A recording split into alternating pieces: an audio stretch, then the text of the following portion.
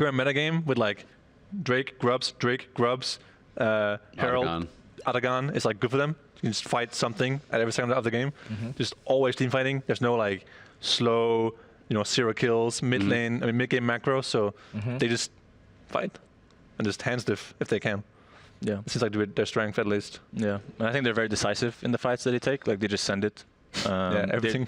Every single time. Everything. Yeah, they'll come. Like the thing about 100 Thieves, it's like almost a meme. Is like when you think that they're giving, they're really not. Like you see someone walking topside, it doesn't matter. The others will still come and fight. I know that. Yeah. I remember the first game against 100 Thieves when I played Lumber. I remember I say, okay, this guy gets shit on, but I was bot side and I'm level 6 timing. Okay, let's set up Grog and Odin cannot TP. This is 8-second TP, and we fighting start. Jace got one shot. He still TP. And like, he TP here when bounce back bot wave to get bridge wave. He still come to fight. Yeah, to fight. Prioritize the fight. I mean, Beetle just so cannot say anything. Yeah, he's the goat. That fight so easily. But they won. But you lost, so he's the goat. Here.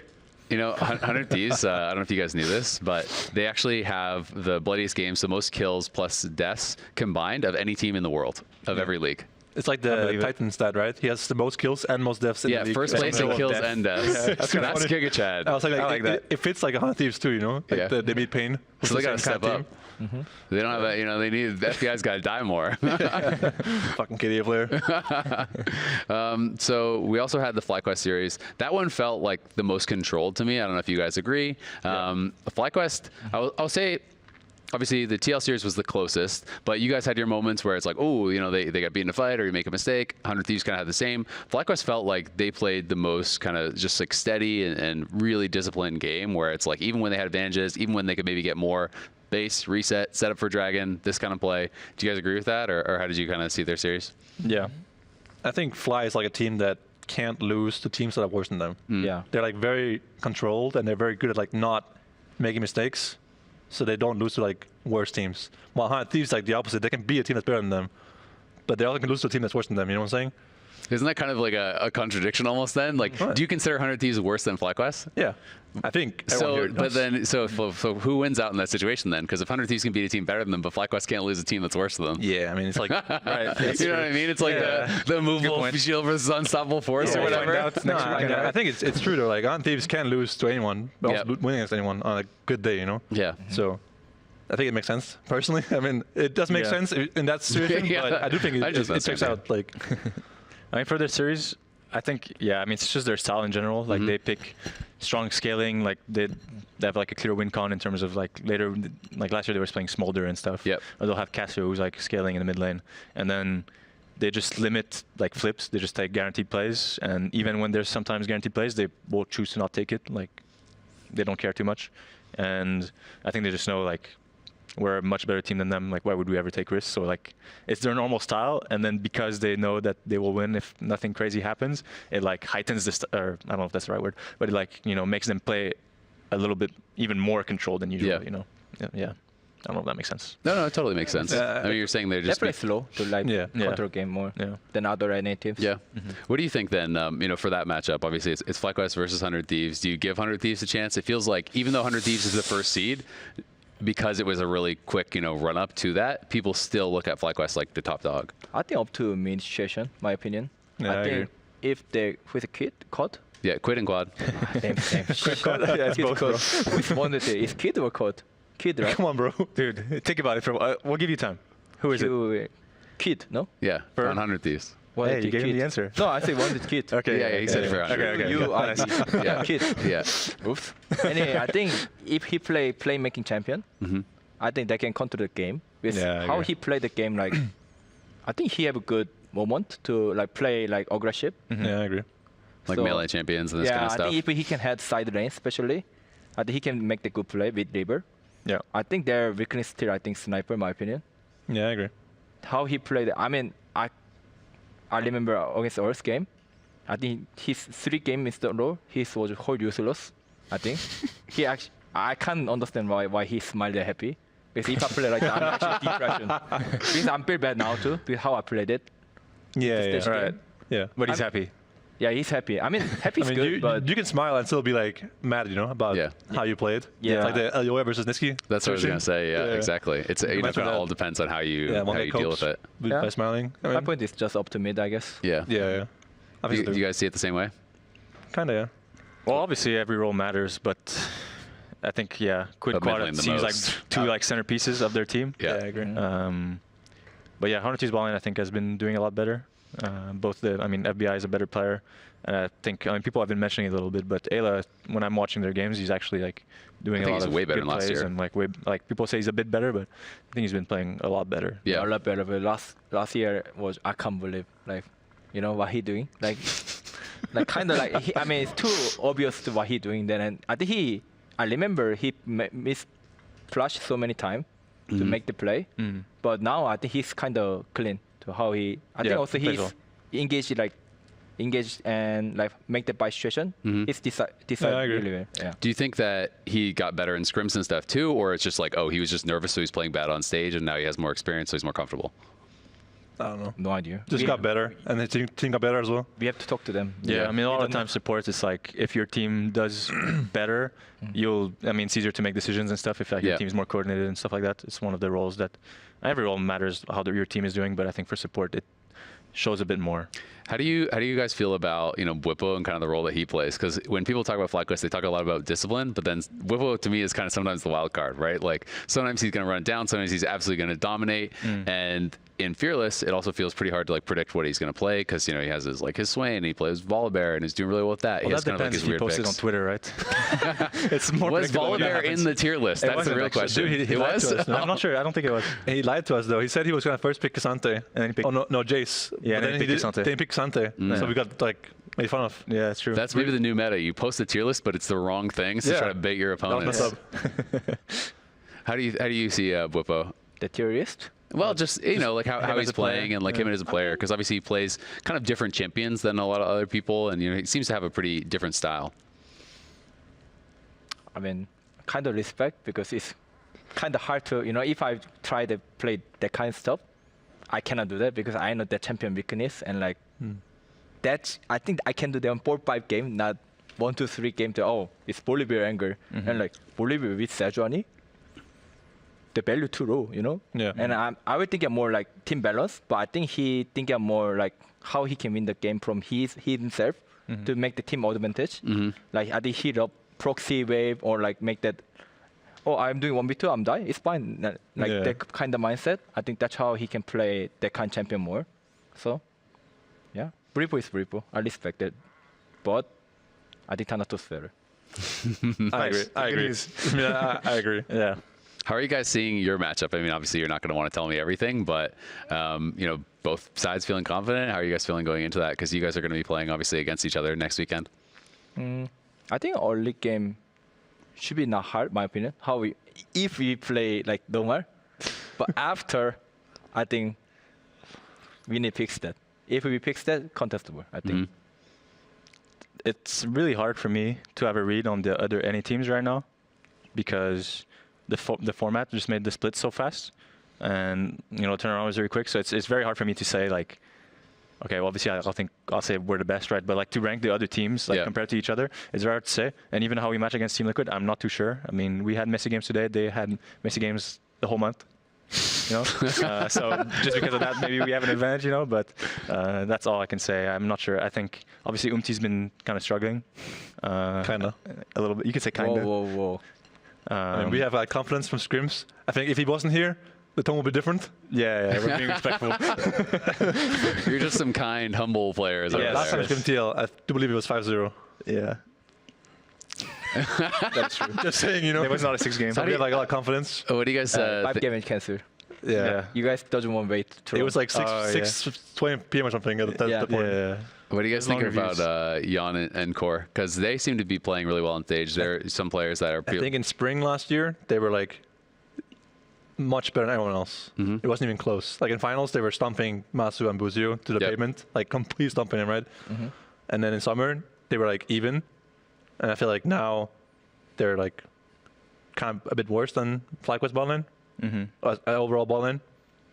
So I feel like, I don't know if they didn't get better or Fly got a lot better faster, But I feel like last year there was a massive gap from Teal and Fly and everyone else. But now it's kind of close. I think C9, Fly, and Teal bot lanes are all like kind of similar. How has it been for you guys being kind of reunited as a bot lane, right? Like you guys played together quite a while ago, no? Yeah. Yeah, 3 years exactly. Ago, Yeah. 21, yeah. 4 years ago, I guess. Yeah. So how has that been? I mean, obviously for you, I feel like for a long time you were considered one of the very best supports, and then the Prince experiment didn't work out as well, the Berserker experiment didn't work out as well, I think, as people expected, and now you're back with Sven, and I feel like the community perception was, oh, okay, Sven's not as good individually as those guys, but you guys are playing much better together. Yeah, I mean, I don't know. It's been just very easy. I've been asked this a lot, and it's just been very easy to like plug in and go back to playing together. It's very comfortable. We played so many games together during those 2 years and a bit more, maybe because of the off-season boot camps and stuff. So we played so many games together. It's so easy to communicate during the game. Zen is very responsive compared to, it's not like an insult to my previous city carries, but Berserker and Prince obviously won't be as communicative in English. So it's a lot easier to like bounce ideas during the game, which you can always argue like League of Legends should just, it's a language and you should always know what to do, blah, blah, blah. But like sometimes I have an idea, and if my ADC is not aware and I can't communicate what I'm trying to do, then it's harder to decide. Bad. I'm going to look real bad, or he'll look really bad. Yeah. So it's a lot easier to get on the same page, and that just helps me, focus on what's next and stuff. So it helps me play a lot better playing with Sven compared to before. And yeah, I mean, you also asked about the TL bot lane before, and I do agree. I don't know if that's because we're like a better lane now than me and Berserker last year, but I don't feel like it's so much pressure as it was last year when we play against them. It's like, it was actually like, you show up to lane, it's like scary, like, oh, they can be in this bush, like they can roam, like it's kind of hard to decide. There's also some things that Teal bot lane does better than everyone else. When they play certain lanes, they're like in the first bush, in another bush, and they're pressuring you really hard. Yeah. While Flyquest bot lane is better at like, the support roams better, and the AD carry doesn't take damage or anything.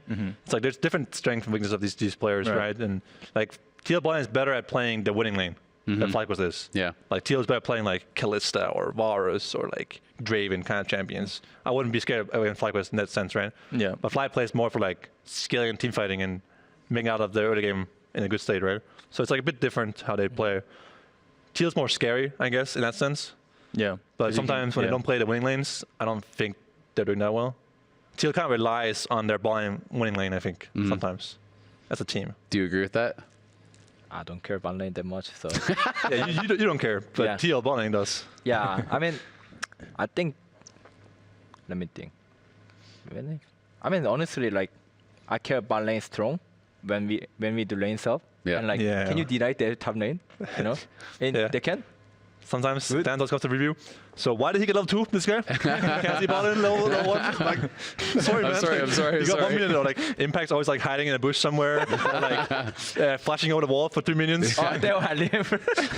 It's like, Well, that was good, no? yeah, it was not bad. Yeah. Like playing against Impact lane swap is like, he can be in the alcove, he can be in the bush, Maybe he's he can coming be from river. He can be in my tower. He's over the wall. Yeah, he can be anywhere. Maybe he's ganking you mid. Ward here, like check this, like he like tests you, You have to make sure to find him before you can farm minions. It's funny skills that top laners have to learn sometimes in lane top laners swaps. have to Kind of Picasso, Do whatever they can to get 3 melees level 1. Yeah, exactly. It's all about that. Well, thank you guys so much for coming in. Next weekend, you guys are going to be enemies and facing off.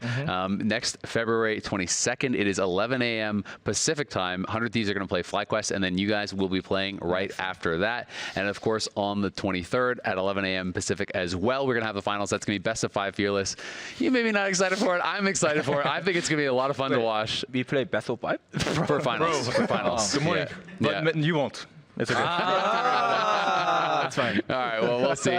Also, remember, the LTA is having a block party back in LA. So if you're back in LA, you want to watch it live, you can go watch it live at the Riot Games Arena. There's going to be team boosts. There's going to be free food and stuff to hang out with. Free food? Yeah, free food. Free food is always a dub. But you know what I do miss? One thing I'm really missing about Immortals, no more boba at the That's annoying. at the block party. Big loss to the LTA. Yeah. And free wins that we would get once a week. All right. Well, that's Anyways. going to do it for us here on Pros. Thank you for watching. You can follow us on Spotify, Apple Podcasts, Amazon Music, and YouTube, where you can find Pros in all those spots. Good luck to all of you for next week. And congrats on the wins today. Bye. Bye.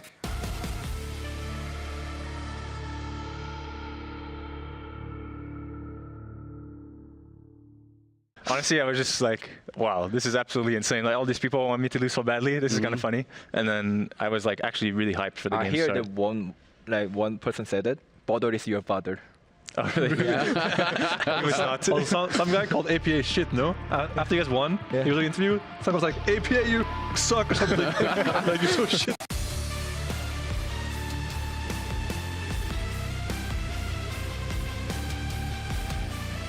Welcome everyone to this week's episode of Pros. We are here at the Riot Games Arena in Sao Paulo, and I'm joined by some victorious teams here today. We got Sven, Vulcan, and Impact, all coming fresh off of your games. You literally just finished your game. Yeah. So how was the series? Game kind of disgusting how we played it. I agree. Yeah. I thought it was fun, personally, Yeah, watching I from mean- backstage. It was the most competitive series by far. Looks fun, but like how we played the middle game, I thought really bad. When we played the very early game, we not snowball where and like we kind of hesitate what's gonna do, and like I think we are kind of poorly played that make the play more than enemy. That's why they get chance more than us. I thought that was big, different than how we used to play. So Yeah. we played bad.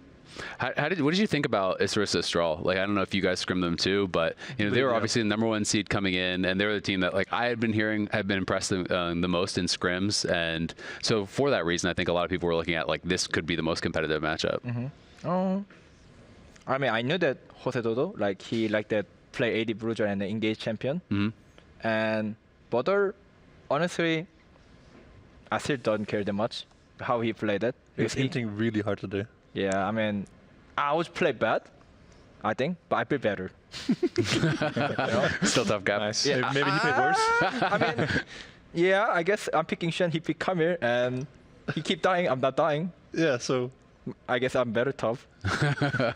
What did you guys think? Did you guys play against we Isarus scrimmed Astral? Isarus yesterday. Yeah, Yeah. they Yeah. made us have an emergency meeting. It was bad, yeah. Yeah, it's like the first block, I think some people were still sleeping a bit. Yeah. Yeah. And then we're like, guys, can we focus up a bit, please? And then we won. But I think they're by far the best South team that we played against, both scrim and stage. So were you surprised then by how their series went? Because it was obviously the closest. It was the only team that actually won a game. I've been hearing from some teams that they thought you guys, even NA teams, thought you guys were going to lose, like based on the scrims. I thought TL would win, but I think if anyone had hope, it was them. Yeah. Yeah. Oh, there I agree. Yeah. I thought we have chance to Yeah, I think lose. there was no hope for like the other teams like Loud or Leviathan or what was the last one? Pain. Pain? Yeah, I was we I was scrim too. No home, yeah. Yeah. I mean, Jose had a couple Baron steals. I started to believe, you know, like after the Baron steals, I started to believe a bit. I was like, oh, it was getting a bit dicey for you guys. I mean, that one is kind of two mistake, like Yeah. communication mistake. Like we say stop doing Baron, like hold the damage, and I need Liach, but somebody keep hitting that. Imposter? Somebody. Yeah, There's an we imposter. find the imposter there. Gonna have to do some pod review. And I think one time, I mean, I think he get pressure too much to like hitting Baron situation. That's why after we lose Smite Bite, I think he kind of like, I can feel that he get nervous more. Empty? Yeah, Yeah. but still, win is win. So Yeah, I mean, doesn't matter how you win. yeah. Eh, I mean, I mean, that's true. You're in semis now. I mean, he can smite better next time. Yeah. How do you I hope so. how do you feel about how your season has gone so far then, right? Because obviously, especially, you know, coming into this year, in summer during the LCS, it was like, okay, Team Liquid is just untouchable for a while. And then obviously you guys lost in finals. Worlds wasn't how you wanted. And then is it fair to say that 2025 hasn't started off how you guys would have wanted either? I mean, it's kind of roller coaster for us. Like when Yeah. spring season start, I think we build up really well of the team thing. But I think when we scream Shine randomly and Flyquest, we boom going to them. down straight. that time we don't. Your grin. well, I mean, But we play well against Shine. People that we fucked up, you know. Yeah. We play well and 3-3. But Yeah, game wise we played well. yeah, I remember. But next week, The next we week, need to yeah, again, yeah. we just get shitstorm, and like we don't know how to play mid game. Like even we are winning situation, Yeah. we throw everything. Like even late game we are winning 10k. Oh, yeah. Throw 2 times we lose. There's some funny scrims. And like okay, we have big problem. Yeah. I think we kind of now going to roller coaster, Yeah. especially in stage 2. Like our mid game, especially like it's kind of everyone. I can feel the emotional. Yeah. They're too exciting. Like Yeah, want to yeah. do something too much. if we can play basic stuff first, then think of the correct play or something other. But I think we try make the play too much, and Yeah. we want to too much thing, but we have to just do basic thing first. So I don't know. It's like we are like now like this. What do you think about the changes coming into this year and how they've affected TL? I'm curious to your guys' opinion too, because I know the kind of community take, or a lot of people I've talked to, felt like a lot of the changes hurt you guys because lane swaps are a lot more simple, so maybe you don't have as big of an advantage as you used to in lane swaps. And one of the weaknesses that a lot of people point to is Team Liquid's maybe not as good at team fighting. But with Otacon put in, the game is kind of like objective team fight, objective team fight, objective team fight. Exactly. And then the third point that people would talk about is Fearless maybe hurting you guys, because when you think about the style that you guys like to play, it was generally like 3 frontliners, 2 hyper carries, and it's harder to find, the champions that all fit within that same style when you have to play Fearless. I think that's kind of one wrong information. Okay. We hate 3 front lane. Fake news? Yeah, kind of fake news, because we hate the 3 front lane. I mean, sometimes Xante is different because Xante can he's just flank. OP. He's just OP, yeah. He can flank. He's an assassin too. Yeah, assassin, monster. He can move to whatever. So But last year, didn't you guys play a lot of that? Because it was like mostly UMT's playing Maokai, Sejuani, Core is usually playing Hard Engage, and you're playing a ton of Xante and Renekton and stuff, right? Renekton not tank. I mean, Bruiser. Yeah. Bruiser. Okay, like, 3 front line. Yeah, but Yeah. still, like, Yeah. I think we do that because we are like getting gold more that time. Like we want Snow with the more gold situation, so we want strong pick. Yeah. House of Esken. That's why we bring up to like Renekton more, and Xante is just that time is safe pick too. Yep. I mean that time. Take notes right now. For What do you guys think? What is your kind of take on TL last year versus this year? Because I'm curious to hear what you guys think. TL was really good in lane last year, I think. They were winning a lot of lanes, a lot of their games. If you lane swap, you also would. Yeah, and they're by far best team in lane swap. Now I think TL, Fly, and C9 are similar lane swaps. Do you So think that you guys improved or lane swaps got easier? Because that's kind of a debate I've I think it's heard. both. I think as time goes on, we got to see like so many more situations of people swapping and what they do in certain situations. You also get so many games, More honestly. variations, yeah. So like you get a better feel of what to do. Yeah, everyone can download those. Also now there's like so many cringe champs in the game, like Pantheon, Poppy, Elise. Oh. It's like one shot Top everyone. laners hate them so Yeah. much. Yeah, like I mean, I really want to remove the lanes of so badly right now. Yeah, it's time. Like Yeah. Mark Merrill, if you're listening, it's Yeah. time to like go press the button, like emergency meeting, and I'm playing mid 2v2 Yeah. most time, you know? yeah. And I play bad because I use DXP and my BC is fine, and like, actually fine, okay, okay. what can you do? Yeah, I mean, what I can do, or I'm jumbless, you know? I'm working in the McDonald's, you know? I feel like it's come to the point where lane swaps are going to kill. Like there's obviously ways you can do it, but it's maybe just like clumsy ways or whatever. Where okay, if two laners are top lane, you get less experience and things like that. That could maybe actually kill it. Yeah. But then I think Riot is probably scared that there'll be griefers in solo queue where like somebody's done with ball lane, so they just go top, and then the top lane is also griefed. Yeah. So yeah, I'm not sure. Also, I think you can tracking ESP, like jungle in the bush. Yeah, and, yeah. oh, you are, people Right. mad, you know? Yeah. If you jungle in the Yeah, bush, yeah. wait, my ESP getting low. What the fuck? You know? Well, you could if you make it so junglers aren't included in that, Right. then it would have to be like you have a smite, you have a jungle item, you're kind of like basically tagged as different, You're and then I excluded think from that it, would yeah. probably fix it. If it depends how much experience, but if they really want it dead, imagine you got half the experience going top lane if you have 2 people. You Yeah. couldn't do it We anymore. had It would this just be take gone. about ADCs going top, right? Like in that case, ADCs would just lane top alone. Yeah, yeah. So you think you would just do like Mbessa and Nautilus bot lane or whatever? Yeah. I mean, even Like- these days, a lot of supports don't even lane top necessarily, Yeah. right? You don't have to be top for the first 3 waves. Because you can't really dive anyway. Yeah, like sometimes you just defend instead, right? Because Yeah. most of the time, if the top laner sees it coming, he's just going to leave lane. Yeah. And then Yeah. if he's not there, then Yeah. there's no point in having It's 2 up to- champions up there. That's why Yeah. the top So- tower change didn't actually matter, because like in a lot of lane swaps, you go top and you defend bot anyway. So like it doesn't matter if top tower takes damage or not, right? Yeah, yeah. Yeah. It's like one play difference doesn't change the game. So it's hard to nerf lane swap without just banning it, you know, saying you can't go top level 1. That Will be fine if you go So I top. think Riot doesn't want to do that because they would like ruin like solo You queue. shall a bit, not pass. know? They don't want the Saying- game to be different. Yeah, like yeah. that different. Yeah. Freak do the just same. spawns in and I think they don't want to admit the balance team doesn't want to admit defeat, you know. Yeah. They're saying we can't They fix need it. to find a way. We yeah. can't fix it, so we just It's ego, we just ban it. it would be funny. Before we jump into your guys' series, how have you found just kind of atmosphere? Because it's been really cool hearing the crowd. Like they are so passionate, so intense. It's You know, a like big difference. exactly. Yeah. They're jumping up and down and singing and cheering and everything. Like, how has it been playing in front of that? Even though they're obviously not cheering for you guys, they're cheering against you guys. Have you enjoyed it? I mean, honestly, I don't remember the last time I was so hyped before playing a game. Yeah. Like, as I was walking, we did a walkout thing, we were standing right here, and then we had to walk in front as 5, and the fans were like very close, right? I mean, Yeah. fans at home can't see it, but it's pretty close, like right there. Yeah. And they're screaming at us in our face. And I didn't understand exactly what they were saying, except some things.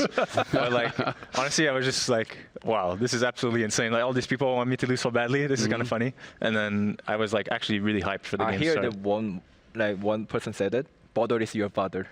Oh, really? Yeah. It was not. Also, some guy called APA shit, no? After you guys won, Yeah. he was like interviewed. Some guy was like, APA, you fucking suck or something. Like you're so shit or something. There was one guy. I'm not sure if he was talking to AVA or someone else, but we were up in the caster booth, and it's a soundproof booth, and we have our headphones on, and we could still hear him screaming at your guys' team. So he was definitely popping off. But Crazy. The sound level compared to like NA would be like the whole venue, you know, like a whole finals venue. Yeah. It's only like what? compared to 200 like people? every crowd, Yeah, I it's feel crazy, like yeah. it's actually, yeah, exactly. It's a couple hundred people, Yeah. but it really does feel like a giant finals venue, Yeah. right? It's And cool. it's kind of cool. It's almost, to me, it feels like kind of like football culture, where it's like the fans are singing songs and have Yeah. their chants and everything, and Yeah. like They're insulting the enemy team. Yeah, I mean, like, it's We're passionate. getting booed at after we win. Yeah. We're standing like bowing, like, boo. Thank you guys. Thank you for coming. You guys suck. Boo. We're like, get off the stage. Nice crowd. yeah, it's definitely been fun. It'll be interesting to see how it is next week, if they're going to be cheering for, to pick a team to cheer for, or like what If exactly is they'll going to show happen. up, I mean, Hopefully. Just zero crowd. Empty. I mean, there's a lot of fans. Like after the games, we go like backstage. There's like a little crowd area where like the fans can be as well. There's a lot of fans there asking for like pictures or like Yeah. autographs. So I think people like us. They just like their own teams more. You know? Of course. Yeah. I mean, Now they're out. Maybe they'll cheer for us. I saw on Twitter the person making the Vulcan shirt. The Yeah. Vulcan shirt person Yeah. was here. I Yeah, saw yeah, them, no, she's and there was everywhere. there was some lone warriors out in the crowd. Like I saw a guy with the Vulcan shirt, and then I saw another person that had like C9 fan since 2013 poster. Yeah, and they there was were a like couple. battling against everyone else. I saw some people with liquid jerseys. Yeah, I It was saw like a some teal, people. like a few people in the top corner. Like, Yeah. Yeah, I saw I that. saw like a couple fans. yeah, Yeah. 7, 8 Flyquest is- people watch. Flyquest as well. I saw there was like 4 or 5 people with Flyquest jerseys on and stuff that were out there, like in the sea of Like Brazilian jerseys. 5 is 100. Yeah, exactly. But it's kind of cool, right? To Yeah. go into that environment and still be cheering for your team. Staying on business. Yeah, exactly. And they got the last laugh because they Yeah, were I mean- cheering for the winning teams. Right. You know, That's true. they weren't following the crowd. So let's talk about your guys' series a bit. You guys played loud. It didn't really look that close. You guys pretty happy with how you played, or kind of what's your big takeaway? no, not really. I mean, the early game of game 1, I thought was very good. They were trolling The so swap hard. was so good, yeah. The The early swap was game? really Yeah, Olaf was so fucked. Yeah, I Olaf watched couldn't it. play. I can't believe what just happened. It's kind of like a remake angle in 5 minutes. in that game. Yeah. You guys Didn't were play up. so I think loud. it was. I don't know if you realized how far ahead. I think it was 2 or 2.5K at 4 minutes. Yeah. Yeah, I I mean, mean, Olaf, Olaf he wasn't was- there. working in the McDonald's, you know. Yeah. He's just looking He was looking for a job. What I do, what I do. Taking my order, I think. Yeah. When he died top side, when you guys died Second time? man, Yeah. I knew that like he's die, but he just accept, you know. Yeah, and he I was can't do thinking, anything. wow, He knows this it's over. FF. Time to open. Yeah. Yeah. But then, like, this happened where we're like in such a good spot so early in the game, but it didn't feel like we were, how to say, putting our foot on their throat. You know, like they were playing the game a bit too much. I Yeah. feel like we should have been able to and Yeah, cleanly. we like lost a bit of momentum from like 6 minutes to like 10 minutes maybe. we died at the grubs. And I we got guess. like second grubs, which was Yeah, kind of so that slowed the game down a lot. And Loki, he's dying in the bus side. There was Yeah, Olaf. Yeah, and he painted like Yeah. somewhere he sent his whale. He gave hope to Olaf. Yeah, the game. true. It was abstract painting. Yeah. Then Yeah, it was that bad. I got a kill on Ezreal 1v1, and Yeah. it was like GG. I got that was it, kill, yeah. and I Oh. killed someone else afterwards. Garnet, I think. I got 2 shutdowns. And I got a full mid tower, 5 plates. And I was like, I based from Manamune, Triforce like minute 12 or something. Yeah. This is it. And I was like, no matter, we can't lose this game. I like We the just little can't. flash Valkyrie damage when you guys were. It's good. good. I think people I don't know, know it but, does a like, ton of damage. It does like 250 damage level 1. Yeah, it's crazy. It's actually really, really strong. Yeah. Yeah. It's I mean, that's like Also in swaps, it's like you kill the wave really fast with W. Yeah. So it's just better spell to take level 2. You can proxy really easily. Yeah, it's actually like Rumble ult these days. yeah. Actually, I always can't believe you do 1v2 against Easyder. Easyder doesn't plus any spell. Yeah, he that didn't use time. flash or barrier. But once he missed 1 Q, I can win. Yeah, but he didn't use anything. He Yeah. just He accepted, just accepted his death. I think Yeah. he was surprised how much damage I did.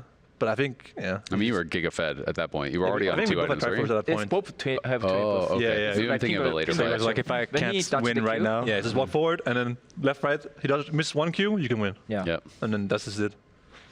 How did you feel about the second game? It was bad. I mean, A bit slow, but it was slow, and also it was hard to play into their comp because anytime they had control, and we didn't have any vision, but there was an objective spawning, or like we had to defend somewhere. It's really hard to face check against Sejuani and all of this. And they have Kaisa Ari on top of it, who are like, they were playing mid top a lot, and both these champs can connect to a fight really, really fast. So it's hard for me and Baber as Vi and Poppy, who are both pretty squishy, to actually contest vision. So we ran it down a couple times. We did a bad job like recognizing like, okay, trial and error. Yeah, like they're in there. So instead of being like, okay, we can't fight, they're there first, we have to give. We were like, oh, maybe we can try, and then we walked in and died like a couple times. At that point, just give and go somewhere else. Yeah.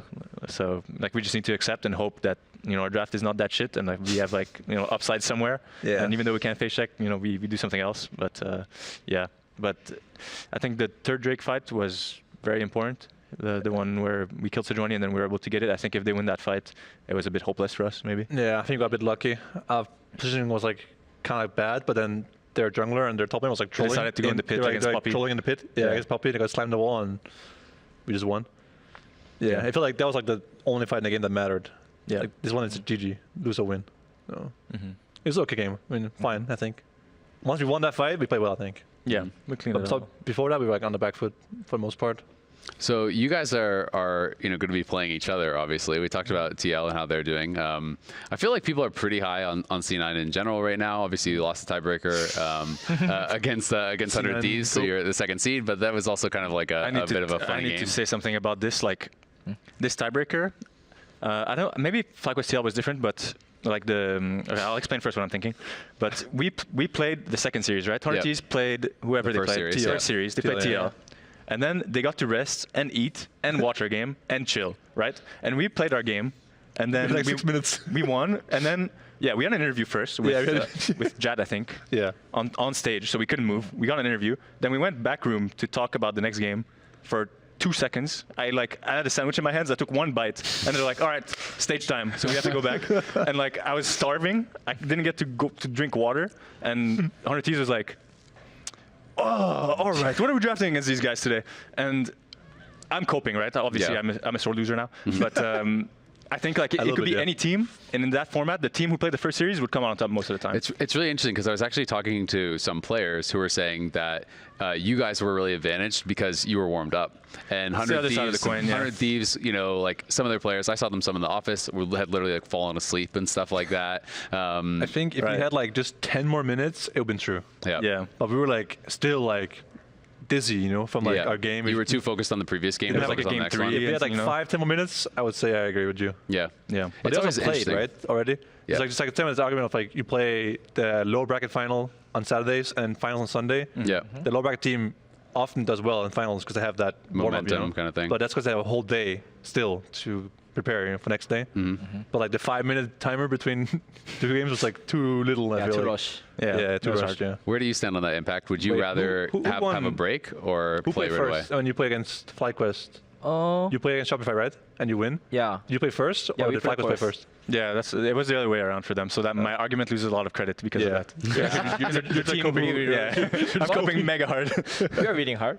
You were winning. Actually, you were winning. Yeah, that's true. Until you didn't win anymore. The Teal Classic.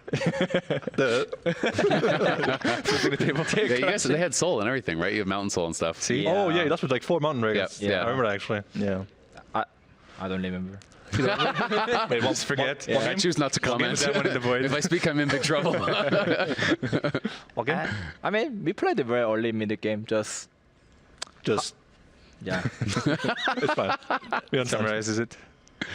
Yeah. When Balkan said that like first team played have advantage, right? I cannot say anything, So I was be quiet and just waiting. Yeah. Do you prefer waiting, or do you prefer just going straight into it? I mean, I can understand both sides, but I feel like Balkan said that more makes sense. Yeah. It's kind of too rushy. Like after 60 minutes, and like guys, next game go. Huh?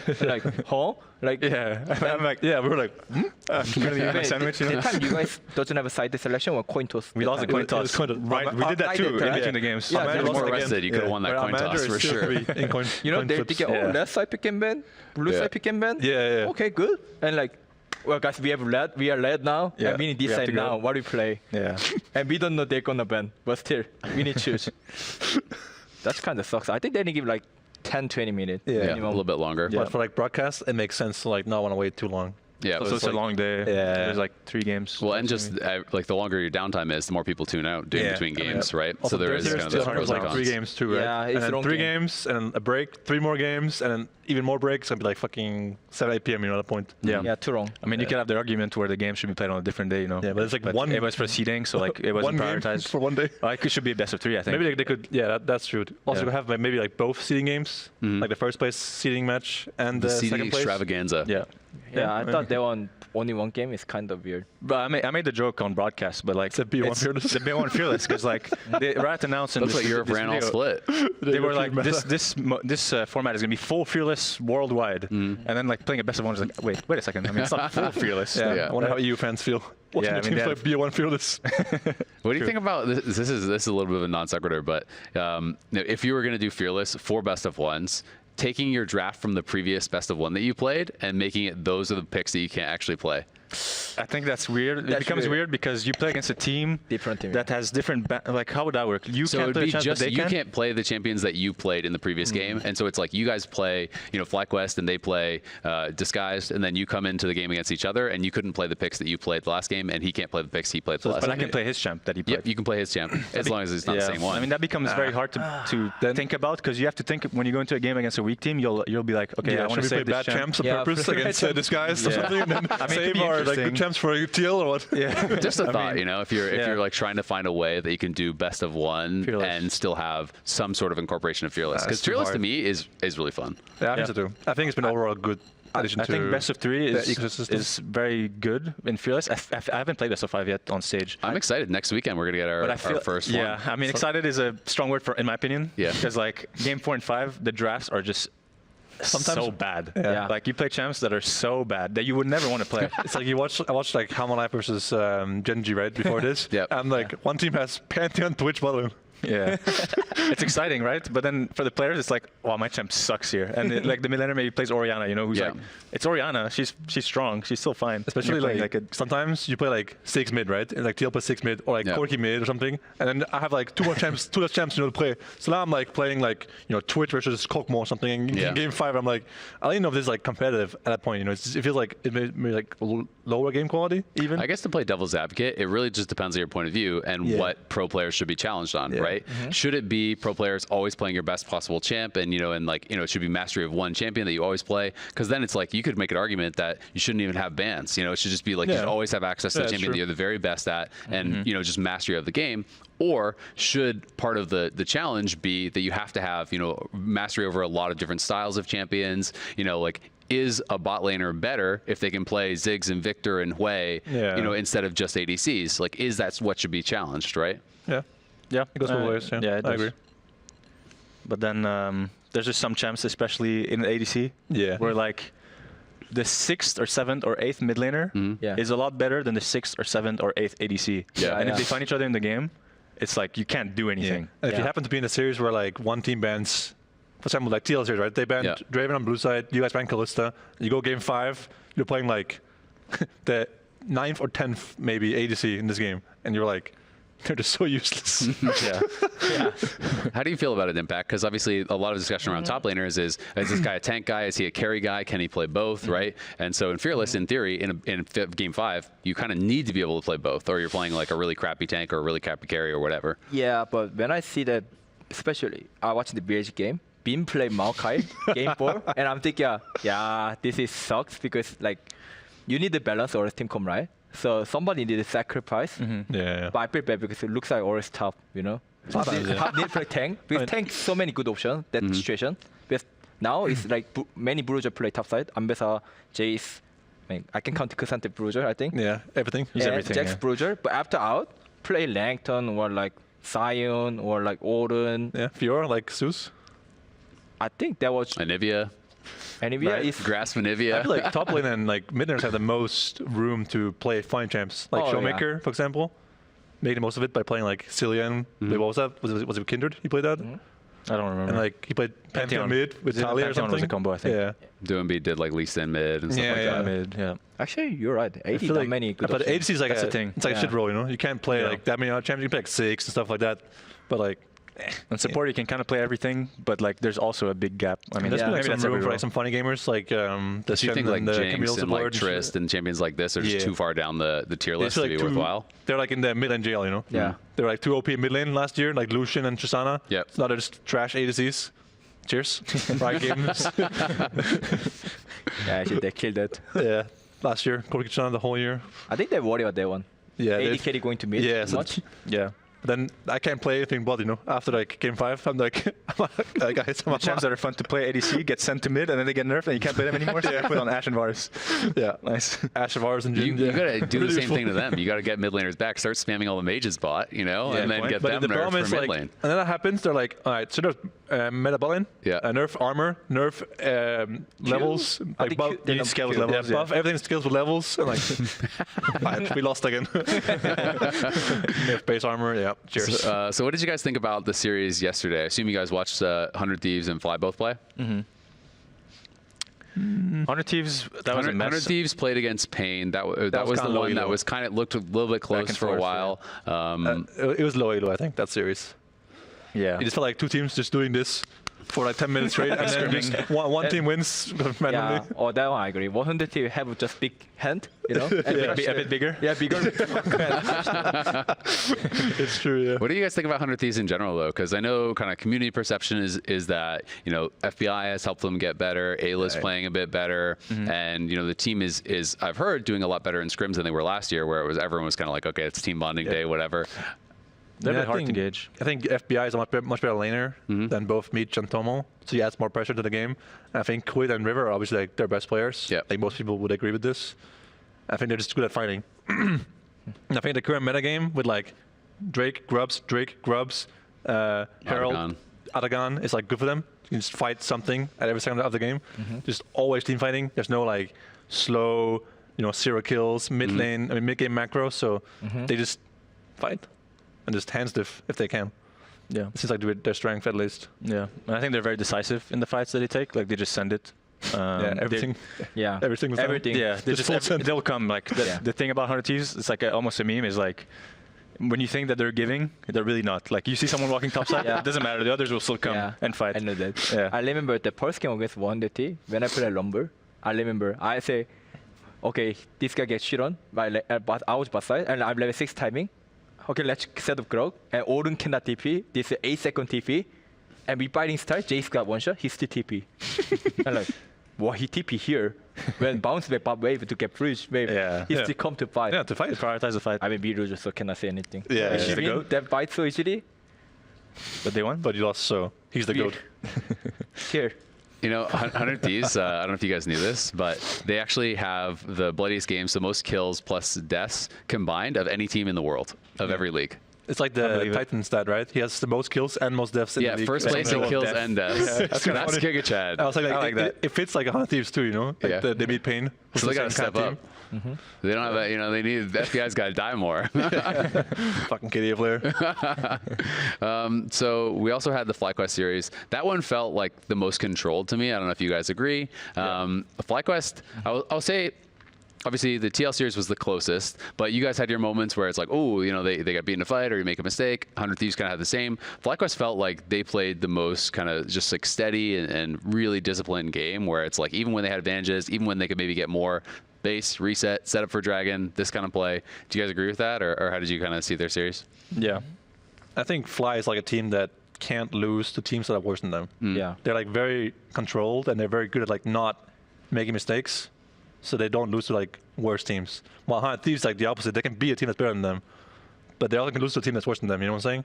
Isn't that kind of like a contradiction almost then? Like, What? do you consider 100 Thieves worse than Flyquest? Yeah, I think. everyone So, here but does. then, so who wins out in that situation then? Because if 100 Thieves can beat a team better than them, but Flyquest can't lose a team that's worse than them. Yeah, I mean it's like Right. You know what I mean? It's like the movable point. shield versus unstoppable force or Yeah, we'll whatever. find out No, next week. I think it's true though. Like 100 Thieves can lose to anyone, but also Yep. winning against anyone on a good day. You know. Yeah. So I think it makes sense personally. I mean, it does make Yeah. sense in that situation, Yeah. but I do think I it just checks understand, out. Like, I mean, for their series, I think, yeah, I mean, it's just their style in general. Like, they pick strong scaling. Like, they have, like, a clear win con in terms of, like, later, like, last year they were playing Smolder and stuff. Yep. Or they'll have Cassio, who's, like, scaling in the mid lane.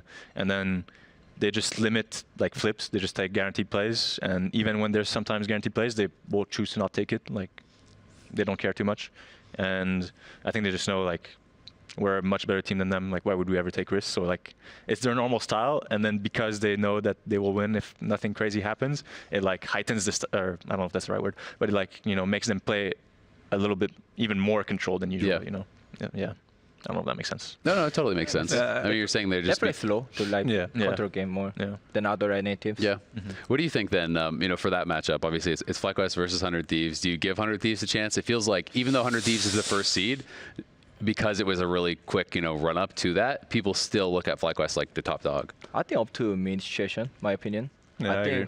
if they with a kid caught. Yeah, Quid and Quad. Same. Yeah, kid caught.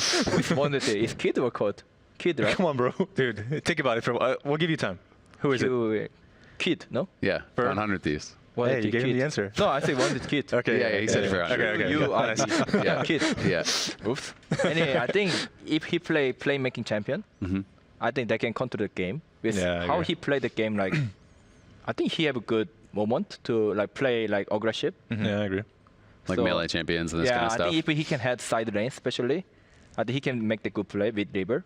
Yeah. I think their weakness still, I think, sniper, in my opinion. Yeah, I agree.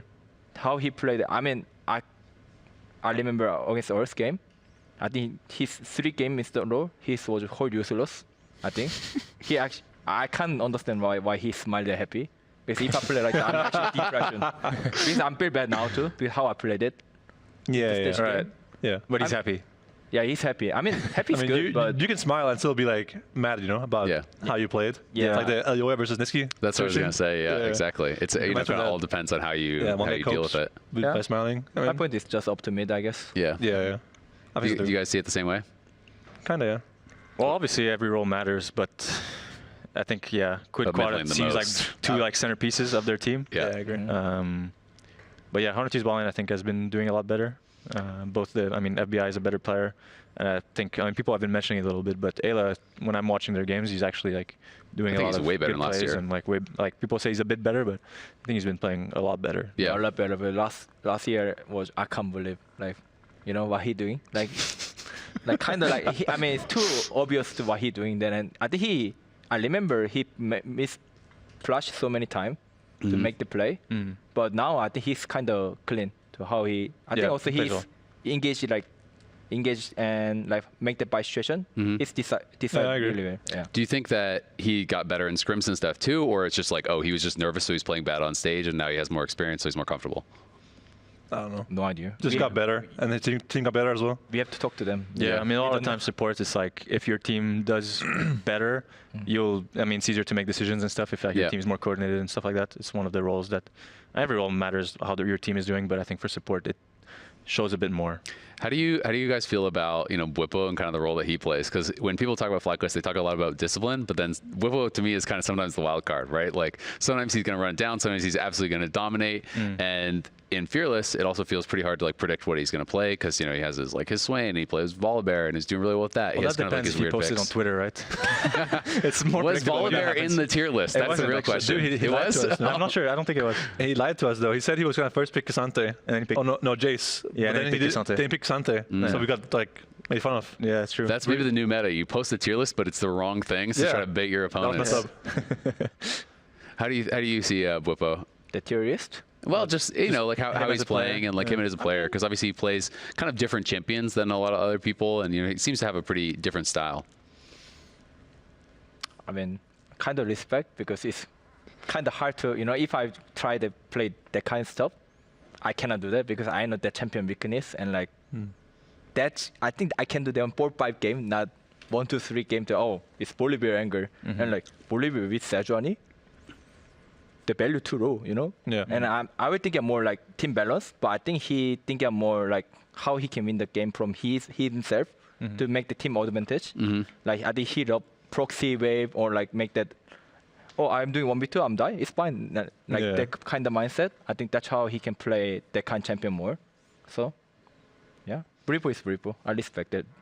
But I think Thanatos better. I agree. I agree. I agree. Yeah. How are you guys seeing your matchup? I mean, obviously you're not going to want to tell me everything, but both sides feeling confident. How are you guys feeling going into that? Because you guys are going to be playing obviously against each other next weekend. I think early game should be not hard, my opinion. If we play like normal, but after, I think we need to fix that. If we fix that, contestable, I think. It's really hard for me to have a read on the other any teams right now, because the format just made the split so fast, and turnaround was very quick. So it's very hard for me to say like, okay, well, obviously I'll say we're the best, right? But like to rank the other teams like compared to each other, it's very hard to say. And even how we match against Team Liquid, I'm not too sure. I mean, we had Messi games today. They had Messi games the whole month. So just because of that, maybe we have an advantage, But that's all I can say. I'm not sure. I think obviously Umti's been kind of struggling. Kinda. A little bit. You could say kinda. Whoa. I mean, we have confidence from scrims. I think if he wasn't here, the tone will be different. Yeah, we're being respectful. You're just some kind, humble players. Yeah, Last time there. Scrim TL, I do believe it was 5-0. Yeah. That's true. Just saying, It was not a 6 game. So we have like a lot of confidence. What do you guys 5 game is cancelled. Yeah. You guys doesn't want to wait too It long. was like 6:20 p.m. or something at the point. Yeah. What do you guys think Long about Jan and Core? Because they seem to be playing really well on stage. There are some players that are. I think in spring last year, they were like much better than everyone else. It wasn't even close. Like in finals, they were stomping Masu and Buzio to the pavement, like complete stomping them, right? And then in summer, they were like even. And I feel like now they're like kind of a bit worse than Flyquest ball lane, overall ball lane. So I feel like, I don't know if they didn't get better or Fly got a lot better faster. But I feel like last year there was a massive gap from TL and Fly and everyone else. But now it's kind of close. I think C9, Fly, and TL ball lanes are all like kind of similar. How has it been for you guys being kind of reunited as a bot lane, right? Like you guys played together quite a while ago, no? Yeah. Yeah, 3 years ago? exactly. Yeah. 21, yeah. 4 years ago, I guess. Yeah. So how has that been? I mean, obviously for you, I feel like for a long time you were considered one of the very best supports, and then the Prince experiment didn't work out as well, the Berserker experiment didn't work out as well, I think, as people expected, and now you're back with Sven, and I feel like the community perception was, oh, okay, Sven's not as good individually as those guys, but you guys are playing much better together. Yeah, I mean, I don't know. It's been just very easy. I've been asked this a lot, and it's just been very easy to like plug in and go back to playing together. It's very comfortable. We played so many games together during those 2 years and a bit more maybe because of the off-season boot camps and stuff. So we played so many games together. It's so easy to communicate during the game. Zen is very responsive compared to, it's not like an insult to my previous city carries, but Berserker and Prince obviously won't be as communicative in English. So it's a lot easier to like bounce ideas during the game, which you can always argue like League of Legends should just, it's a language and you should always know what to do, blah, blah, blah. But like sometimes I have an idea, and if my ADC is not aware and I can't communicate what I'm trying to do, then you're it's going harder to to look real decide. bad. I'm going to look real bad, or he'll look ADC, really bad. Yeah. So it's a lot easier to get on the same page, and that just helps me, focus on what's next and stuff. So it helps me play a lot better playing with Sven compared to before. And yeah, I mean, you also asked about the TL bot lane before, and I do agree. I don't know if that's because we're like a better lane now than me and Berserker last year, but I don't feel like it's so much pressure as it was last year when we play against them. It's like, it was actually like, you show up to lane, it's like scary. You're like, oh, they can be in this bush, like they can roam, like it's kind of hard to decide. There's also some things that TL blind does better than anyone else. When they play certain lanes, they're like in the first bush, in and out of the bush, and they're pressuring you really hard. Yeah. While Flyquest bot lane is better at like, the support roams better, and the AD carry doesn't take damage or anything. It's like there's different strengths and weaknesses of these players, right? And like TL bot lane is better at playing the winning lane than Flyquest is. Yeah. Like TL is better at playing like Kalista or Varus or like Draven kind of champions. I wouldn't be scared of Flyquest in that sense, right? Yeah. But Fly plays more for like scaling and team fighting and making out of the early game in a good state, right? So it's like a bit different how they play. TL's more scary, I guess, in that sense. Yeah. But sometimes when they don't play the winning lanes, I don't think they're doing that well. TL kind of relies on their ball lane winning lane, I think, sometimes, as a team. Do you agree with that? I don't care about lane that much, so. Yeah, you don't care, but TL ball lane does. Yeah, I mean, I think, let me think. Really? I mean, honestly, like, I care about lane strong when we do lane self. Yeah. And like, can you deny their top lane? And they can? sometimes Dan does custom review. So why did he get level 2, this guy? Can't see ball in level 1? Like, sorry, man. I'm sorry. You got 1 minute, though. Like, Impact's always like hiding in a bush somewhere, or, like flashing over the wall for 3 minions. They'll have It's like, But that was good, no? yeah, it was not bad. Yeah. Like playing Impact lane swap is like, he can be in the alcove, he can be in the bush. Maybe he's he coming can from be, river. He can be in my tower. He's over the wall. Yeah, he can be anywhere. Maybe so he's ganking you mid. ward here, like check this, like he like tests you, you know. You have to make sure to find him before you can farm minions. It's funny skills that top laners have to learn sometimes. Yeah, in lane top laners swaps. have Kind to of Picasso, you Do know. whatever, You have whatever to be they can creative. to get 3 melees, level 1. Yeah, exactly. It's all about that. Well, thank you guys so much for coming in. Yeah, of next course. weekend, you guys are going to be enemies and facing off. Next February 22nd, it is 11 a.m. Pacific time. 100 Thieves are going to play Flyquest, and then you guys will be playing right after that. And of course, on the 23rd at 11 a.m. Pacific as well, we're going to have the finals. That's going to be best of 5 fearless. You may be not excited for it. I'm excited for it. I think it's going to be a lot of fun to watch We play Battle 5? for finals. For finals. Good morning. Yeah. But you won't. It's okay. That's fine. All right, well, we'll see. Also, remember, the LTA is having a block party back in LA. So if you're back in LA, you want to watch it live, you can go watch it live at the Riot Games Arena. There's going to be team boosts. There's going to be free food and stuff to hang out with. Free food? Yeah, free food. Free food is always a dub. But you know what I do miss? One thing I'm really missing about Immortals, no more boba at the It's annoying. at That's the big block loss party. Big loss to the LTA. Yeah, and free wins that we would get once a week. All right. Well, that's Anyways. going to do it for us here on Pros. Thank you for watching. You can follow us on Spotify, Apple Podcasts, Amazon Music, and YouTube, where you can find Pros in all those spots. Good luck to all of you for next week. And congrats on the wins today. Bye. Bye. Hands to the sky as we enter the arena. Wild animals, we align with hyenas. Blood pumping, waiting for the enemy. The battle's coming. We're creating our destiny. Open up the floodgates, bearing our souls. Nothing can stop us now. We're going for gold. This time is for heroes. A new era unfolds. Cutting through the darkness like a thunderbolt. Boom. We can touch the sky. We're flying high, fighting eye to eye. We started fire. We will blow your mind. We're gladiators, world dominators. Yeah. We can touch the sky. We can make the sky. We are made to rise through the ring of fire in the darkest times. We're gladiators, world dominators. Yeah. We're soldiers. We're heroes. We're fighters. We can save you through the fire, through the blaze. We're gladiators, world dominators. Yeah.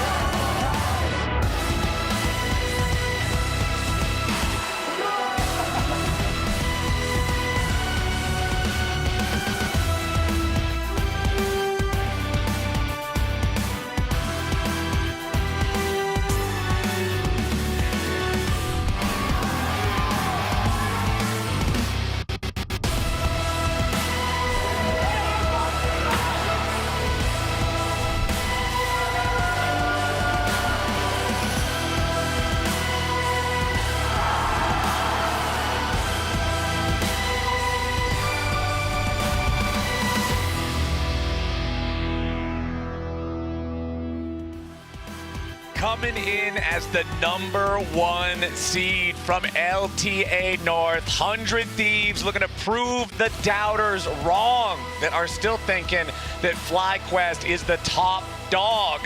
Whoa, just block the schedule. Wait, Head this on the maybe I'm watching. Nice on it. 나이스 메이퍼. Nice whip. Thank you very much. 나이스 메이퍼. Something not keeping. Go next game.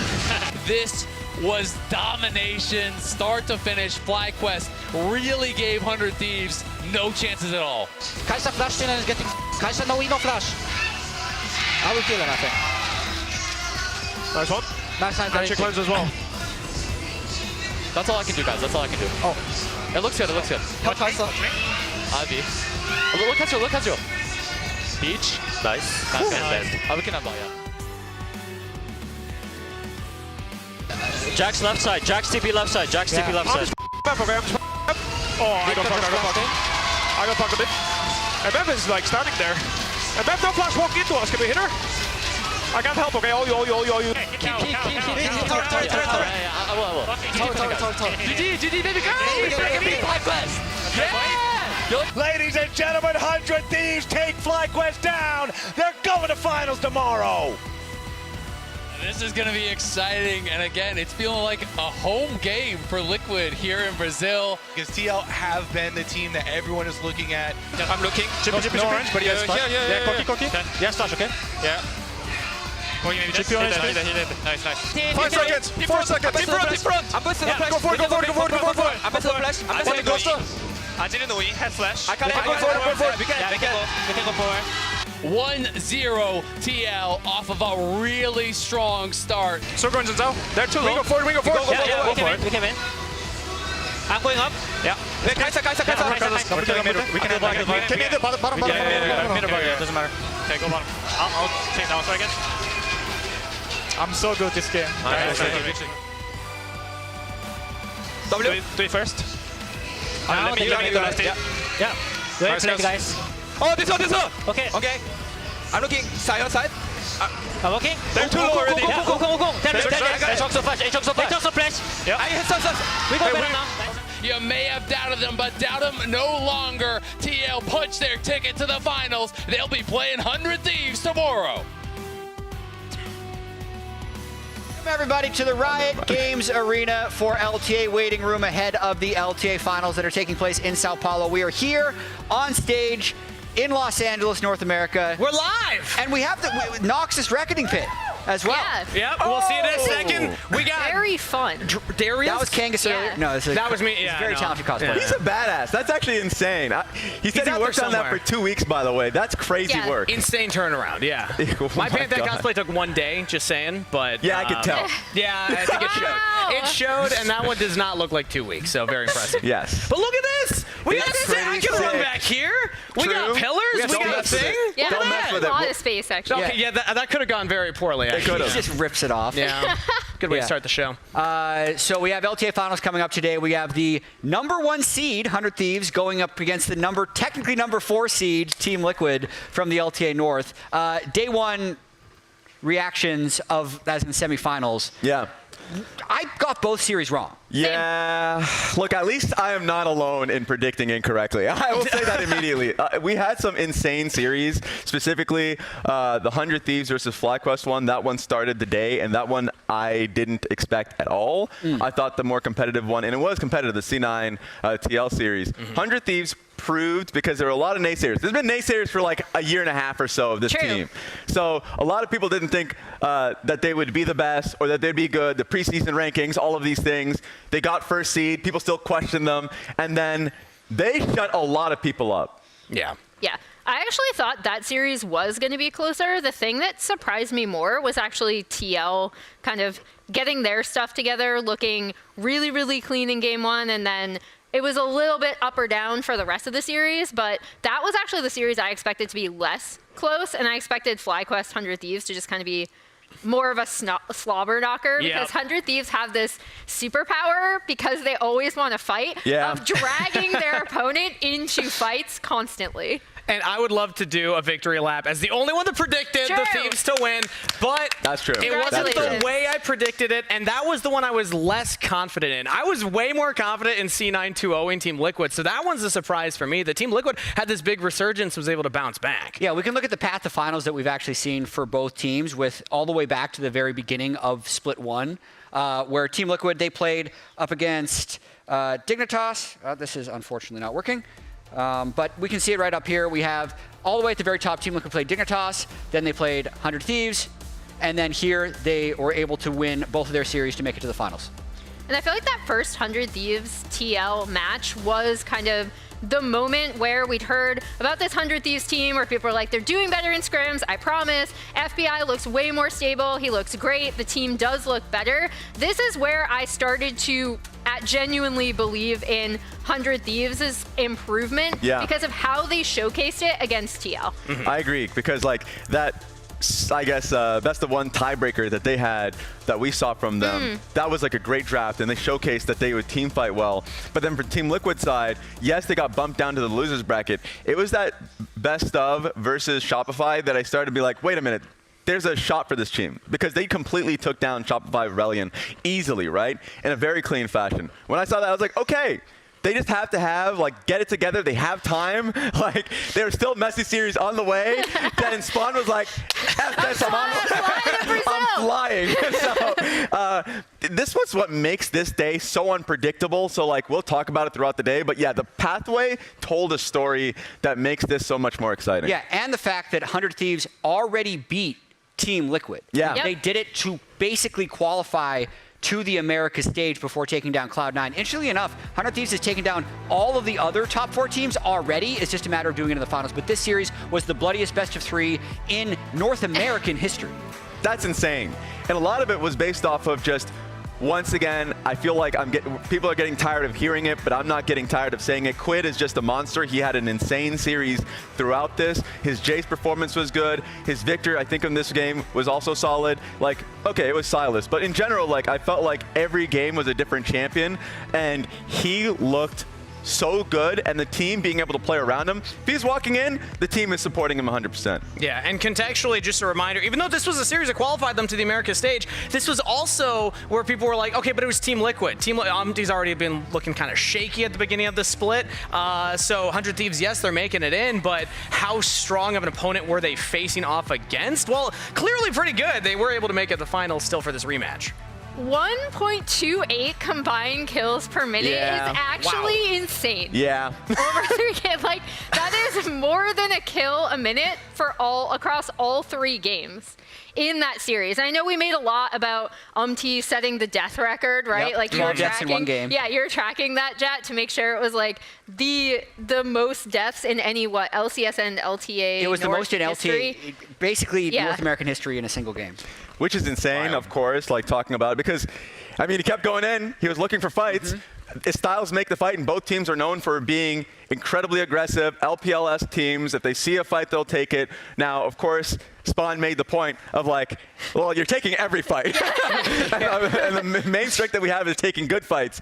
So that was a weakness that they had. And so that pretty much kick-started the discussion around mentally, and of course, like, just having bad performances. Yeah. But like, that started off with like Quid having an insane game and then knocking him into a turret. For sure. Did improve to actually qualify for the finals, but we need to go back in time just a little bit. Oh, okay. When the 4 northern teams were going up against the 4 southern teams last week, Raz, you were very confident that the North would beat all the South teams. Yeah. Kangas was very confident that at least one of the northern teams would lose. How'd you know? So he bet his mustache. How did you know? I came prepared because I was right yesterday. The plan was to do it yesterday. I thought we were doing it last week. That's and then true, it's too. this week. But and we now we're doing it here. A public execution.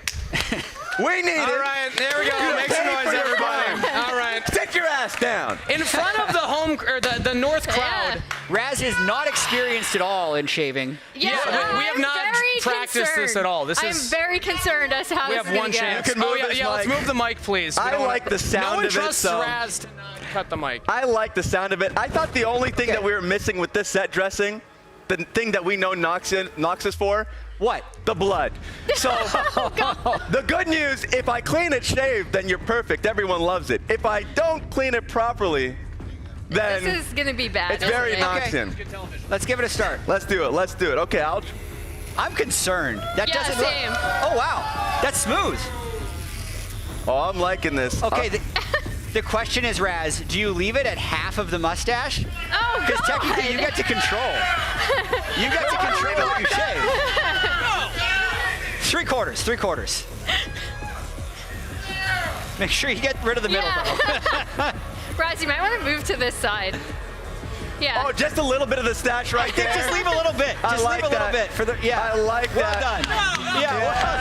All right. That's what I like to see. Yeah, it's left. It's been left. I'll take the this off battery of you. died. The battery died. Oh Producers say no. leave it. There you go, Yeah. Dr. Eggman. There we are, you entertained. There you go, Johnny Sins. I got you. I got you. All right, Kagas can get rid of. You're in control of his facial hair for the day. I think is what we've learned. Yeah. And it's right next to me too, because I can start pulling at it. Oh. Okay. Okay. Well, thanks for that, Raz. It's almost time. You guys though. like that? Raz. There we go.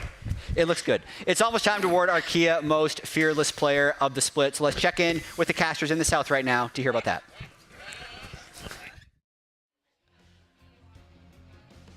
Thank you very much, Chad. I'm pretty happy to be an entire continent away from Raz with any sort of a shaving apparatus His right technique now. was lacking, to say the least. That's a very polite way to put it, my friend. Ladies and gentlemen, good to see you here today for the finals of Split Wowers, joined by Azael for this one. Unfortunately, Kobe feeling a little bit under the weather, so he will not be on the desk, but we'll make up for it. Get we'll well bring soon, some buddy. extra hype. Hell yeah, feel better soon, my friend. But let's go ahead and talk about what's in front of us right now, because we do have the Kia Most Fearless leaderboard. These are our most fearless players so far throughout this first split. Exactly. All of these players are tied at 9 unique champions so far throughout the split. And in case of a tie, Jan and Impact, as an example, basically what we're going to do is if you have a greater variety of champions. So even if you both have, say, 10 champions played, if one person has 10 champions played and then, 2 on a couple different champions and another guy has like 6 on one, it's like more kind of focused towards one champion, the person whose games are more spread out is going to win in that event. But the interesting thing here is with those 5, only these 2, Jan and Impact, your examples are there. Still playing. Those are the only 2 playing here on stage today. Those are the only 2 with a chance to continue to become even more fearless. And you can see right now, Jan having 3 games on Corki as his highest played. Impact's got 4 on Rumble. I don't know about you, Azael. I feel like top lane has more room to splash around and add more to the pool. Yeah, I think so, absolutely. And especially if we're going 4 or 5 games, which I'm really hoping for, for this 5-game fearless, it gets pretty crazy when you're getting into game 4, game 5, because you have already so many champions removed from the pool that it can really push you to some really interesting ones, and that's kind of what I'm hoping for today. Dude, I am hoping so much for a game 4, game 5 scenario. I really want to see this one go the distance, but Lounge, back to you guys. Thank you very much, Flowers and Azael. Didn't expect to see either of these teams here, as we mentioned earlier. And Team Liquid is the team that was the number 4 seed, had a lot of question marks going into yesterday, but are actually able to make it here, Emily. Yeah, and I think the one cool stat that you pulled from yesterday was this gold change at between 14 and 20. And we talked about how previously, last year in 2024, that was at almost like 1,200 across.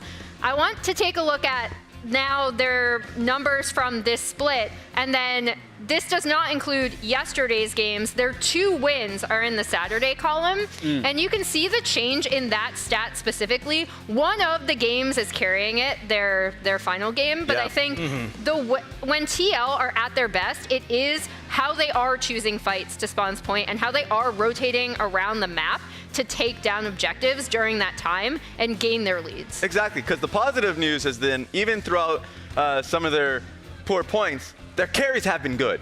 Jan has been great. And especially APA last split, or series, a few series actually throughout the LTA playoff format, has been astonishing. It's the setup for fights. It's how the fights have been going for the most part. That has been the big question mark. So as long as The setup is good, though it looks like the bird's eye view from the camera sneaking a shot at Practicing Impact. right there. Yeah. Do they know they're on camera?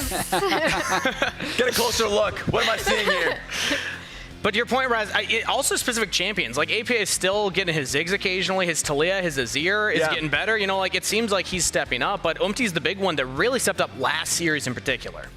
Yeah, and I mean, I think what they are looking for from Umti is just a lot more consistency, right? Like, through his career, he has been kind of an inconsistent player, but he's also been in more dire straits than this, right? Like, he was on one of the losingest teams on Frederick Breon. So, I mean, his mental recovery is more what I'm looking at, right? Because it's toning down the individual mistakes and then making sure that he's on the page with the rest of TL, and that looked a lot cleaner yesterday.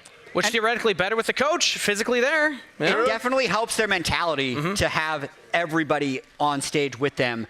For me, with 100 Thieves, though, they are no longer the bloodiest team in the world, but they still fight all the time. And I feel like this has really helped them in this current meta. The fact that it's the Grub fight into the Dragon fight with Otacon spawning at 20 minutes and Baron spawning at 25, there's always the next fight to take. And I think that's really played to their strengths extremely well. And I think it's part of why they've been able to take down Team Liquid earlier on in the split, take down Flyquest yesterday, and even take down C9 in their best of one to get the #1 seed. I will say the positive is that even though they're not as bloody because of the last series, at least they've shown a different side of themselves. Guys, they can play a more controlled game. Look, we can't all be happy about them. And I expect them to make up for it today. So. Yeah, it was that series against TL where they, I think, surpassed a record that had also been set by TL and Flyquest in the same split, I believe. So both of these teams, when they play each other, are very bloody. And there's Maybe a little we'll bit of history that we have between Team Liquid and 100 Thieves. The very first title that Team Liquid won was over 100 Thieves. The first title 100 Thieves won was over Team Liquid. I'd say the early stage of the rivalry was dominated by TL. The mid stage of the rivalry was dominated by 100 Thieves. And now we'll see if it gets a little bit mixed, because last year Team Liquid did have the upper hand, but so far this year it has been 100 Thieves. There's a very storied past with these two orgs. Yeah, it's crazy because just even seeing the different faces, the storylines that existed throughout that time, teaches me at least to not pay too much attention to the regular season. Because during 100 Thieves win, it was like, well, they're not looking too good, but then they would have some like miracle run, crazy run, like closers Lee Sin having the the Warhop kicks, all that. You'd already know I have to say his name. Shout out your boy. And then we're here today where both teams, as you mentioned, Jat, weren't expected to be here. Cloud9 and Flyquest looked so good, but these are the team that shut them up, said, no, we're the better team fighting team. We're the ones that are more clutch. We're here in the moment for a reason. So it's fun to see this new iteration of 100 Thieves and Team Liquid carrying on the rivalry. And I'm happy that we can highlight that rivalry because it almost feels a little more one-sided. Team Liquid, a lot of times people think of either Cloud9 or Flyquest as being their bigger rivals, but for 100 Thieves, for their fans, this is the premier rival to face off against in a final. So I think for the 100 Thieves fans especially, and for this team especially, this is a big deal. Absolutely is. Mid lane is a big matchup that we have to watch as well. APA had shown some struggles, but was very good yesterday. And Quid has been dominating pretty much this entire split. Yeah, I mean, Quid has returned to his spring form, but here we're looking at APA, and I think the big thing for APA to me is his Talia. Like, I had actually... Yeah. I know his Ziggs is like phenomenal, but his Talia in teamfights is so good. Watching that game yesterday, he was always blowing a flash. He's making sure someone moves because of rock placement. He's controlling teamfights. He's coming into teamfights really well. Not to mention the fact that it really suits his playstyle and his map knowledge, which also further suits Team Liquid's playstyle overall. Jad, I don't know about you, but like, whenever I see a team opening up Kalista, without really seeing like a trade, you're like, I'm sweating. What's the thought process, right? And I feel like a lot of it is the confidence around like the Talia, because he made Sven's life so hard. And he is, as you can see, the comparison, now we're seeing the comparison of the players, but just talking about the comparison of like APA in the North Conference when he was playing the first leg of the tournament to this leg, he's improved so much, and he has to because he's going up against Quid, who has been the best mid laner in the LTA, bar none his monstrous performances, Kangas. Well, I'm happy that's how you segued it, because I was going to say, well, let's talk about Quid finally, because this guy has been stepping up, and I'm not going to say hard carry, and FBI has been pulling a lot of weight as well for 100 Thieves, but Quid seems to be the standout guy on this roster right now. And we highlight APA because, yes, he's playing well, but I feel like he still has to climb a mountain that is Quid. Well, and going into yesterday's matches, Quid had played a different champion in every single one of his games. On that Most Fearless, I'm pretty sure he's like lurking in the background, just at 8, tied with a bunch of people as well, because he did repeat champions yesterday. But that's the thing that's impressed me most. Again, the thing that 100 Thieves was attacked for the most in their kind of summer dip was like, they're not playing the meta well. Maybe it doesn't suit Quid and River specifically. I feel like Quid, especially with his Victor performances, has really shut up some of those doubters. Yeah, APA also mentioned yesterday in our interview as well as on Twitter here, 3 finals in a row for this squad, for this specific squad. So he's feeling very confident that he can take down pretty much anyone because Quid's been on 100 Thieves that entire time. But if I'm just actually picking mid laners, if APA best Quid, I think Team Liquid might win the series, but I'm still going to favor Quid personally. 100%. I would agree with you on that. I think the point that APA said, the mentality that he has is actually pretty hilarious because, like, when we were hearing Jan going into that series, he was like, yeah, we're the underdogs. When you hear from APA, it's a different story. It's like, I don't think I expected I was going to win that series. He's someone who has, like, such an incredible mentality that makes this series going to be fun. Like, there's a lot of APA fans. There's a lot of Quid fans out there for good reason. This is going to be a banger. Yeah, 2 of the top performers as well have been the bot lane AD carries. Jan has won multiple player of the series so far this year. FBI has been such a rock for 100 Thieves and I think is also providing some veteran leadership. And also down in Brazil, Dwa did catch up with both Jan and FBI earlier. Let's listen to that. Hello guys, today I'm here with Jan and FBI and we have some questions before this big final. And first of all, I will start with you, Jan. Is there anything about FBI playstyle that you modeled your game after?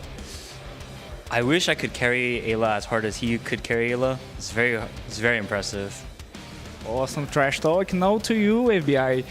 What is the thing that most impressed you about Jan at such a young age?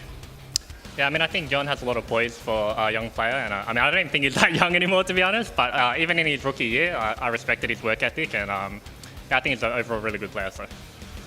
And Jan, yesterday Team Liquid posted a picture of your glasses. You broke them.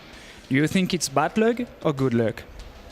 Well, since we fixed it, just like we fixed our problems, surely something good's gonna happen. Everything fine then. Everything's fine. Okay, and you FBI, the last time 100 Thieves played against Team Liquid, you were in this team, it was back in summer 2021. Do you remember the result? And do you think it will be the same? I do remember the result, but I think our games today will be definitely much more close. I think Team Liquid is a strong, aggressive team, and it's going to be a bloodbath of a series, so I think it's going to be a fun watch. Do you think it will be 3-0? 3-1. 3-1. What about you, Jan? Do you think it will be 3-1, 3-0? I'm going to be farming. They can fight all they want. 10 CS per minute, 12 CS per minute, doing the hack. You guys can fight. I'll take everything. Can we agree on 5 games today? I'm down for 5 games. I'm always 5 down. games. Let's do it, então. That's it for us. That's back to you guys. Jan is just going to be farming. I love that. I'm down for 5 games too. I think everybody wants 5. Absolutely. Jan has been so consistent, and we pulled together his game-by-game stats so far in 2025 from kills, deaths, assists, and then damage per minute. Barely a bad game in there. Maybe the game 2 that he had against Cloud9, but other than that, he has pretty much been on fire every other game. Yeah, even in their, especially in their wins, but even in their losses, he is kind of something that you look at in team fights and they're like, okay, if they can just position for Jan, right? If they can just keep Jan alive, they might be able to bring it back in some of these team fights. And I think we saw some of that course correction from yesterday as well. Yeah, like the pick that I would look at him is Kaisa, but I don't know if you can even see Kaisa. Can he even see his champion pick? He said he fixed them. Did he? Yeah, you were running to grab a drink, but you fixed them. Okay, all right. As long, you know what? That's the Go Dodo out there that was able to make the run in Brazil. So that's good on him. But yeah, his individual play, especially on Kaisa, even if you're behind, you always have that faith that he can carry you to a win. So it's going to be a challenge, I think, as a team to follow him and match his energy. And speaking of faith to carry you to a win, though, FBI has been phenomenal for this 100 Thieves team, right? Like, I think the we already had talked about previously 100 Thieves when they had looked better with Tomo. Now with someone like FBI who has such a veteran presence, experience, he's been absolutely stellar in their 5v5 team fighting. As you see here, all of his individual games, and he has had the rare, I can only see one game on there that's like, that was a rough one. Similar to Jan, he has been consistently great. Absolutely. That's the most he has. And that was in game 1 yesterday before they absolutely turned it on. Wow. If I was to try and say a difference between these two AD carries, because they've both been performing extremely well, I'd say Jan probably plays a little bit closer to the edge. Yeah. And that can be a blessing or a curse. So he might be more likely to pull back a win when the team is losing. But if you have a lead with FBI, he's maybe the most solid AD carry that is in the entire league. Which is wild. Like, he is just a silent assassin. A lot of times people don't get to talk about how he's doing or how he's playing, because I'm like, who's the best AD carry in the split? People are probably going to go towards Jan, but FBI, like, that's a challenge for me. I don't know who's been playing better consistently, who's been more impactful to their team consistently. I would edge it towards Jan, but yeah, it's close. That's the argument, is who's more impactful for their team. That's been an age-old discussion. And yes, Jan has been, carrying in games that look a little rougher, but I still think FBI, okay, I hear you. Bucket, it's coming later. But I think FBI, even though he's on a stronger team, I think individually there are still arguments that he is overperforming. And yeah, as we still take a look here, I mean, it's hard to tell. It's hard to tell. They've been playing so great, but it's time to talk about who's going to win the series. Oh, that's my favorite time. Ooh, really? Because this could be a close one.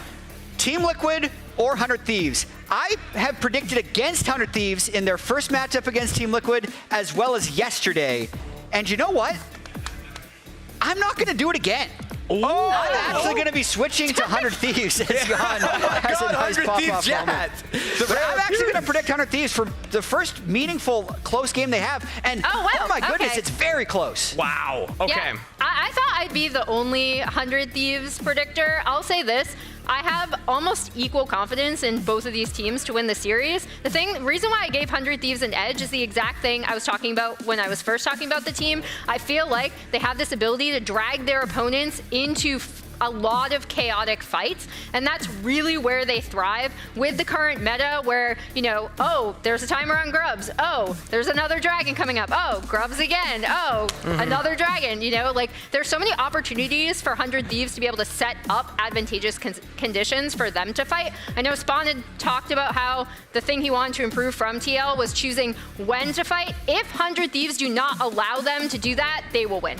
Yeah, that's an if. And I feel like they had really shown the same stride that they had in Shopify Rebellion series. I think the control that they've had is solid. The draft I really enjoy from Team Liquid. So a lot of the golden points that I had from Team Liquid and it iterated last year, I'm seeing again. Kangas, are you agreeing with that? So I'm seeing, I wanted to go with the Mojo vote, which would have been 100 Thieves. That's how I'm kind of dubbing that one. But I went with the Team Liquid vote because of veterancy. I just think that in general, they will have more comfort up on that stage. And with Spawn being there live now, we heard in the interview, they're not going to take every fight like we saw last time. So to Emily's point, yes, 100 Thieves can kind of drag teams down, but if Team Liquid just stay focused and don't take every single fight available to them, I still think that they can take this series, but I'm happy we all picked 5 games at least. It should go to 5. What about you guys? 100 Thieves, anyone? Team Liquid? Oh, that's a Team Liquid claim right there. We're hearing it from the Team Liquid fans, Jad. We absolutely are hearing it from Team Liquid. It's going to be a very close series. I hope we go all 5 games as all of us predicted, but now it's time to toss to the MasterCard opening ceremony.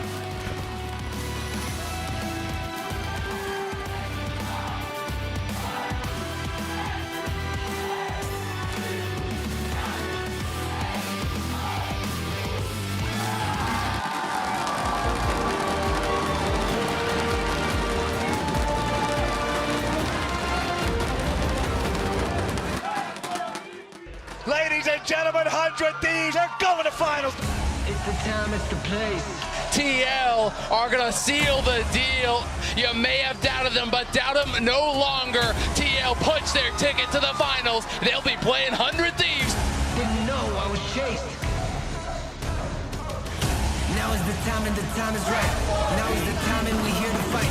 I came here to ride or to die, to be right on the top of this mountain and feel the high. We will crown our first winner of the LTA Split 1. Blink and you'll miss it. Sniper got a solo kill for first blood. Quad in trouble. Sniper's looking to get the solo kill here again. He needs another shot and he finds it. A triple kill. Yay, 100 Thieves. Solo lanes for 100 Thieves showing up. Core JJ and Yon. I love this. It's a dream bot lane from the LTA. Essa âncora pegou no dado! Derretido pela galera da Team Liquid. Ayla, him and FBI as a duo are just kind of working magic and bringing this team to a whole nother level. 100 Thieves is going in, and they're getting even more. Rimbo's about to be the second one here for 100 Thieves. Double kill to FBI. Over on the other side, Impact just cooking everyone up. 100 Thieves are taking no prisoners.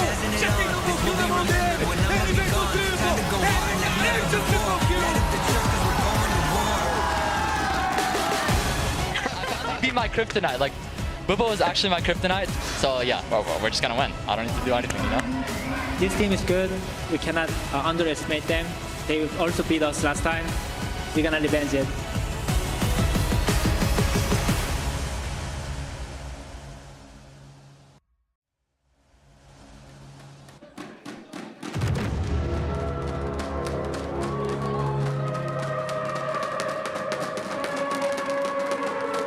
Alô, mitológicos e mitológicas, chegou o grande dia!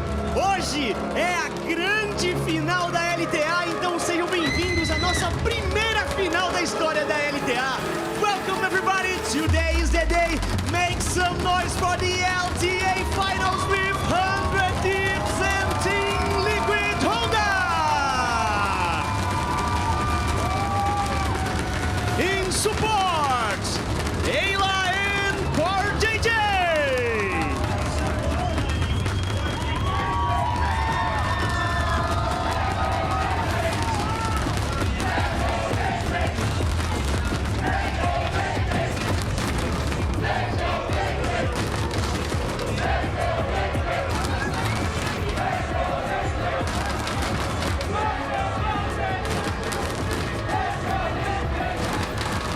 AD Carry, FBI versus Yon!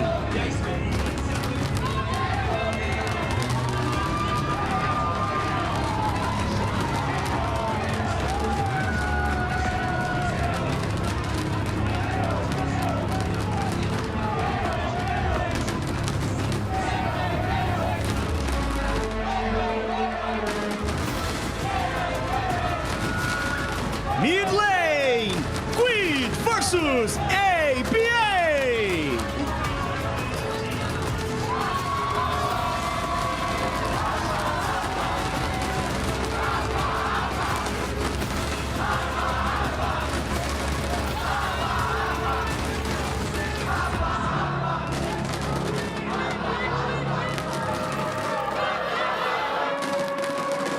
Jungle, River versus Zoom Team!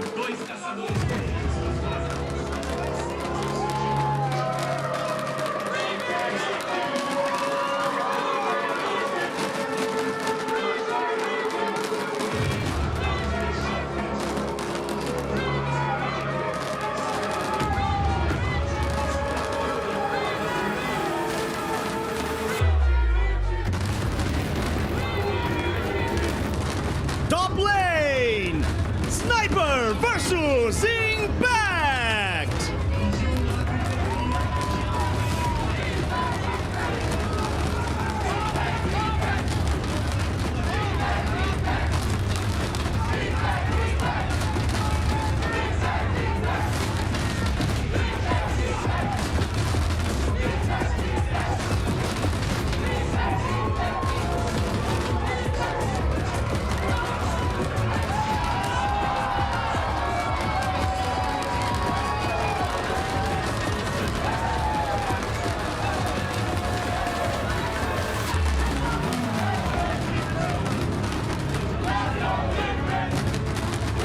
From 16 teams, we have made our way all the way down to the final two. Team Liquid Honda and 100 Thieves have proven themselves the best of the best from the LTA. Now only 3 wins stand between these two teams and becoming the first ever LTA Split winner. Before we get to the games, we'll have a final word from the competitors. APA, I gotta come to you first. Team Liquid has now made 3 straight finals with this roster. Sniper is only in his first. Does he have what it takes to get it done? I don't think he has what it takes to get it done. I think he'll be too distracted chatting with me to be focused on the game. Sniper, I'm gonna come to you next. You already took down Flyquest. People are looking at them as the best team in the LTA. Is the hard work already done? I mean, it's already done. It's going to be a fast 3-0. Fast 3-0. That's all I'm going to say. But let's just have fun today and see what happens, you know? So Sniper thinks it's going to be a 3-0. What's your prediction for this series here, APA? I'm here for the fans. I'm going to bring a good 3-2. It's going to be a banger series. Thank you both. Great luck with the games. You can now go to your computers. Brazil at Grande Finale starts right now.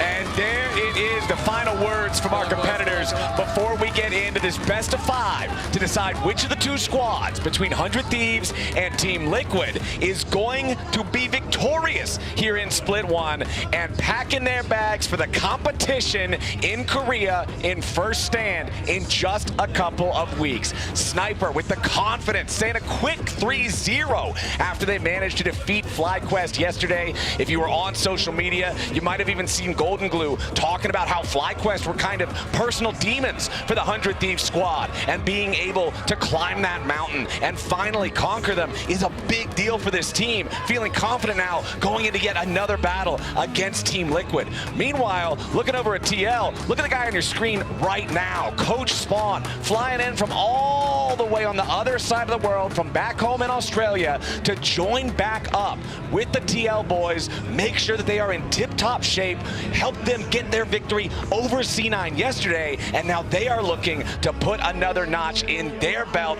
against 100 Thieves in this head-to-head. Now, chat talked a little bit about it on the analyst desk beforehand. Originally, it was Team Liquid in control of this head-to-head at the start of the rivalry. Then the tide changed. 100 Thieves were the ones driving the car for a while, and now it's been shifting back towards the Team Liquid direction in recent history. 100 Thieves, however, would love to upset that, and I would just love to see a full 5-game series here for this final. Ladies and gentlemen, welcome to it. I'm Captain Flowers, joined by Mr. Intro himself, Azael, here for the cast. I'm excited for it, man. The energy in this place is electric. The fans are going crazy. It's so loud even doing the interview. The people are this close to me. I don't know if it comes across on broadcast. I literally cannot hear what they are saying. I heard what they were saying. I couldn't tell that you didn't hear what they were saying. I just put the mic like that, and I'm like, yep, yes, sir. APA, take the wheel. There you go. Sometimes that's the way you got to do it. But I'm so ready for this, man. I hope both these teams are ready to come out swinging. It is a pretty fast turnaround. They both just won their semifinal yesterday, and now it's time for the finals here today.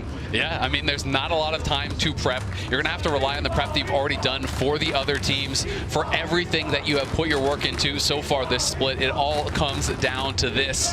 If you got anything hidden, it's time to bust it out. That's what I want to see, the secret stress. We were even talking a little bit when we tuned into the desk about how we've got these most fearless players. We've got these splashes of flavor, these splashes of all this different champion pool exploration, particularly from Impact and Yawn. And those are the guys that I'm also keeping an eye on to see if they bring out anything special. And you guys might have noticed the theme here today. Welcome to Noxus and the Reckoning Pits, where contestants battle for fame and fortune. In both Noxus and the LTA, strength deserves celebration. Anyone can prove that strength, and remember that power is taken, not given. You can play the new Noxus Reckoning Pits map very soon. A new arena experience currently on PvE, coming soon to the live servers. And also, something new coming at you right now. Actually, maybe a little bit of a throwback. Maybe something we've done a couple of times before here at the LTA, back in the LCS days. Here for our first draft to kick off this series, to get things going, we have a very special guest. Ladies and gentlemen, please put your hands together and join me in welcoming Bwippo to bring us into this series. Bwippo, how you doing, man? Hi there. I'm mostly doing all right. You know, just took a pretty big L yesterday, but Part of the job. I'm excited to watch and see who can represent our region, because I think ultimately for me, the journey of trying to make the LTA special is being a region that is recognized internationally. We've done our part. TL last time decided their part, and I really hope whoever can win today can continue that trend. I'm with you on that one, man. It should be an exciting day today.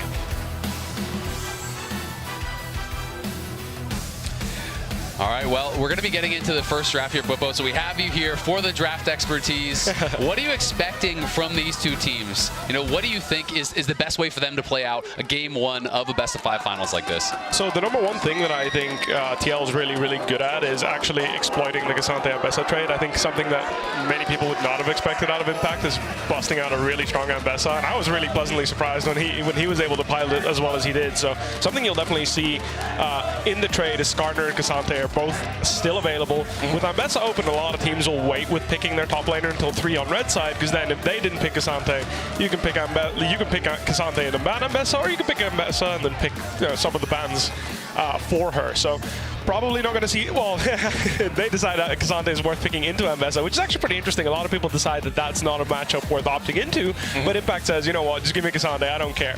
And we've seen Impact play a lot of Cassante in the past, one of his go-to champions, one he's had some pretty big performances on. Just going to go ahead and check in real fast. It is Draven, Varus, and Talia banned out by 100 Thieves here in the first half. Over on the other side, Kalista, Jace, and Yone are removed from the pool. Second pick in this one for Team Liquid is going to be the Maokai, presumably for Umpty in the jungle. Yeah, absolutely. I think it's actually his first Maokai pick of the split, though, which is kind of surprising because he was playing it non-stop last summer. We do have Gnar as the answer and the Azir. Are you surprised we don't get that Ambessa side here? Honestly, yeah. I felt like Sniper would really prioritize the Ambessa. I mean, it makes sense. Now, keep in mind one thing about Fearless is sometimes you want to pick something that you may not want to use into Cassante. You want to keep the Ambessa open as an option later in the draft. So in the game 2, game 3 potentially. So he just decides to grab the Gnar. Makes a lot of sense. Gnar should be able to have a really easy time bullying something like Cassante Maokai. Maokai doesn't have all that much base damage, mostly CC. So if he navigates the side lane well, he should be a great thorn in Team Liquid's side. This is a pretty much stock standard formula for TL here. We have got a beefy boy in the top lane, a beefy boy in the jungle, and then probably looking for a counter pick support, or maybe give APA that space. And Jan has right around a 70% win rate in his career on the Ezreal. Is very difficult champion to get in onto. If you're thinking about it from the 100 Thieves side, what are you thinking as the kind of picks you need to look towards to be able to actually access and deal with the Ezreal? I think 100% Kai'Sa is the number one. I mean, that's how FBI took us out yesterday as well, playing the Kai'Sa into the Ezreal. It's definitely something you want to do when you have the Gnar as well, because if the Kai'Sa is able to hover down to the sideline, Gnar can pressure even harder with Kai'Sa's semi-global. So it's a really nice ban sniped out by TL there. Exactly. TL reading it the same way you are, my friend. They do not want to be dealing with the Kai'Sa in that matchup. Over on 100 Thieves side, their last pick of the first half of the draft was also the Azir, and so they're going to give the respect ban over to APA, getting rid of that old school throwback one trick back before the champion even got like reworked. Like APA was known for some Aurelion Soul play. They're going to ban that one out of the pool. And now Team Liquid, they're just going to go ahead, double target Marksman here in the second half, getting rid of Misfortune. Are you surprised at all by the A-Soul ban? Because it's not something that you know we've seen APA play at all this split, but obviously he is still known for it. I'm not surprised at all, honestly. I mean, I know Quad actually dabbled a little bit due to the nature of Fearless. You have to sometimes find a counter pick for Azir when it's game 3 or 4, because not every team has a huge priority on him. So when you get later into the draft, this happening. I'm shocked Ziggs didn't get banned, actually. Game 1, though, right? Like that's the thing. I agree with you. If it was game 4 or 5, I wouldn't have been surprised. But we're in game 1 and Ziggs didn't get banned. I'm absolutely shocked. I was about to say, like, APA must have something other than Ziggs in the tank, because, you know, you go down to 4 or 5, you decide to give Yon that premium third pick with bans, and he just gets the Ziggs. I'm shocked. I mean, to me, this feels like they have to have a game plan that they're going to attack the Ziggs, because it feels like such an obvious opening, right? Like you were leading this up, you're saying you must pick this. Do you think they have the tools to really be able to attack this effectively? Like I could see Azir post 6, you know, forcing flash and then looking for reganks, but you know, is that enough? I think Skarner's E is like obviously one of the best champions in the game to harass mid lane. Whether he can actually kill you mid lane depends on whether your mid lane can follow up after they use their all-important CC to stop the Skarner E. So Ziggs is one of those champions where yes, he can W the Skarner E. Can he get away from the shuffle after that is the real question. So I do think they have the gank set up. Still, I feel like a Hui is almost as easy to gank, and you'd probably want to get APA off that comfort. So I'm a bit surprised that they opt into this still, but I respect it. I do wonder if it is like a little bit of a long look towards the series, you know? Trying to think about like, maybe, okay, we could let this through early, we don't have to deal with it later, we feel like we have a decent plan. Well, one thing that we are looking at now for 100 Thieves, we saw the double 80 carry bands from Team Liquid in the second half of the draft. The Kaisa that you were talking about, Whippo, the MF alongside it. The bottom lane answer to that Ezreal from 100 Thieves is the Corki Leona combo. How do we feel about that? I think Corki Leona is a really strong lane in general. It's just like it reminds me of like a Season 3 lane, you know? Good old classic, Leona E's in, your Corki Valkyrie's in, and you kind of one-shot someone in CC. At least that's what you're trying to do. So nothing special going on, but a very stock standard draft coming out from 100 Thieves. They've got the Gnar on the side lane trying to harass the Cassante. Maokai's going to have a hard time stopping that. And then you've got Skarner, Azir, Corki Leona. Very standard, front to back. Nothing special going on here. On TL side, however, they've got a lot of range. They've got a Maokai, and they've got a Ziggs and an Ezreal. This means that for 100 Thieves, finding ways to stop TL from grouping as 5 people and playing the side lanes is going to be crucial. This Gnar will need to drag Cassante away from the 5 stack so that Skarner actually has a target. Because Skarner's biggest strength is a jungler can die to his ultimate, a support can die to his ultimate, a Cassante cannot. That last pick was Core JJ's Poppy as well. We'll see how effective that can be at kind of stopping the game plan there for 100 Thieves, trying to make that engage. We know that Poppy can really do some great stuff with the nice timing and the steadfast presence. And Core JJ is the kind of guy who's been playing League for so long at such a high level. You trust him to be able to make those stops. 100%. Absolutely. Well, thank you so much for breaking down the draft with us, Whippo. I think you're going to be back with us for all the drafts, hopefully. I hope so, too. And we will see you there later on. All right. We look forward to talking to you again after this one is done, my friend. But for now, it's time to hit the rift for game number 1 of our LTA Split 1 Finals. 100 Thieves going up against Team Liquid. I was, while you were out there doing the intros and contributing to the show, I was screwing around in Twitch chat a little bit. And I was looking at the poll when they were talking about who do you think has the edge. And in the community, it was actually very heavily skewed towards 100 Thieves. At least in the pregame Twitch chat poll, there was about 75% of respondents saying, hey, they think 100 Thieves has the edge here. And I think after 100 Thieves triumphing over Flyquest yesterday, with Flyquest really being a lot of people's favorites to win the whole thing, 100 Thieves kind of got some gas in the tank now. Yeah, no, I absolutely agree. I mean, 100 Thieves is my prediction to take the series here today as well. I think their team fighting has leveled up incredibly. This team was able to pull off some very difficult to execute drafts yesterday against Flyquest in some situations where, you know, Flyquest has a comp that heavily outscales, and you're able to pull that off. I think it's so impressive to be able to execute like that, especially in that game 2 where they were so low on engage, essentially had none. And I do think, you know, Ayla, FBI are playing so incredibly well. Oh, yeah. River and Quid are kind of amazing as always. And Sniper yesterday really stepped up, had some fantastic games. So that was a bit of the X factor there for me. We can see APA already getting active in chat. Thanks, Golden Glue, for Ziggs. Yep, he's immediately ready to yap. I mean, he even said it to you. You said that you didn't really hear the responses when you were doing the interviews, but we all at home heard him say Sniper's going to be so busy responding to the yapping in chat that he's not going to be able to keep up in the game, on the Rift, during the fights. We'll see if APA ends up being right about that one. In this latest installment of a head-to-head that honestly has been raging for years now, Team Liquid versus 100 Thieves, these two teams have had quite a history meeting, not just head-to-head, but head-to-head in a lot of different finals. The first time that they met in a finals was back in 2018. Team Liquid 3-0'd 100 Thieves and set the record for all-time fastest best of 5 in LCS. It's currently 39-30 in favor of Team Liquid, but then the next time they met in a finals a couple years later, 100 Thieves 3-0'd them the other way and set a new record. Yeah. Breaking TLs. I mean, it's incredible. This rivalry has been going on for such a long time. Last year was a year that was kind of dominated with the rivalry between Flyquest and TL. But if you have been a fan of the LCS for quite a while, you know these two teams have been battling back and forth for year after year after year. They each have a finals win. They're trying to win the best of 3 finals. The best of 3, the best of 5 to decide the winner of the best of 3 finals for Split 1 to go to first stand. There's a lot of numbers going on here.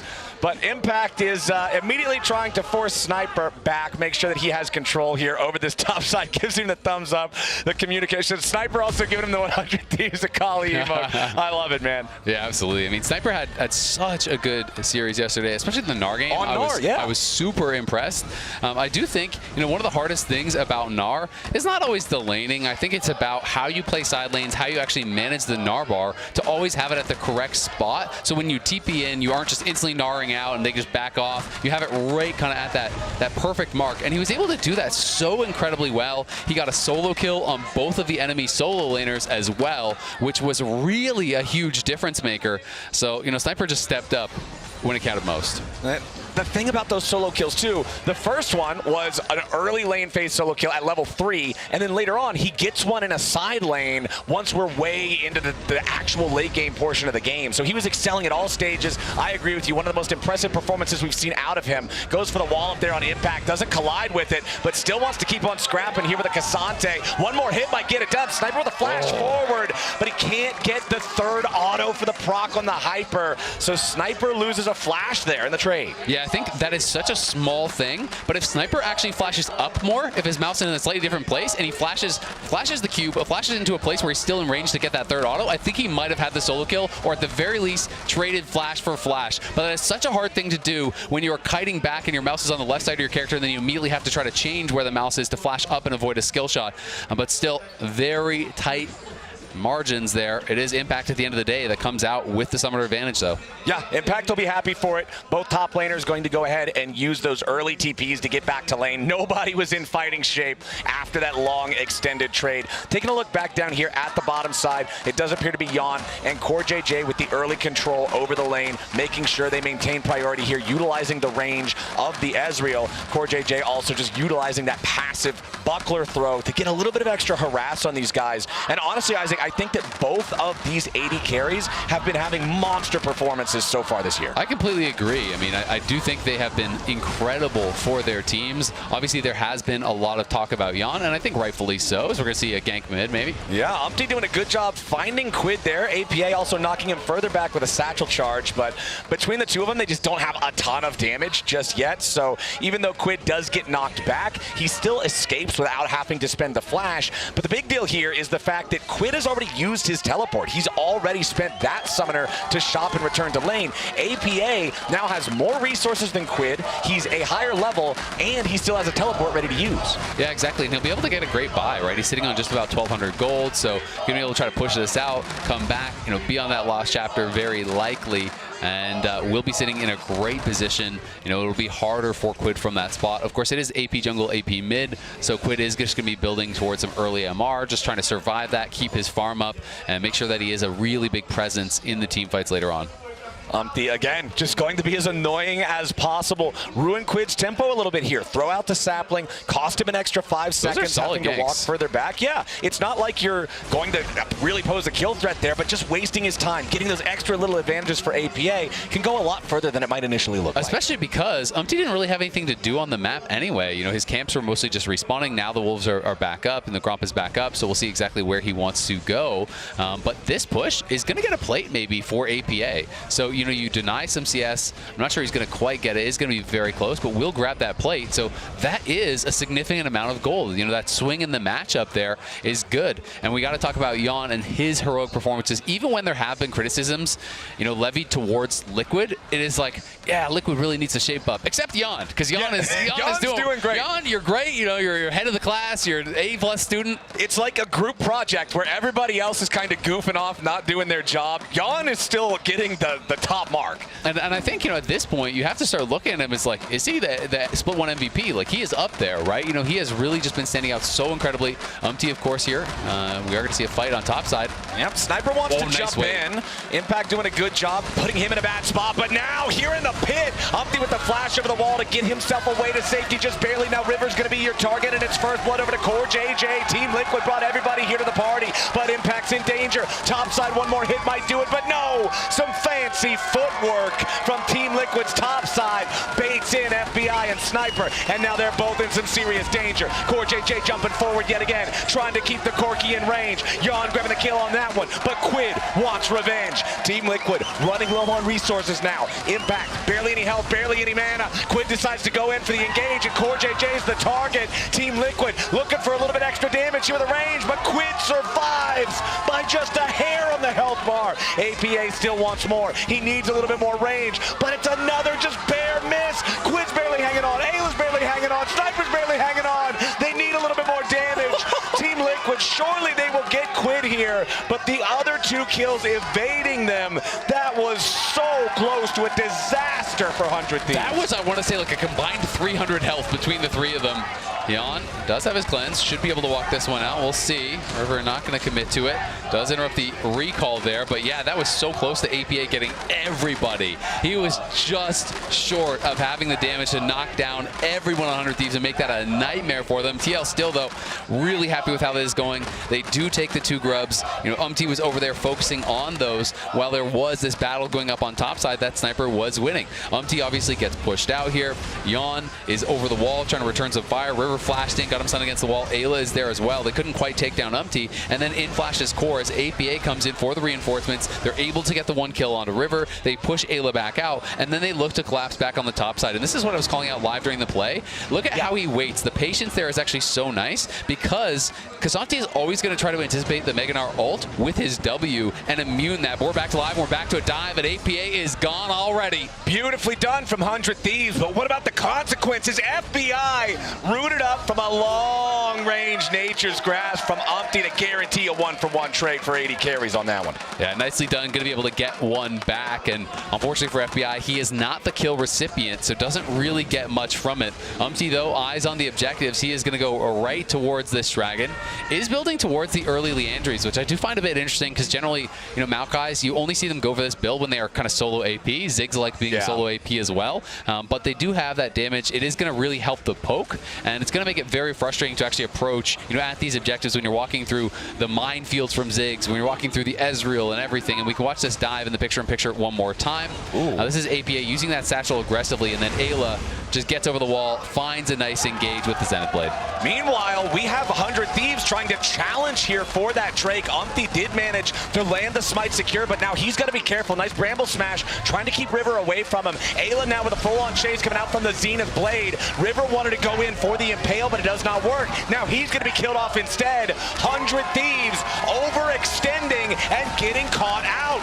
Beautiful control from Team Liquid. They're calm, they're cool, they're collected, and they're way better in the first 10 minutes of this game. I mean, CoreJJ there was able to actually find a heroic charge to actually knock the Skarner ult away from Umti. That was massive because it actually changes the positioning based on the positioning of the Skarner. That is where the ulti is coming out from. So he actually saves his jungler with that heroic charge. Jan is getting paid, and when Jan is getting paid, it means really good things for TL. And credit to Umti, too. He was taking the dragon. He sees the River is ready to tunnel through the wall. They end up getting in a full-on, honest-to-God smite fight, and Umti just comes out on top. Now in the bottom lane, APA versus FBI yet again. A battle of the letters as River shows up, wanted to try to throw that rock, maybe finish up the kill. It ain't going to work, but Impact is ready to go. FBI knows he is stuck. There's no way out. APA is getting the money on that one. 7-2 for Team Liquid. 2,000 gold lead. Umti and CoreJJ already under the second set of grubs. Yeah, this is looking so good for TL in the early minutes. Going to be able to get objective after objective after objective. He should at least be able to get to 4. We can see the teleport coming in from Ziggs up towards top side because Impact used his teleport to cover bot. And that Uber Eats TP coming in clutch for APA. Moving around the map, you know, using that additional global to just cover when your top laner goes bot, you go top, you cover for each other, you both push out, you don't lose minions that way. And they are going to be able to get those 4 grubs. You can see the Scuttle being taken and Core moving up here as well. TL's just moving around the map, utilizing this Ziggs so well. And this is kind of why they are famous for this pick. I mean, APA pilots it really well, but understands how to put on pressure on towers, moving through the side lanes. And he's just such a frustrating player when he is on this champ. It's absolute comfort. I mean, Whippo hit the nail on the head. I can't believe they gave him Ziggs, right? You're banning out the control mage responses to the Azir during the second half and banning out the Hui instead of the Ziggs. Again, maybe it is just a foresight thing. Maybe you're saying, okay, well, this is going to remove it for the rest of the series. We'd rather see if we can make it work in the Azir matchup. But so far, APA is showing why this character is so frequently banned against him. Absolutely. I mean, I can definitely see the logic of, I think I have a good game plan to deal with it. Instead of spending a ban on it every single game for the whole series, we let it through. We'll see if our plan works. So far, not working. But, you know, had it worked, you look kind of like a genius. And either way, even if it goes bad, then at least you're not having to spend a ban on it for the whole series. So I can kind of see the thought process. But of course, you know, it is one of those things that people are going to be surprised to see that go through with multiple bans towards lower prio control mages for APA. But that being said, Quid's still farming here. FBI still farming. We'll see if they can make some magic happen in the team fights as they have done time and time again. again. But the only one who's up on gold is actually Sniper, so it may be pressure on him to be able to get that going through the side lane. Yeah, exactly. Like you were talking about from yesterday, the big Gnar performance, the chance to really be the difference maker here for 100 Thieves, but now he's being forced away from the turret down here in the bottom lane. We still have another 60 seconds of turret plates still standing, so Team Liquid is going to continue to farm more money off of those. You can see Umpty with the fully completed Leandries that you touched on a little bit earlier. Whenever Maokai's want to go for Leandries, they often go for the red smite alongside it to just get that little bit of extra damage. He has 7 charges left on the jungle item, so then he's going to have that additional burn on top of it. Yeah. And I think for TL, this is a really good sign because we're getting into that mid-game point. Another Dragon's coming up here in a minute. Then you got the Herald coming up in 2.5. And then you're just going to constantly be fighting over all these things. And those saplings will be so obnoxious for a 100 Thieves squad that is already 3,000 gold behind. Yeah, and every time you get hit by the sapling, it's not even just the damage. It's the slow that comes through and sets up the skill shots from the Ziggs and the Ezreal that is going to make things even more frustrating to deal with. And Jan positioning very aggressively here. He's in a great spot, obviously working towards that Triforce. Does already have the tier stacking up for quite some time. And you can see Quid has been set very far behind. You know, we already have the fully completed Blackfire Torch there for APA. Merc Treads was the pit stop for Quid. That makes a lot of sense against Ziggs plus Maokai, but it does mean that your damage is going to come in a lot later, and TL want to make it even later than that. Core JJ flashing in for the slam into the wall, and Nature's Grasp from Umpty makes sure that Quid has no way out of that when APA tosses in a bomb to seal the deal. Now the Satchel Charge should guarantee the kill in the top lane tier 1 turret at the same time. Team Liquid takes the turret, takes the kill, takes the feats of strength. Everything is coming up TL in game 1. Yeah, they are looking really good. 5 grubs with this comp. You're pushing through all 3 lanes, it feels like, as well. So the grubs is just going to be so frustrating to deal with in that spot. You can see Sniper now does have his Triforce, so he's on a really nice power spike now, and maybe he can get some prio in this side lane. His Impact went for the tier 2 boots, but K'Sante is still doing K'Sante things and is going to be a hard nut to crack. This is so dire of a game state for 100 Thieves right now. It feels so hard for them to try to find any sort of a play to make anywhere against TL as Impact goes all out, looking to drag Sniper over the wall because the rest of the team is ready and waiting. Even though Ayla wanted to back up his top laner, there's simply more men ready to go on the Team Liquid side. 100 Thieves still luckily has that tier 1 turret still standing they can retreat towards, so neither one of their players will die down here, but we've already got the next Drake spawning, and it's already being farmed up by TL as APA tells him exactly what he thinks of their draft. Yeah, great draft, guys. We can see that Quid is pushing up on top side, trying to look for a tier 1 up there, trying to get some objective bounties, which have already spawned 15 minutes in. But Impact has the teleport. He answers as APA. Again, these two are just cross-mapping. Every time Impact has to base or Impact has to go somewhere else, APA comes in and covers for him, and then Impact takes over his assignment. And River is going to look here, but Jan is just so hard to catch. And the last outer now is that mid lane 1 remaining here, 400 Thieves, as TL are 5,000 gold ahead and the objective lead at 15 minutes and 45 seconds. It is a fantastic start for TL heading into this final. I think the spawn effect is still in full swing, my friend. They're having a great time on this one as Core JJ does not want to get hit by the stun there on the Solar Flare. Steps far enough to the side to only be hit with a slow, and now Jan's going to take the opportunity to fire back a little bit, but he does loot out on that trade as well. That means that FBI now valking forward, putting some more shots into Jan, but Jan keeps his cool, doesn't spend the flash, stays alive. Yeah, exactly. Very cool, calm, and collected. River are going to try to move over here and see if they can take anything. Any objective is worth a lot more, obviously, because objective bounties are already there. So if they can grab this Herald, you're going to get the bonus gold, plus potential to maybe even kill off a tower and get the bonus gold there as well. But TL definitely doesn't want to give it up for free. No, sir, but Umpty now getting grabbed. The Ishtal impact through the wall from River. Umpty trying to get enough distance there as the impact misses. The Impale not colliding there on the target, and Umpty escapes. Meanwhile, up here on the top side, Impact is ready to go into Sniper and quick. Core JJ tries to run in, ready for the wall stun. Impact should grab the first kill here on the Sniper, and the second one's going to go over as another one falls. Team Liquid with 2 more kills in their pocket, right when it seemed like 100 Thieves might have had some momentum to try to make some sort of a play happen. They cannot collapse in time to get the kill on Umpty. Team Liquid brings in the cavalry and turns it around. round. And Liquid are just doing such a good job of actually displacing his Quid, gonna get a shuffle. Quid, nice job there on the Emperor's Divide, but CoreJJ turning it right back around with a knockup of his own. Neither champion dead here, as Jan needs a little bit more damage, but the minion blocks that last Mystic shot. No chance for that one to zero in on Quid. Meanwhile, Tier 1 turret down. Whoa, that True Shot Barrage almost got it done. Yeah, not quite enough, but back to what I was saying, TL are doing such a good job of actually displacing the Skarner ult. Every time he starts channeling it, we saw the earlier one where it got stopped by the heroic charge. This time it's actually a satchel charge from the Zig, throws it out, knocks him away, kind of just puts that aim off course. We'll see. Would it have actually hit Umti? I think it might have. He kind of got knocked to the side. Or does it follow with you, or does it always stay at the point of origin? It looks like it's still casted that from time. It looked like it stayed origin. at the point of origin. So, maybe not actually having that effect there, but TL playing really well. And Impact able to take down Sniper on the side. Ayla gets chased down. TL are just fully in control, not being able to find many plays here for River, and their carries are just so far behind now. And you got to talk about TL, 3 straight finals with the exact same roster. They have really committed to this roster, to the development. I know talking to Spawn a lot. His philosophy is so much that a team needs time. You can't just keep shuffling things around and assuming that's going to make things better. Just because you lost doesn't mean you can't improve with that roster. They've put so much work into developing this roster, and they're trying to take it to an even higher level, and we'll see if they're going to be able to do it this year. And I really like that kind of a growth mindset from Spawn.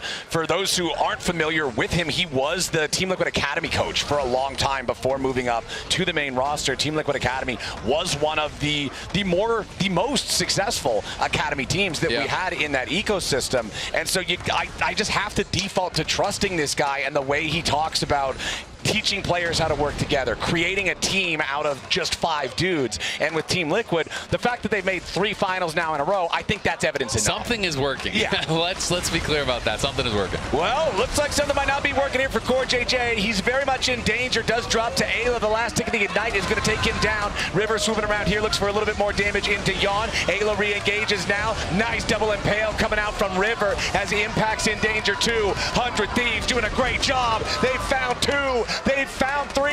It's absolutely massive for the Thieves here. Yeah, getting some big shutdowns, closing the goal lead a little bit there. The Ziggs ulting the triple hit there, stopping the tempo. APA being pretty annoying, but couldn't actually get involved in that fight. I mean, he is so strong. Look at where APA is right now. Already has 2.5 items. You look over at Quid, he just scraped together his first. He's going to have a little bit more gold in the tank, so he's now moving in towards that Leandries, but APA just so strong at this point.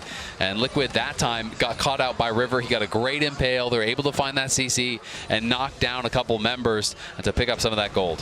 The tragedy, though, 400 Thieves in picking up those 3 kills is that it was 20 seconds before Otacon spawned and about 45 seconds before the Drake spawned. So yeah, you get the kills, you get the shutdowns, that feels great, but they would have really liked to have been able to link it up with an extra objective take afterwards. And now that Team Liquid's back alive on the map, the objectives are waiting for him. But let's take another look at how CoreJJ got caught. Yeah, it's just Ayla and FBI laying a trap really intelligently. River is over the wall there looking to reinforce. Jan shifts forward, so he steps up. River gets in position, finds the double ulti on the Cassante and on Jan. They throw the kitchen sink at Jan, knock him down. Impact does go on the run, but Sniper is here. They're able to get a kill there as well. It's a great collapse. You have to look for these sorts of plays. Golden Glue looking really pumped up after that one. I mean, this is the kind of situation you find yourself in. You've got to be willing to throw everything at someone if you think you find a pick when you're this far behind. And 100 Thieves now moving into enemy territory, still looking to fight, but they've got to be so careful about this. Down 4,000 gold. River already losing about half of his HP. FBI doing the same. River trying to flash away, find some sort of an escape route, but it ain't happening. APA killing off Quid at the same time. Back over in the mid lane. FBI's on the run. Umpty's on the chase. And CoreJJ's on the warpath. Sniper dead now too. Ayla trying to escape. Everybody on 100 Thieves is dead. There's only 95 of them left as Team Liquid. Absolute massacre. It's an ace, and it's Otacon off the back of it, and it's going to be a tier 2. It might even be a tier 3 as well. They are getting everything from this. Massive rewards picked up here by TL. And this is going to be tough to come back from. APA is just going to stay. He was already so far ahead, and now he's getting all the local gold off a tier 2, a tier 3, while they take Otacon after getting an ace in which he got a triple kill. I want to see how much gold is actually in his pockets. He's sitting on 2,400 gold. He just based. I feel like letting Ziggs through versus APA We already said, I can see the idea. I can see the theory. I'll make a prediction. It's not getting through for the rest of the draft because it's fearless. Wowie. Okay, nice prediction. Let's take another look at the fight that started with 100 Thieves just really posturing aggressively into Team Liquid's jungle. Yeah, so 100 Thieves were moving up. Again, they're stacked as a group here. They're saying, you know what, we got to pick last time. Let's look for it again. Quid goes forward. Great reactive flash there from APA. Has the flash to answer. And then Quid has no more movement abilities, no flash, no E. So he's just locked up there and burst down by APA, who's playing on the side of this fight so well. We're back to live, so we must be back scrapping. Yeah, we're right back into it as FBI valking away from the True Shot Barrage, guaranteeing that he stays alive. And APA just being so fed, having the damage over time items in the inventory, the double dot with the Blackfire plus Leandries. You saw there when he hit FBI with a bomb, the Corki still had 150 health left and just burned down in that fight. Nobody else even still had to hit him. As Core JJ will now do as Core JJ does when Team Liquid is ahead and just completely choke the vision away from 100 Thieves. I think it's really smart, and I also like just going towards the Mikhails. Like, I think it's completely fine. You're not going to be tanky regardless when you're starting Sork boots as well as the Leandries, so he's basically just an additional support. He knows APA and Yon are super fed. It is way more important for me to just protect them. And here comes that Maokai ulti, again, just making space from that tower, trying to allow them a window to step forward, but someone's got to answer Cassante in the bot lane, and that is the problem right now. 100 Thieves are stacking everyone on top side to see if they can get an odd man fight, but that just opens the door for Impact to whack away on this tower. And yeah, Cassante's not the fastest, but he's still got a sheen with that Iceborne, and he's still killing that tower.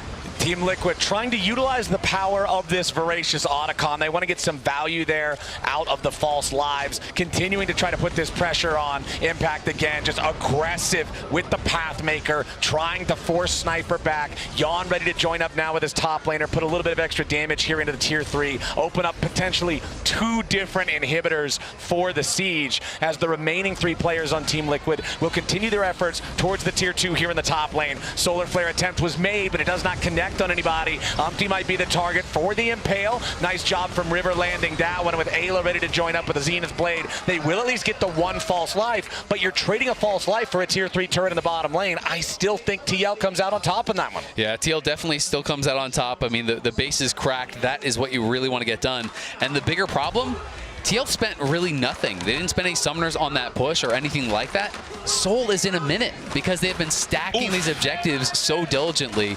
If you thought it was already incredibly hard to take down Impact, he's got a Spirit Visage, and that's going to be amping all of the Ocean Soul healing. If they get that, I just think the 100 Thieves are way too far behind to have any sort of a chance. But by the same token, you're down 8,000 gold. Can you realistically win a fight? It feels like there's not much of a shot, and TL has just dominated this first game. I mean, let's be honest here. We are at the point of the game where 100 Thieves doesn't really have it in their decision-making alone to win this game by doing something specific. They need Team Liquid to make a mistake, and they need to be ready to punish. Their friends. Exactly. They need a secret agent on Team Liquid to make a goofy move, and they need to be ready to punish that goofiness. But right now, Team Liquid is not playing goofy. They are playing coordinated. They've been doing a great job punishing when 100 Thieves overextends. Team Liquid had the 1 mistake in the enemy jungle that 100 Thieves did a great job of punishing, but other than that, they've been in control. And now 3 seconds left on this Ocean Drake. 100 Thieves just trying to defend around the Sun Disc here in the mid lane. But look at FBI and Quid's health bars. They're still burning down a little bit further, by the way, and that's 1 bouncing bomb. Yeah, 1 bouncing bomb, 30, maybe even a little bit more % health done on FBI from 1 Q. I mean, APA is just so far ahead of the pace of the game because not only did he get a ton of kills, he got plates, and he got local gold off so many towers. And now they're going to get Ocean Soul here, I think. It just feels like River doesn't really have a way in. And Core JJ is ready to back up the rest of the team. Nature's Grasp just barely does not connect on the enemy jungler, but now it's Sniper trying to find some sort of an angle, some sort of an opportunity. Meganar does not hit APA. He is on point with reactive flashes against 100 Thieves attempts. The Dragon still being burned down. APA with a Mega Inferno Bomb. FBI is going to continue just burning away to it. Another True Shot Barrage that nearly hits the mark, but that's Ocean Soul. That's a kill on Sniper. That's Team Liquid marching up to the Baron Pit. Exactly. And when you get Ocean Soul, you can just infinitely go towards the Baron. You're not even losing health. You're healing off it time and time again. 100 Thieves, you got no other options other than just coming out of the base and say, hey, let's try again. Keep fighting, because there's no way you're going to be able to hold on against this. So they're going to come over, see if you can find some heroics here from 100 Thieves. But really all Core JJ has to do is keep River out of the pit, make sure it's secured, and it's going to be your Baron. All right, it's got to be a full crazy YOLO coming out from River, and Team Liquid just don't want to allow that even a small chance of happening. Keeper's verdict from Core JJ says River is not allowed to participate in this one. Another Nature's Grass flies out, just zoning the team away. Impact on the front line, trying to make sure that 100 Thieves has no path forward. Now he's got to flash defensively. River's still on the chase, but 100 Thieves has to be so careful about over chasing. APA finally going to get caught there by the solar flare stun. Over the wall goes Ayla, trying to chase down after this monster carry on Team Liquid. First kill for 100 Thieves goes over as they take out Core JJ, but it already cost him Ayla and Sniper both. Team Liquid gets the Baron and a 2-for-1 after. Yeah, they're looking incredibly good in this game. 10,000 gold lead, Ocean Soul, Baron buff, 2 inhibitors are exposed. You have to feel like this is enough for TL to just march it down here and potentially deal that lethal damage, close out this game number 1. And close it out with an exclamation point, because this has been such a one-sided start to the series. We can watch it one more time.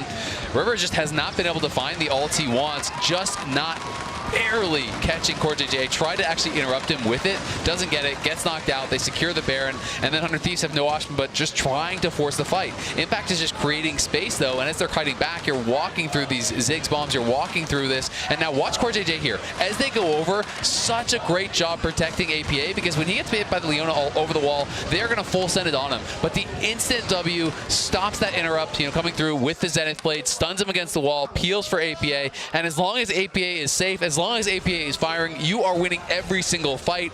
This guy is so far ahead. And now Team Liquid ready to keep this push going. They have 2 exposed inhibitors in the 100 Thieves base. They take out the last remaining tier 2 turret up here in the top lane. Impact and APA are going to be working on the last standing tier 3 turret now as 100 Thieves go for the collapse on the 3-man TL squad over in the mid lane. Yawn flashing over the wall to guarantee his safety against the Impale. Now the counterattack from TL with the True Shot barrage over the top of the Mega Inferno Bomb all the way from top lane. APA is godlike. 100 Thieves is out of there. Team Liquid already mopped them up, and they'll walk it all the way in for the win. APA just pads the stats for a little bit of extra turret destruction. Mid lane inhibitors the target. Sniper and Quid, 2 solo laners, 12,000 gold behind, will not hold the line here at the Nexus turrets. First one is already down as the Baron empowered wave is ready to collide into the second. Team Liquid just moving forward effortlessly. I don't feel like there was ever a time in this game where they allowed 100 Thieves to find their way back in. And game number 1 was TL start to finish. Absolute dominance here from TL. They were, to me, the odd man out of the top 4. They were the team that looked the most shaky coming into the semifinals. The one that everyone I spoke with were saying, yeah, they probably don't really have a realistic shot at the title. But yeah, here they are. They already made it to the finals. They dominate game number 1, and they are starting this off just about as well as you could hope for. Team Liquid just wants to run that one back a couple of more times, make this one nice and fast. Remember though, in the interviews, Sniper said, hey guys, fast 3-0. APA said, we're gonna give it a 3-2. We're gonna make it a show for the fans. But a reminder to all y'all fans out there, do not miss any LTA action when you get your favorite foods delivered on Uber Eats for less gold. Scan the QR on the screen right now. Click the link in chat or the Uber Eats button on lolesports.com to access the Champion Shop exclusively on Uber Eats. Now let's head on over to the LTA Lounge to break down Game 1. Thank you, Flowers and Azale. Wow. Team Liquid showed up in Game 1, Raz. They did. They did, and it started early. The early fights were going heavily in Team Liquid's favor. At least 100 Thieves was pushing back. I'll give them that. But then Team Liquid took it back. Yeah. Shout out, by the way, FBI's most deaths he's had in a game all year so far. That was 5. All right. Yeah, and we were talking a little bit before, I mean, even yesterday, of how would Team Liquid win if they win, and it's about returning to what made them so good in 2024. It hadn't clicked yet for them in 2025, but because they had been so good in the past, I was saying that they can get back to that level faster, and that's the type of Team Liquid I saw here in Game 1.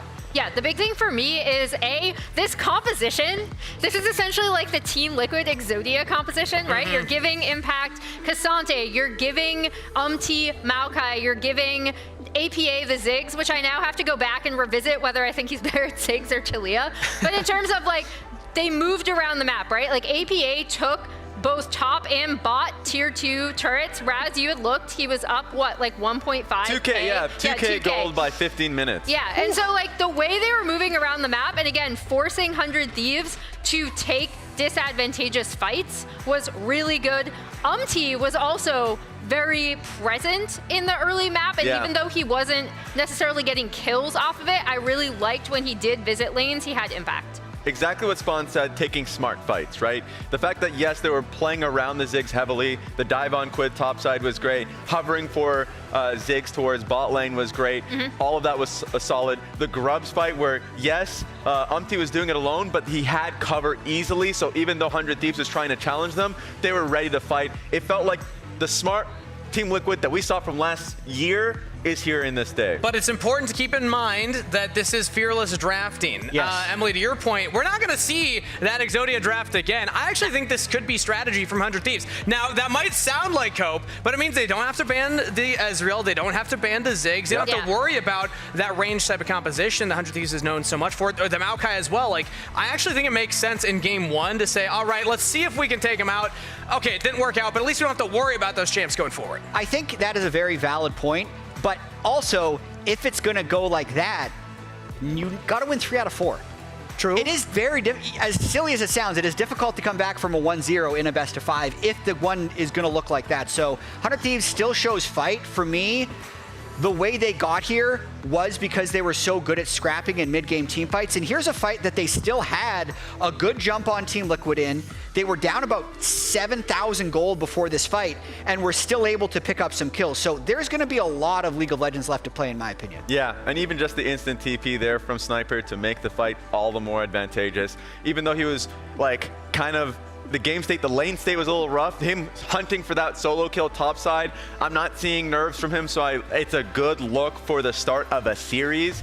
I'm expecting a competitive one, but damn, Team Liquid looked good after this one. That AP damage. Yeah, I was gonna say, look at that Ziggs damage. I think the issue with that team fight as well was because they weren't able to get any objectives off of it, right? Like for 100 Thieves. So even though they were able to fight back, TL actually was able to get the reset off and then I believe rotate to the next Drake afterwards. So yeah, we will see. I do think the fearless aspect of this is interesting because again, when you let a champion through, you are eliminating it from the pool entirely. So to your point, chat, then it's like, okay, how do they mentally recover, right? Exactly. Because you did not look very close at any point outside of that one team fight. And just a quick vote to APA's confidence. His career on Ziggs has been incredibly impressive. He looks just so mechanically. I mean, 16-3 is insane, but even just watching the speed with which he flashes important skill shots when he's on Ziggs, it's like, that champion is so much a part of him that he doesn't have to play the champion, he just gets to play the game to an extent you see when you're really a true like master of a champion, and I saw that from APA in that game. Yeah, but I also want to bring up a point, speaking of APA, he has the mustache still, and if you noticed, Spawn and Swiffer have mustaches too, so I think it's a mustache buff that's the for difference. Team Liquid. I actually think that's the difference right now. In other news, Kangas is not going to be joining us for next postgame because he lost the mustache. We're going to have Licorice instead, but game 2 is going to be up after the break. We'll see you on the other side.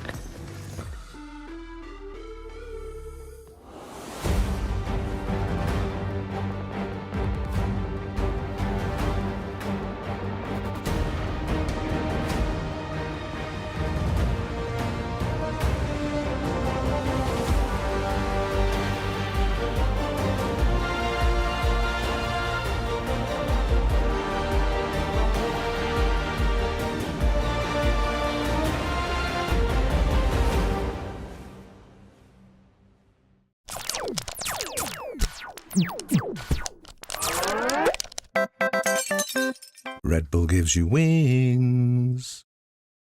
Why are we in Indiana? The retreat to Nashville, Tennessee. I could put Nashville, Indiana in the GPS. Mr. Shotgun over here. Bro. Okay. Let me just figure this out. Oh, we're cool. There's a charging station nearby.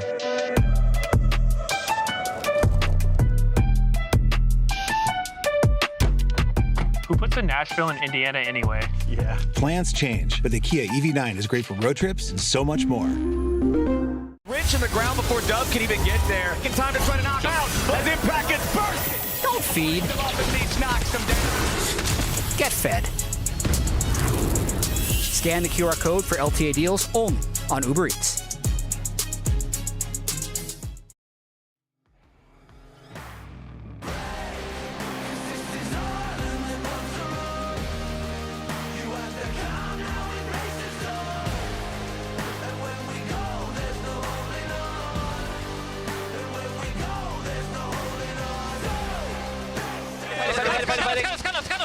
Scanner, no flash. Scanner, flash. Yep.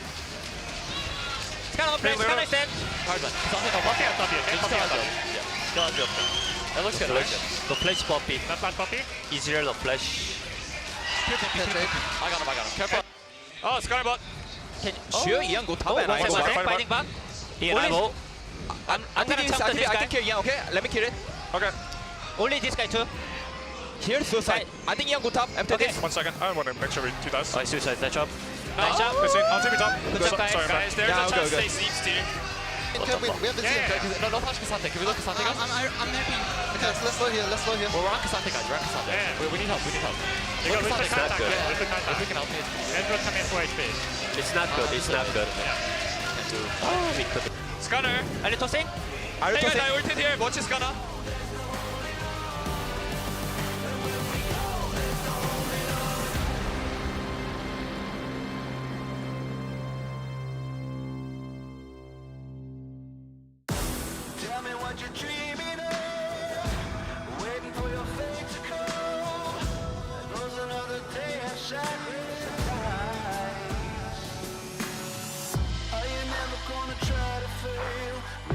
Stop the giving. Never gonna try to reach up for the stars. You gotta fight with all of your life. For the doubt change, show me your name. You gotta hit that warning light. Are you done with the waiting on right? You better run now, run before you hit the end of your line. No, no, no, no. Your line.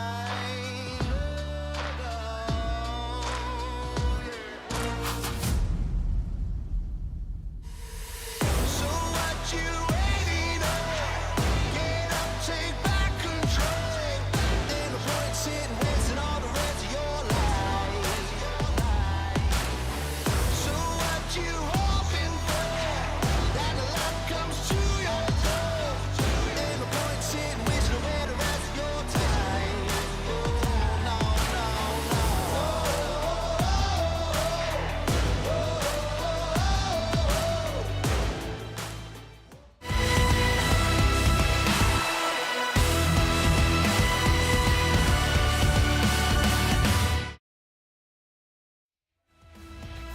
Ladies and gentlemen, welcome back to the LTA Finals between 100 Thieves and Team Liquid. Team Liquid came out of the gate swinging for game number 1. They got a couple of picks that they really liked having, and man, did they show 100 Thieves why they like them so much. Surprise. We are back with Bwipo Hi there. for his takes on that game. Bwipo, talk to us about your thoughts. So the first thing when you play best of 5 is when you do end up losing is like you want to make it as hard as possible for the enemy team to close out the game. I think that's something that you definitely want to prioritize.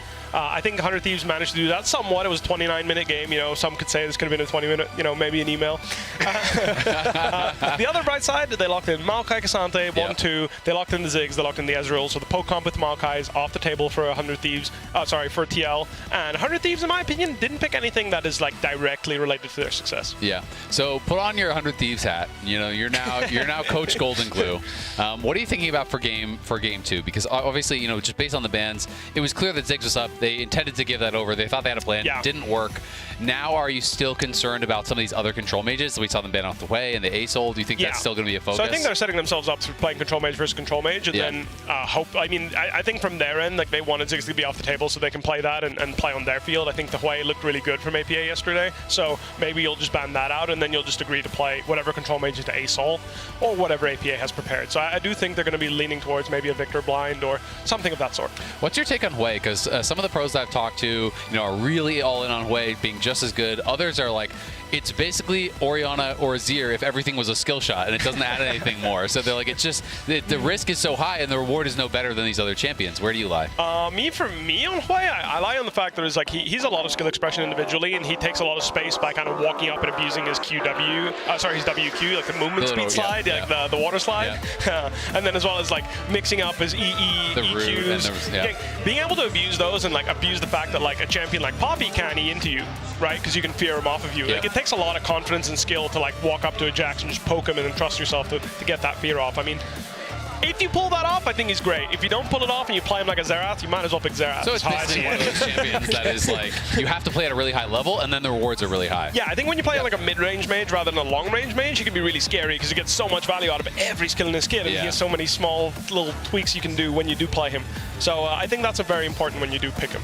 Okay, let's get into draft here for this second time. It is going to be 100 Thieves back on the blue side, so they're happy to stay in the same corner, as we do have Rumble, Talia, and Cassio banned out from them. Meanwhile, in the other camp, Team Liquid banning out the Yone, the Sylas, and the Vi. First pick of this one is the Kalista. I feel like this is a champion that we always see on ban lists, but Team Liquid was happy to let it through. We got to see it yesterday as well. Actually, Sven played it, and we saw the answer that TL brought out against it was actually Corki and was it Corki Nautilus? I think it was Corki Nautilus, I believe. But obviously Corki's off the table. What's your take? As far as Kalista and the strength of her in the meta right now? I think Kalista is just a really strong champion that facilitates AP junglers really well. So if you have a strategy of playing an AP jungler with Kalista, securing those first grubs, securing the second grubs, because she is the queen of those kind of skirmishes. There's no AD carry that can really match that. Plus, I think she has insane lane swap strength. She's one of those AD carries that does not need much help power diving any top laner. Even if you have a really strong top laner on the sideline like Asante, Kalista usually manages to take her out. Really interesting to see from 100 Thieves slamming the Ambessa. Like I mentioned, they didn't pick it into Kasante last game. They wanted to keep it open because they wanted a game without Kasante in it to enjoy Ambessa in. So they've got the Ambessa, they've got Renata next to Kalista, which is a long time Kalista partner. Yeah, we do have the Zyra and the Sejuani both locked in for TL. This is actually so spicy. I love this. You can go poke Varus and you can play even like double Comet bot lane 100%. And really just utilize the range advantage over the Kalista. Kalista obviously incredibly powerful in all ins, but Renata requires getting pretty close to hit that handshake. It's not like you're playing with an Alistar that is that guaranteed go button. So I actually think this is a really intelligent answer, and it's potentially taking out another pick that Umpty wouldn't want to play in jungle for later on, right? So 100%. I think it's like kind of double whammy. It's kind of brilliant. Hey, it is really brilliant. Also, Ambessa has a flex for 100 Thieves. They've shown to be able to play at mid lane, and there's something that they're willing to do. So now you've also not just removed it from next games, but also on this exact draft. Because maybe, River would have been looking for this on the 4-5. Well, we do have some interesting stuff so far in this one. I'm really liking what we're seeing. Team Liquid also, that they're happy to get Sejuani for Umpty. Throughout Umpty's time in North America, he has been known as a Maokai and Sejuani merchant a lot of the times. His best performances on these tanks, on these meatballs. He got Maokai in the first one. He gets Sejuani here in the second. TL fans are happy to see him on these picks. Well, and I just think it's so interesting because we were talking about this off camera, but last time these two teams played and 100 Thieves won, their strategy was actually taking away the comfort picks from Umpty. So game 1 was a Maokai, game 2 was a Sejuani, or vice versa. I can't actually remember, but River was the one playing those tanks and forcing Umpty on some of the junglers he's less comfortable with. So this time around, they're prioritizing other things and allowing Umpty to have comfort. I think it's really interesting that they decided to go 4-5 with the mid jungle or with their top laner. They're batting out Jax from 100 Thieves side in Gangplank, which is what they used yesterday to counter the Ambessa, which I was super surprised with. Honestly, I think it's awesome that Gangplank saw play, but into Ambessa, I wouldn't have had the balls to play that. So props to him back there.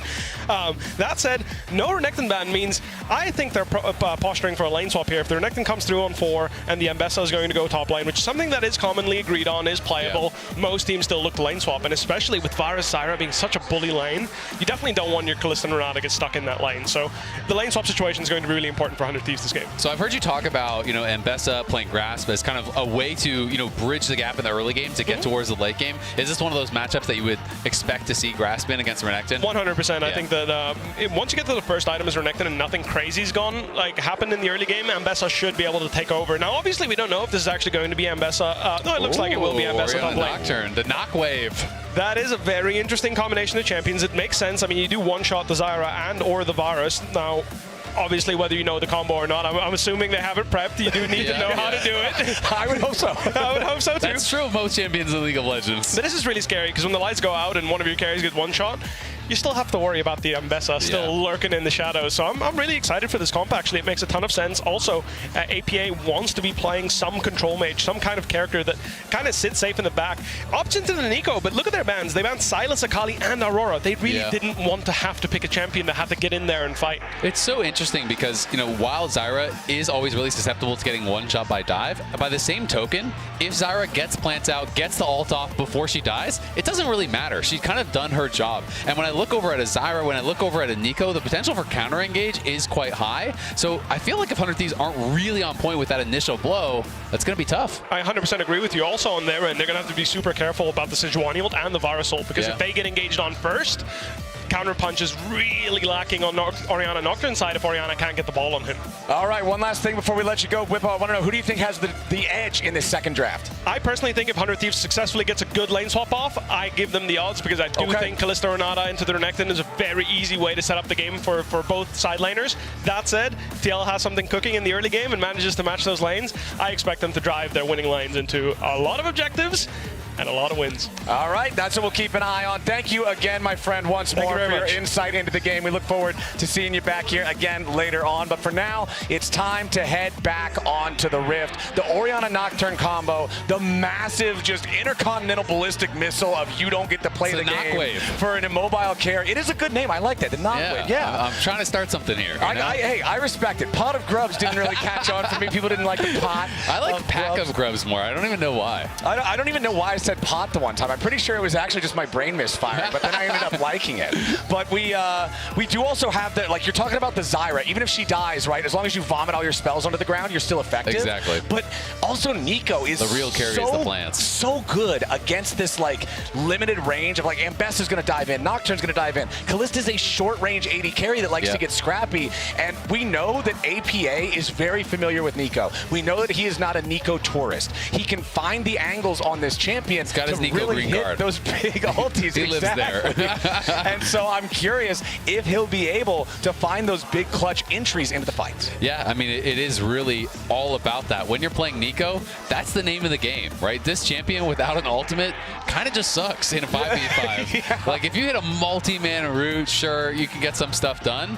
But it is really so much about playing around your ultimate, because sometimes you can come into a fight and you force 3 flashes with your ult, and it feels really good, but then you instantly lose the fight because you don't really contribute anything else. Yeah. So it's like, it has to be on point, but they do have some pretty good setup. And while their initial engage is really kind of just down to something like a Sejuani ult, unless there's a flank or whatever coming in, their follow-up is so strong. It's nasty. Chains of Corruption, the root from Zyra, the knock-up from Zyra, the point-and-click stuns from Renekton, the root from APA, the knock-up from APA. So like Bubba was talking about, if any of these squishy characters over on the other side do get tagged by one of those initial stuns, you're probably not moving again before the screen turns gray. And I like what Bubba was talking about too with this lane swap for 100 Thieves, because I think you guys were exactly right talking about, okay, well, if you're going to play Kalista Renata, if you just want to be like the in-your-face angry bottom lane that's going to put the pressure on you, here's Zyra Plant. Sorry, dude, don't play the game. Yeah, exactly. And they're just outranging you, right? It's double comment, like I was mentioning in the draft. That's what I expected. It's going to be double comment, and you're just getting E'd by Yon, and you're just getting plant poked over and over by Zyra, and you're not really being able to get in range. You're kind of just slowly getting whittled down. Maybe you can get the push and kind of control that way, but it's hard in that straight up 2v2. Little update about what the delay is on stage. If you saw the tweet, Yon's glasses broke yesterday. They got them repaired. They just broke again. Wait, what? So they're trying to fix his glasses. Hopefully they can get them all good, because I don't think he can see very well without them. Yeah, that would be a pretty major handicap to have your AD carry not being. What a flex though! If you win the split, you're like, I couldn't even see, bro. It's one thing to pick blind. It's another thing to play blind. Yeah, I mean, his glasses aren't on, so I don't know if someone grabbed them from him. They're gonna try to fix them. I don't know if he's got some backup contacts. I'm not sure, but that's what happened. Unfortunately, they re-broke. So. I mean, I'm not going to lie, that's tragic. I've never actually had my glasses break when I was traveling. I did one time, right when I was about to go to Worlds, have my glasses break the day before.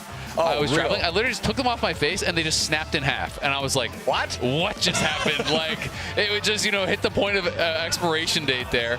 So I had to go all over the city looking for the ones that fit my lenses, because you can't get lenses fast enough, right? So you have to find the exact same frame. So they are here working hard. Did you make it work? This is some glasses surgery going on. Did you make it work, or were you just YOLOing? I was able. We went to a bunch of different stores. I was able to find the exact same pair of frames and pop my lenses in. It looks like that's what we're doing here. Is we've got a bit of a lens transplant. Some glasses surgery. We brought in some specialists. Yeah, Godspeed specialists. So it's a rocket surgeon. He's on staff for situations like this. Yeah, we got to make sure that we're ready to go. We got the phone light. It's an emergency. From Space Force here on the sidelines. Well, you don't know about the rocket surgeons from Space Force? They're the best of the best. They're the best. They're absolutely the elite, the best people. Yeah, the best people, the very best. Absolutely ready to go. That's why we have them on staff. Yep. And now it looks like we've. All right, we're removing something. Or maybe we're no. It almost looks like there's two glasses there. Maybe it's like a heart transplant. No, that's what I mean. Like, it looks like they're lens transplanting maybe into a new pair. But what if they don't have the right frames and they're not going to fit? Oh yeah, I guess that's true. What if the donor doesn't take like the? Oh yeah, if it's like a kidney or something, and you've got the wrong lens. And they only have 2 of them. It's a pretty good comparison, Yeah. You donated a kidney. Sucks if you lose your kidney. And the guy's like, sorry, bro, didn't take. Sorry, dude, it just Can I have the other one? Didn't work. My bad. Well, but I need one too. This is a serious. I never even thought about this as a problem before, because I've never worn glasses myself. I've had a lot of people tell me that I should. Because oh, that's true. Yeah, I've heard you before. We're like looking at the prompter and Flyer's like, this thing is way too small. What are they doing? And I'm like, that's normal text size, brother. I can read that just fine. Yeah, I think at least we got multiple producers here at the LTA, LCS in the past. I think probably all but one of them at some point or another has told me to get glasses before, but never actually gone through with it. But I never really considered what happens when they do break in the middle of just one of these absolute climactic situations. I don't know if I've seen it happen before. I wonder what his prescription is. Maybe we can donate him a pair, Maybe I cast blind. And he wears my glasses. Yeah, exactly. I'm willing to do that for the fans. I'll just say stuff. Jan, do you have the same eyeballs as Azale? Yeah, do we have the same prescription? I'll just tell you what's on the map, and then you just say that that's important for the lanes. You just say something, I'll go, hell yeah, brother. Yeah, that's all we got to do. We'll do the hell yeah, brother cast of a play-by-play and a guy who can't see. That'll be a ton of information. Well, I could just be a second play-by-play, but I won't be able to see, so I won't really be able to contribute. But I'll be like your hype man, Oh, you should do the Korean style of multi-play-by-play. Do the sound effects. I was figuring, I'd just repeat what you say. So you're like, get someone with the mystic shot, be like, mystic shot! Yeah, there you go. Exactly. Yeah. You highlight the ability name. You make the sound effect when somebody dies. Do like a big like if somebody gets popped and you just can't believe it. I'll be like your Echo. You call it the triple kill. Triple kill. Oh, I thought you meant like Echo, like the character, like you were gonna be shadowing me. Oh, but technically that is what you're doing. Yeah, you're like my 4-second shadow. Why not both? Yeah, I'll take that. Okay. Yeah. Looks like everybody's kind of just chilling. Core JJ deep in thought. Wonder what he's thinking about. Maybe his teammates' glasses. Like, damn, I played that last game pretty well. I mean, he did. Everybody on TL played that game pretty well. I will say, all jokes aside, though, these kind of situations are obviously tough for both teams because you really do need to stay focused. It is such a mental game. And a best of 5, you can be here, a couple hours before, getting ready, talking about Pikmin, doing all these things. And then the series is going on for quite a long time, especially if you're getting all the way to Game 5. And you've got to be so locked in, so mentally ready, because if you do fumble in one of those big moments, that can be everything you've worked towards that entire split out the window like that. So a lot of the players, you can see some of them eyes closed. They're kind of doing a little bit of a meditation thing. Right. Others, chat and joke around. They just do whatever works for them. Everyone has their own kind of little rituals and ideas of how they can best stay focused. I remember even just talking to different players when I first joined, like the pro scene in LCS back in 2017, and just seeing how different players handled like going into a big match. Some guys would be listening to pump up music, they'd be getting real hype, walking around talking to their teammates. Other guys would go sit in a conference room by themselves, total silence, pure meditation, just to try to find that zen zone. Exactly, it's whatever works for you. I was always, when I would go to tournaments, I was a music guy. I'd listen to music music as long as they would let me until they forced me to turn it off, because that is what kind of kept me comfortable. Have an update. We asked for what Jan's prescription is. He doesn't know. So Wait, what do you mean he doesn't know? So the donation angle may be difficult. It might be like a kind of like one of those try-on angles, like everyone here in the crowd who has glasses go up, and we see like if the slipper fits kind of deal, We're gonna Cinderella this. We're gonna Cinderella it, but it's gonna be glasses, and we need to find his Prince Charming with glasses. Yeah, maybe like how cool would it be if he's just got like a pair of like stunner shades, some crazy glasses that are the ones that work. Okay, so I always kind of thought that glasses were sort of like shoes for the other side of your body, where it's like, I don't know anybody that doesn't know. I feel like a hat is more like a shoe for your head. Well, no, but not everybody. Like, there's nobody who needs a hat to like function in day-to-day life. Say that as someone who lives in like Siberia, brother. You'll be freezing to death. Okay, sorry to offend the SCS, the Siberian Championship Series in the middle sorry of to everyone who was just offended in Alaska. Yeah. Sorry to the fucking people watching outside there in Siberia. Well, fine. That's my bad. That's my bad. Beep, beep, beep, beep, beep. But we have the how do you not know the glasses prescription? It's like your shoe size. Everybody I know knows what size of shoe they wear, right? What size of shoe do you wear? 11 and a half, I think. Okay, I wear an 11. So we have very similar shoes. Yeah, I feel like if one of our shoes broke, we could give the other guy our shoes. We probably could. But to be fair, sometimes, clothes, you have like a medium jacket, you're like, wow, that fits me pretty well. And then you have a large jacket, you're like, this jacket's too small. Yeah, that is fair. But I feel like clothes are made more differently. Like sometimes they are. I'm just kind of giving you trouble, to be honest. Yeah, but I mean, like shoes, I feel like glasses probably got to be pretty standard. What right? if brand to brand, every prescription is different? You can't prove me wrong because you don't wear glasses. Yeah, I guess that's true. Honestly, they're the same. This is proving you wrong in this completely worthless analogy is the most compelling argument that I've had yet to actually try and get glasses. Just so I can come back and say... you don't actually wear them? You're like, I wouldn't got glasses. Yeah, I was like, I went and got them just so I could... I respect that. That's the kind of level of petty that I really aspire to be. Okay, so let's see. I'm looking in Twitch chat right now. I'm seeing a lot of people actually say that they don't know their prescriptions for their glasses. Apparently, this is a more common thing. Well, if you've had the same prescription for a long time, you kind of just, it's around there. Do your eyes like evolve, or I figure your eyes get worse, brother? Wait, really? I thought once you got glasses, it was kind of just like, hey, that's your glasses. Nope. Really? Most people's eyes keep getting worse. And like if you want to get LASIK or something, your eyes actually have to, prescription has to stay stable for years before it's really even worth getting. Isn't LASIK where they like shoot you with a laser beam in the eye or something? Exactly that, yep. You can do it at home. Just buy a laser. No, just kidding. Don't sue me. Don't sue me. This is not medical advice. Do not depend on this stream. I'm not a professional rocket surgeon like the people we had working on the glasses. Do not go for that. We don't want to be responsible. Your glasses prescription can change pretty regularly. For a lot of people, it keeps changing pretty much all the way to get real old. No kidding. Yep. I always thought that was just because everybody in my family except for me wears glasses, and so I figured that they all just had just get one pair. You go to the glasses. You just go to the glasses store and you get a pair of glasses and with you for life. It's like one of those animals that only has one mate for life. Yeah. You choose your glasses. Actually, better example. It's like in Harry Potter when they go and they get the wand. Oh, and then you have your wand forever. Exactly. Same thing with glasses. There's like a spiritual connection between you and the glasses. Really, the glasses choose the blind person. But you're telling me it's actually more like hermit crabs, where they just like you pick a glasses for a while and you're like, yeah, this one sucks. Am I the shell in the situation? No, your glasses are the shell. Glasses are the shell. The I'm the glasses crab. are the shell. You are the crab. Jan's got glasses. And then wait, whoa, really? We get to play? I wonder if they're the same glasses. I don't know. I actually can't. We were too busy just yapping. I wasn't paying enough attention to what his frame looked like. Unfortunate. Well, the important part is... We've had a constructive conversation. We've learned a lot. I'm sure chat has too. This was very important. Yeah, I learned a lot about glasses. I learned that apparently you don't just get a pair and they We're resuming the game, brother. It's time for some League of Legends. Let's do it. All right.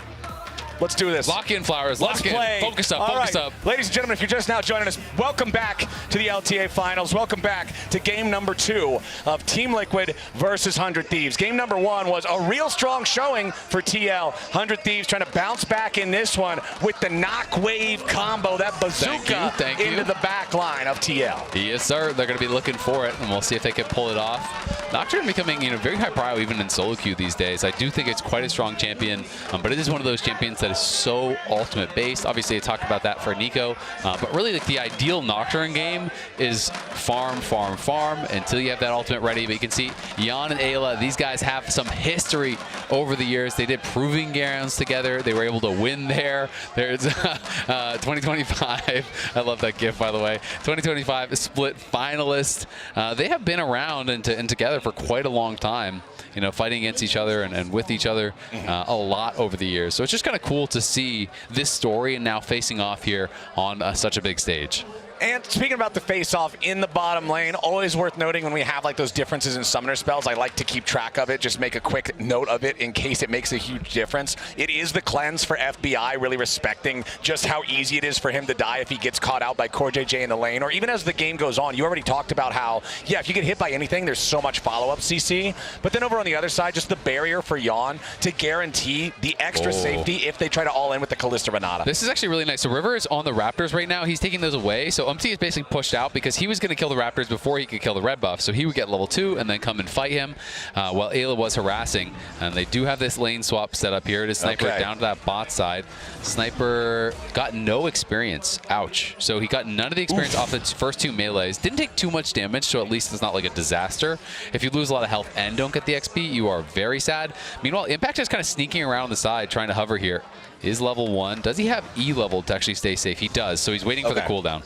Yep, just gets the extra slice back, jumps over the wall. He even managed to slice through River, so he would have the extra cast of the dice. They're thinking about diving, though. This is what Bobo talked about, one of the strengths here. Okay. Impact still just trying to escape. 5 seconds left on the slice. Completely zoned away from that wave. Cannot participate in this whatsoever, as Umpty has made his way into the enemy jungle to farm that red quadrant. And now we have to look down to the bot side and see what is happening there. What is the reaction from TL? Can they actually push Sniper off? And I'm going to think the answer is no. Sniper is getting harassed. Core tanks up a tower shot or 2 there. But Sniper, even if he doesn't get the farm, he's getting all the experience, where Impact is just completely homeless. Yeah. Impact is looking for anything, man. Anything he can get. Sniper still just on the 1 CS. That's okay, because he is going to be getting towards level 3 here very soon. It's one more than Impact has. That's actually an infinite CS lead. Yeah, it's trouble for Impact up here, and he's going to go ahead, teleport up underneath that top lane tier 1 turret. He did have most of an EXP bar that he got earlier, so it does mean that he only needed that first minion to hit level 2. So as soon as he arrives, now he can start picking up a couple of minions. Both top laners getting the authentic lane swap experience. I actually think it's a really good TP, but it looks so funny because he didn't even base, didn't even have anything to buy. He just gets zoned off and then has to TP 4 feet back. And it's the only way he can get back to that tower and soak experience. But if you let them zone you off forever, you're never going to get back. And mid lane, Quid could be in some trouble. Ooh, nicely done there with APA. Strangle Thorns into the blooming blows. That last pop would have taken Quid out. He has to flash away to guarantee his own life. Yeah, going to be able to survive for now. But up on the top side, the wave was actually pushing away from Impact. They are thinning it out, so we'll see if... Yeah, it looks like they're not going to try to hold a freeze. They're just going to thin it out, push it back. And even with all of the damage reduction on these towers these days, they still almost took a plate. But TP's going to be coming in. We're going to see if APA can find anything here on River. APA trying to stop the continued invasion of his own jungler, but right there, APA forced to spend his flash. Ouch. You go in point blank with a Nocturne like that. This isn't last game. You're not 10,000 gold up. You're not in a place where you can just make these very audacious moves, and APA gets punished early. Yeah, I think his thought process was Umpty would come down and we would kind of pincer him, right? And then we'd collapse on him, but Umpty stayed on the camp, so maybe a little bit of miscommunication in that spot. Umpty obviously already down on camp, so maybe feeling, you know what, I actually can't afford to move away from this. River is going to win the smite, but a lot of the little ones are going to go to Umpty, so still getting most of the gold.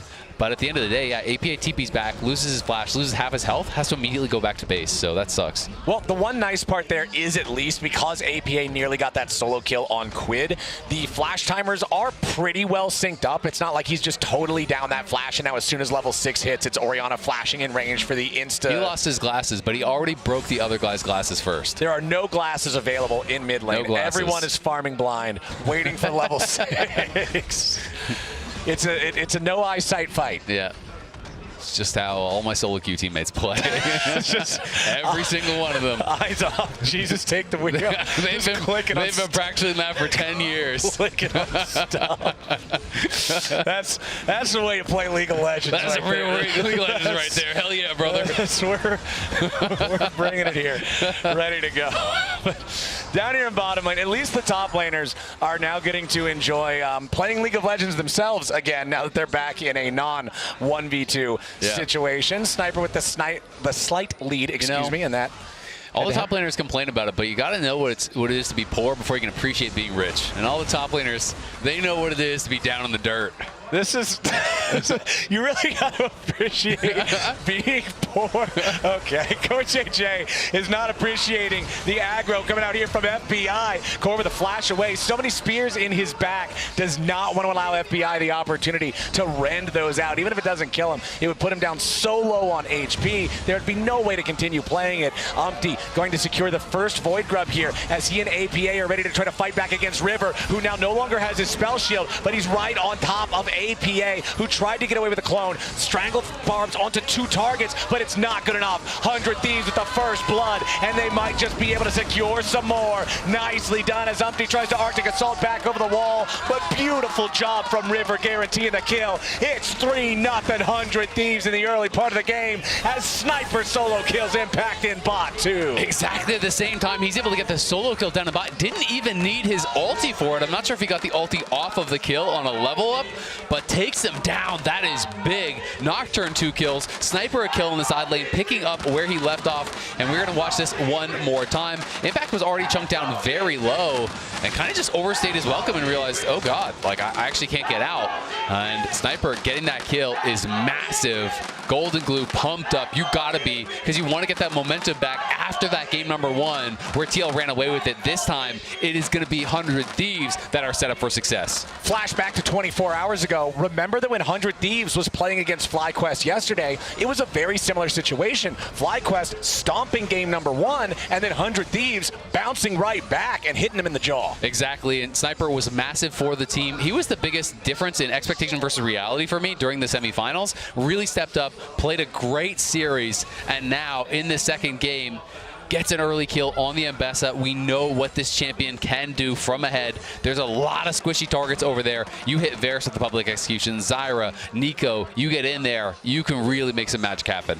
And after what Whippo said at the end of the draft, comparing this to yesterday, I'm getting kind of similar vibes to that game too as well. Because yesterday we were saying 100 Thieves, they have to execute. Because if they don't, Flyquest at that time, Team Liquid now, has the answers. And so far in this early game, game number 2 today, here in the finals, 100 Thieves is executing. We'll see if they can manage to find those combos with the knock wave like you were talking about. Yeah. But right now it's Team Liquid overloading the top side, looking for the Wombo combo here on Sniper's Mbessa, but the lights go off and River jumps in to see if he can get something in return instead. He manages to get the fear on Jan. He won't get a return kill, but honestly, saving Sniper was the whole goal. Yeah, exactly. That's really big. And even with the lights turned off, Jan was able to actually hit Sniper with the piercing arrow. Wouldn't have had vision of him. That's all the practice without the glasses right there. It was calibrating. We're really just going to keep the glasses all the way to the I'm sorry, I couldn't help it. I'm done. Oh man, we're in the glasses realm now. River wants APA on this one, does manage to track down the real deal as APA will not be able to get out of that one there with a root. Nicely done from River, utilizing the spell shield. APA thankfully does have the flash, so the root might not have got it done, but the summoner spell keeps him safe. Meanwhile, bottom lane, Ayla and FBI putting the pressure on Impact, whose Renekton is not doing the greatest so far in this game. Yeah, definitely having a little bit of trouble. You know, obviously obviously got zoned off, was put down in XP, then gets solo killed. Now going to be sent back to base, but he does have the teleport, so should be okay to be able to go topside and collect all of that wave. Also, really nice just to be able to take off the flash from APA. Obviously, he lost his flash on the initial TP. As soon as it's back, they put the pressure on here with the shockwave. Obviously, it wasn't that full combo because Nocturne didn't use the ulti, but it was the training wheels version, you know? You just have the Nocturne walk up, get that ulti down, force out the flash, and APA without that flash is going to have way less playmaking ability. All wave, no knock, didn't matter. Still managed to secure the summoner spell as Team Liquid will look to take the first Drake of the game for themselves. They did manage to get 2 out of 3 of the grubs up there in the top side. Still not going to get any credit towards the feet on that one since you have to have the full trio. Sniper now making sure that he backs up as Team Liquid overloads the bottom lane. Yep, they're going to be looking to put the pressure onto this tower here, farm some plates.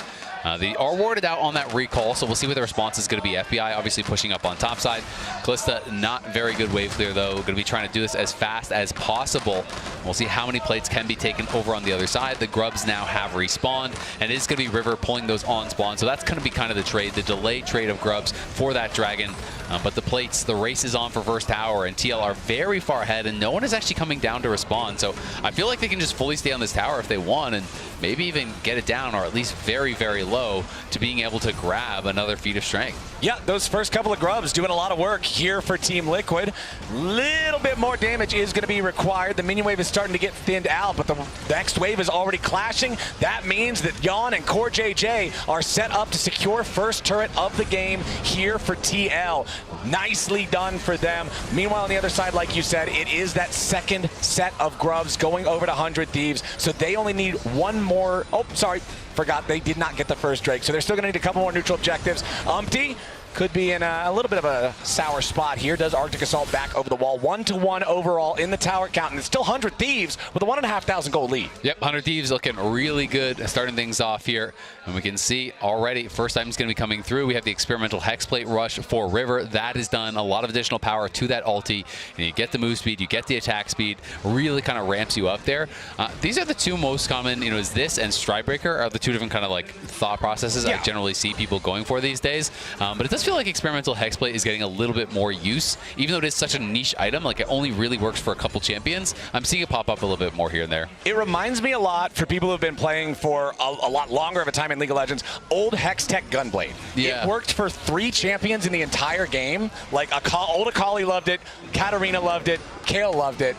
Nobody else cared about the thing practically at all. Yeah. But those 3 champions loved it. And Hexplate kind of has that exact same type of vibe. Nocturne being one of the ones who gets so much value there. As bottom lane, 100 Thieves going in, trying to put the last little bit of damage here onto this tier 1 turret. Meanwhile, Team Liquid ready to reinforce. River trying to get away now from Umpty. Nice use of the spell shield there to block the second half of the Sejuani W. Impact's got to be careful. A lot of pressure onto him underneath the tier 1 turret. But Umpty and Core are ready to go. FBI gets caught out by the Sejuani ulti, but he blocks it on purpose. He has the cleanse. He can immediately deny it, but immediately from behind enemy lines, it's APA ready to go. Pop Blossom finds 2, but he's got to be careful. He's stuck on the front line, and Sniper's already killed him. Impact wants to turn it around, but Impact's now in serious danger himself. Sniper wanted to flash forward to find another kill, but he ain't gonna get it. 100 Thieves trying to be careful, fully disengaged, but Sniper's caught out. No escape mechanisms left, and a little bit more damage goes through. Team Liquid 13 minutes in, finally on the board, but it's a 1-for-1 in the fight. Yeah, solid flank there from APA. Had the deep teleport, and the ulti ends up hitting on 3, I believe, because even River was ulting in, ends up getting caught. Quid in some trouble here, though. Umpty is going to look, and you can't disrespect the Zyra damage too much. Is going to be rushing towards that Leandries. Already has the Zazax. Zazax. I like it. The support items have such wacky names. Yeah, I mean, that's how you say it, right? Zazax? Zazax. Yeah, I'm pretty sure that's what it is. It just sounds wacky because you almost never see it. Yeah. The good old, the ZZ Rod spiritual successor. There you go. We'll see this one more time. The cleanse forced out there on FBI, and then it was just all about how successful is this flank going to be. The lights get turned out, so they can't really coordinate as well.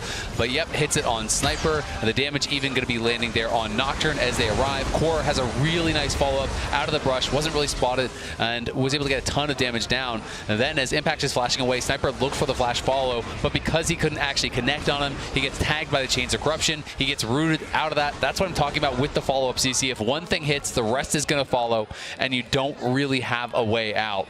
A great kill there for TL. 100 Thieves still looking strong in this one, and we'll see where this next Nocturne ult is used. They are heading out towards top, and there is no tier 1. Can he shockwave it? Yes, he can. Impact is stopped in his tracks as Ayla and Quid will now look for the rest of the health bar. They got River coming up just to guarantee it. Throws out that little bit of a Nocturne Q for the assist to help Quid out, as Quid needs some more damage to deal with the Croc. But he's got it easy enough for 100 Thieves, up 5-1. Yep, they're looking really, really good. APA trying to play through side lanes. That is such a core component of TL's success when they're playing at their best, is how APA manages side lanes. Plays a lot of champions that can be very successful there. He always wants to put pressure on these towers, and we can see River very successful in his career on Nocturne. 9-3 on the pick, you know, has really been a successful one for him. Obviously, Nocturne is more one of those niche champions that you don't just kind of spam.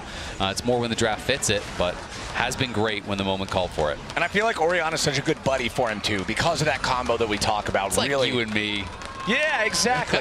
And like yawn and glasses. There you go. It all comes back. It all this time it wasn't returns. me though. I will point out. Well, no, that's why we're the good duo, because I brought it back for you. You said you were done, you but know I wanted to say I knew you were ready to keep going. I knew that we were able to bring it back again. Appreciate that. I got Appreciate you, bro. that. I got you. And 100 Thieves, they got a 2,000 gold lead right now, 16 minutes into the game. Rift Herald just about to spawn, and it's 100 Thieves controlling the top side river. Yep, and they have a lot of these big one-item power spikes. Blade of the Rune King, obviously huge for FBI on the Callista. We have that Seraph's about to be fully stacked for Quid, which is going to feel nice. Obviously, knowing there's so much upfront burst coming through from this TL comp. We obviously have the Eclipse, we have the Hexblade, so they are looking strong, and I do think this is going to be a really tough fight for TL to look towards. In general, their comp is going to function around softening up targets first, then hard engaging. It's going to be pretty reliant, I think, on Kenyon and Core, land some poke, chip people down, then you find the ability for APA to flash in, or Impact to find an angle, or UMT to go, and you try to kill them from there. You don't necessarily want that 100-0 fight, otherwise I do think there's a really high risk of TL's comp using a lot of damage up front, not having quite enough to finish them off, and then all of a sudden, all these champions that have high consistent damage on the 100 Thieves side can really start to run over a fight. Well, right now, Impact just going to make sure that that wave gets pushed up here in the bottom lane. Team Liquid just farming it out. They've only still got that one turret claimed down in the bottom lane, but 100 Thieves still only has the one they've claimed in the top side, so no super explosiveness from either team just yet here, as Ayla does potentially get caught out there by UMT, but honestly, despite the fact that Team Liquid committed both the Sejuani ulti and the Zyra ulti to that, pretty easy for Ayla to just walk away, only spending the heal. Yep, use the self Mikhail's as well, so they are going to be getting that on cooldown. And Mikhail's becoming, more and more popular of a rush item. I talked about how Busio does this a lot. I think it is so powerful, so effective. It's Sejuani, it's a root, it's a flash Renekton stun that is instantly removed and countered by this item.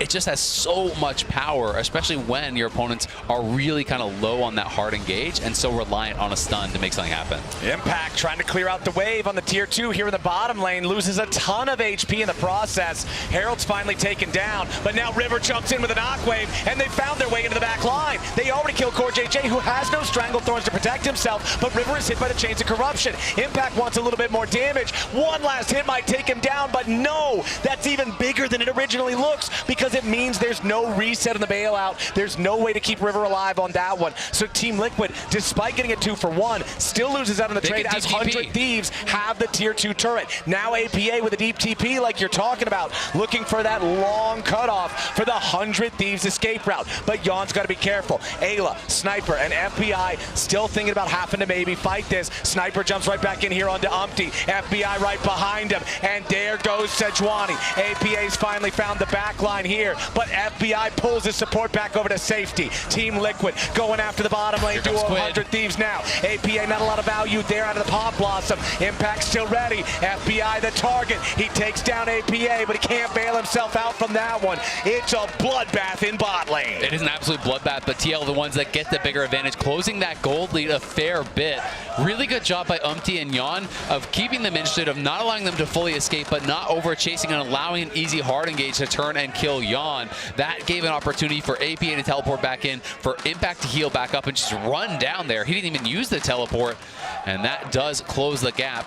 We'll see, though, if 100 Thieves can be first to this next dragon. It's going to be a critical one. Otacon, of course, coming up pretty soon, but that third dragon will be massive. We can check it out in the Kia replay here one more time. This is after the initial fight. Umti's job is just to kind of keep them interested and buy time. Sniper, yes, he flashes forward. He does take him down, but Yon is still safe. Impact arrives, and in comes APA. This is a great pullback from FBI to keep his support safe, but at the end of the day, he's got nowhere to go, and he knows it. So his only real option is to just try to turn and fight his way out. And as we jump back into live, we've got another attempt from the Orianna Nocturne going after Impact this time. TL's got a lot of backup coming in to support the Croc as the damage is enough and they kill off Quid first. Impact still standing, but River finally finishes the job. Sniper wanted to make his way into the fight, but now he's in danger too. Sejuani ulti flies after him, but instead it ends up getting even more. It locks up Ayla as Sniper dives to the damage over time. 100 Thieves overplay their hand looking for the Renekton, and they lose 3-1. Yeah, they spent so much trying to take down that Renekton, and not everyone was really in place to follow up. I don't think they expected everyone from TL to be on that side of the map, so now it's going to be Otacon, and likely the Dragon as well.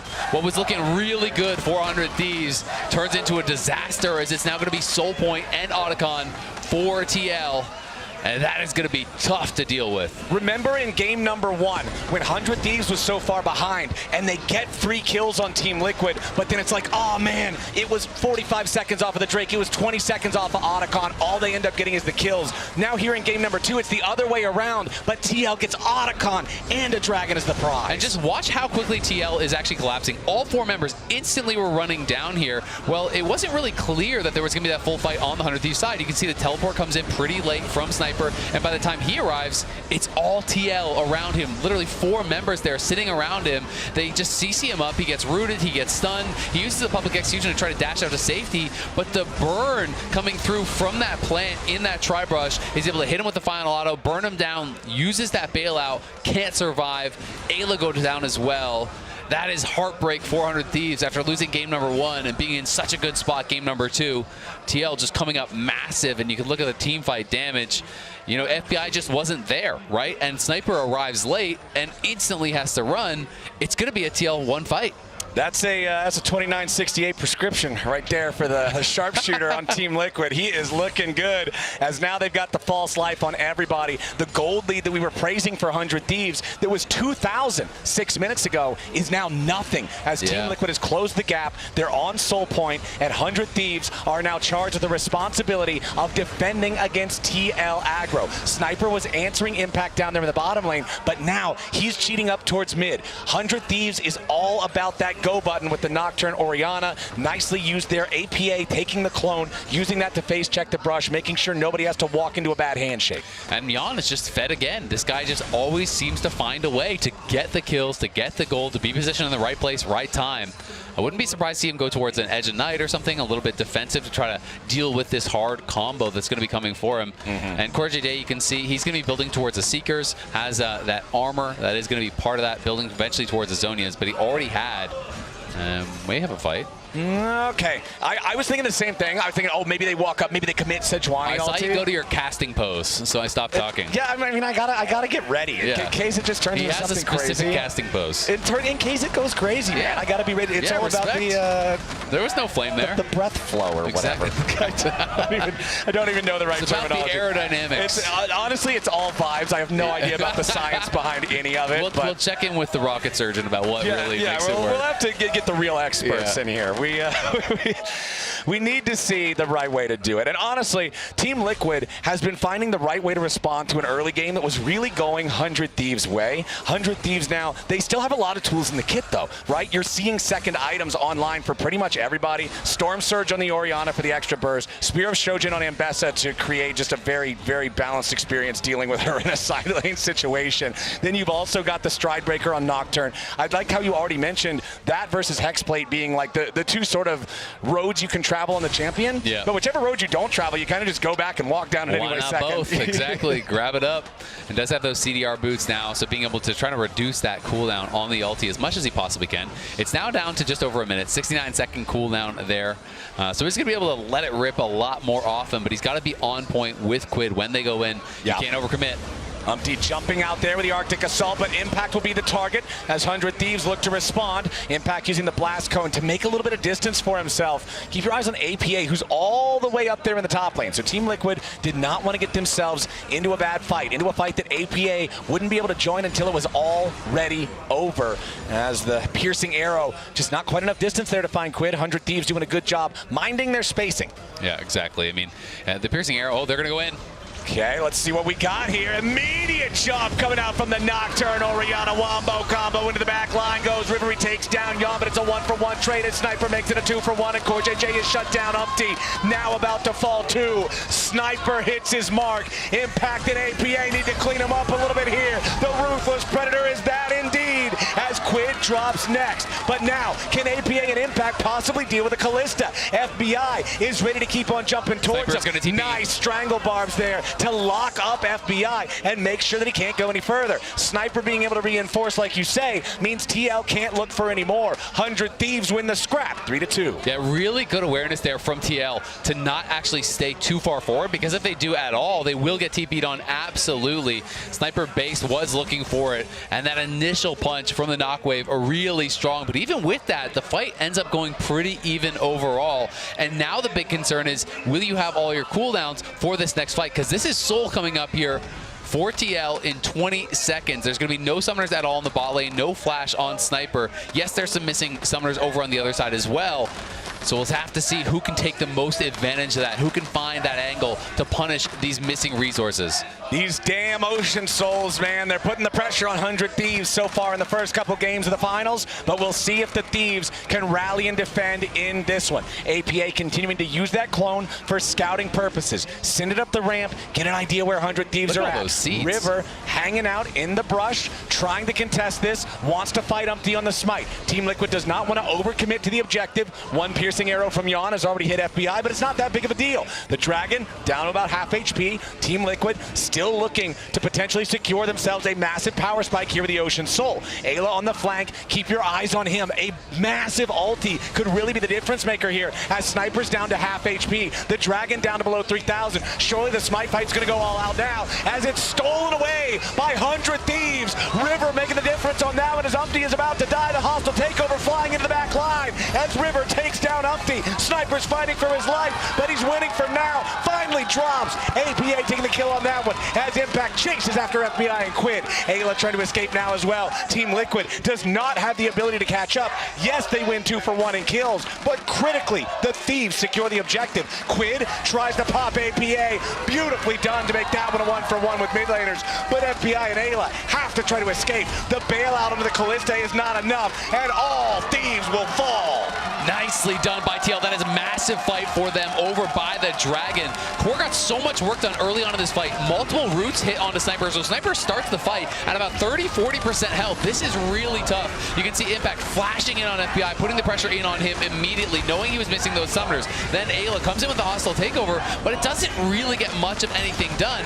And as Sniper comes in on the flank, he was softened up so much earlier by Core that he just gets turned on by TL, knocked down immediately. Ayla, Quid, as well as FBI are kiting out, and I feel like they kind of baited themselves back in with this potential re-engage. Yes, Quid is able to find the trade kill on APA, but FBI and Ayla stay here and from this spot have such a small chance of being able to win out in this fight. Even if you dodge out on the skill shots, they're so low on health that I think they kind of overstayed their welcome in this spot and they get punished for it so much.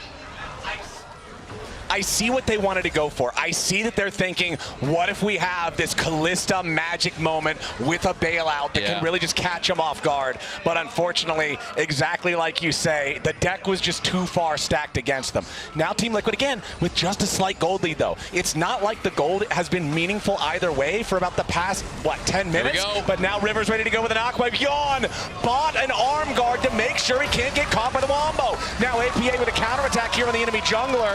The hostile takeover isn't going to do a whole lot. It just creates space for River to try to run. Team Liquid still looking for a little bit more as FBI needs to escape, but the Stranglethorns have them. The follow-up from Team Liquid is beautiful.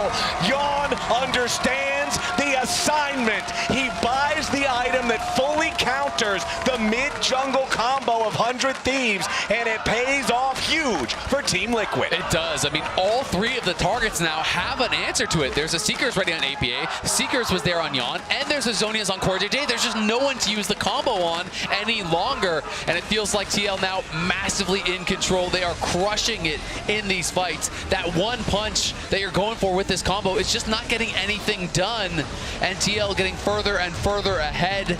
They have the Baron now, and it's going to be a full court press to try to knock down some of these tier 2 towers and extend the gold lead as we can watch this one more time. They knocked off the Edge of Night. I don't know that they realized that this was actually there, that they had it, because they commit the full combo to it, and on the exit, APA has that rocket belt, moves forward, catches River and Sniper. Sniper gets tagged up by the Chains of Corruption. It's all about the follow-up CC.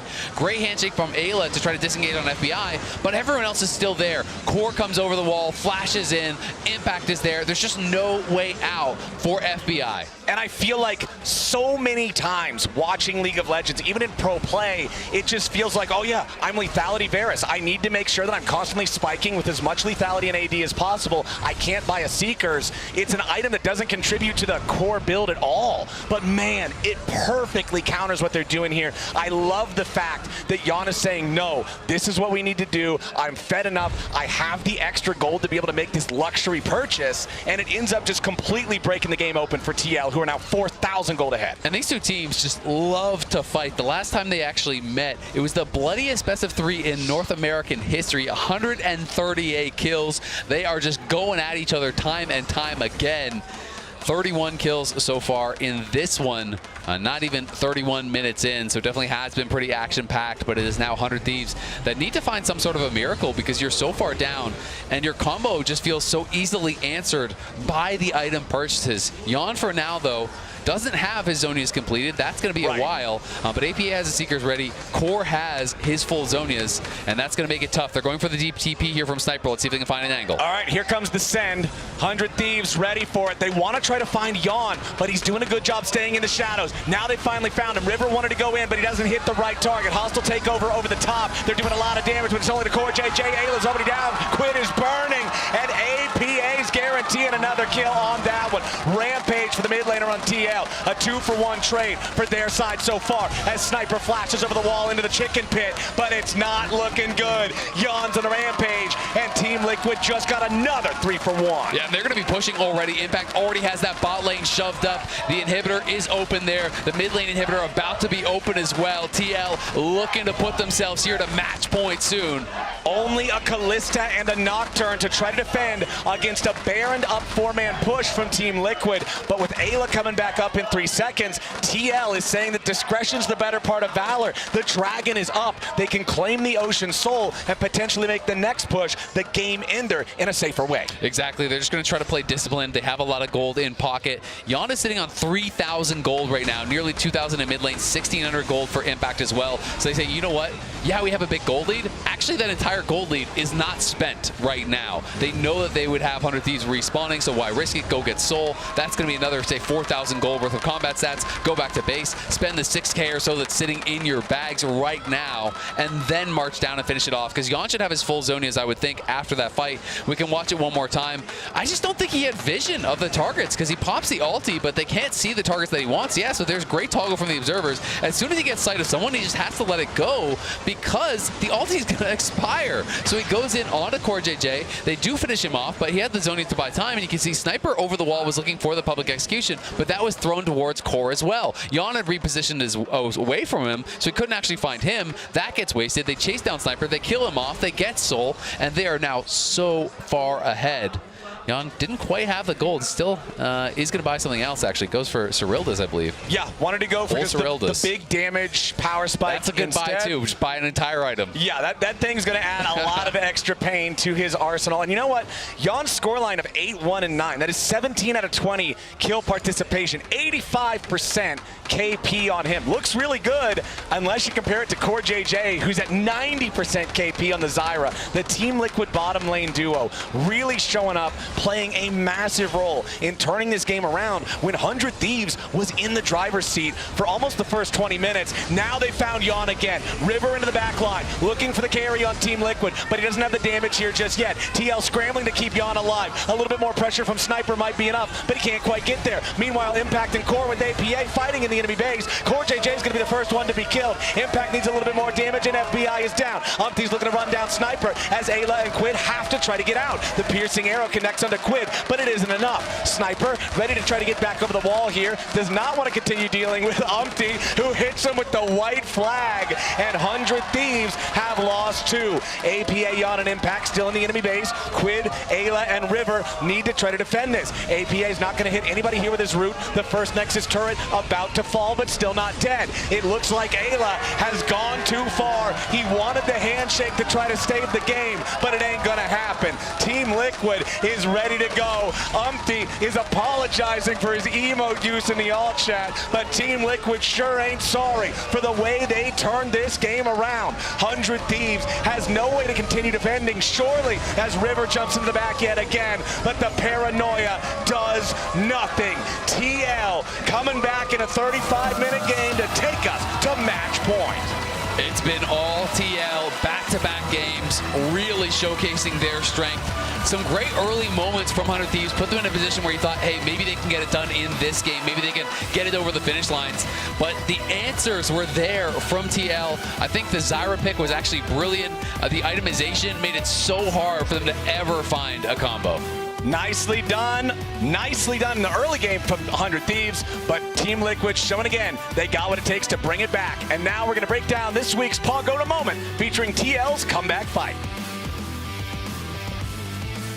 And here it is one more time. TL looking for this fight. This was earlier on in the game. This was that chase down where we had this trade kill. Quid looking for an opportunity to try to turn around a fight. Ayla and FBI, you talked about it, Flyers. They're trying to find that incredible moment, with a bailout where you maybe make some magic happen. But TL playing it very patiently, sidestepping the initial shots. Everything lands from them. Piercing arrow, root. In comes Impact, they get the kills, and they secure the lead. They're able to use that to push the momentum, secure the game. And you can see this was the reaction to that play from the coaches. Yeah. That was not the game-winning play. That is how important they knew it was. Huge stuff coming out from them in the mid-game, and now we're heading back over to the LTA Lounge to break it all down. Yeah, it's a party over here. 2-0 Team Liquid. What a game. That's the game that delivered. That was an exciting game, Raz. That was insane. And by the way, don't mess up your analysis. Darius is right behind you. Get it right. Get it right. I mean, this game was a lot about Yon and Core JJ stopping the dive of the Nocturne Orianna, because at the start of the game, 100 Thieves did have the lead.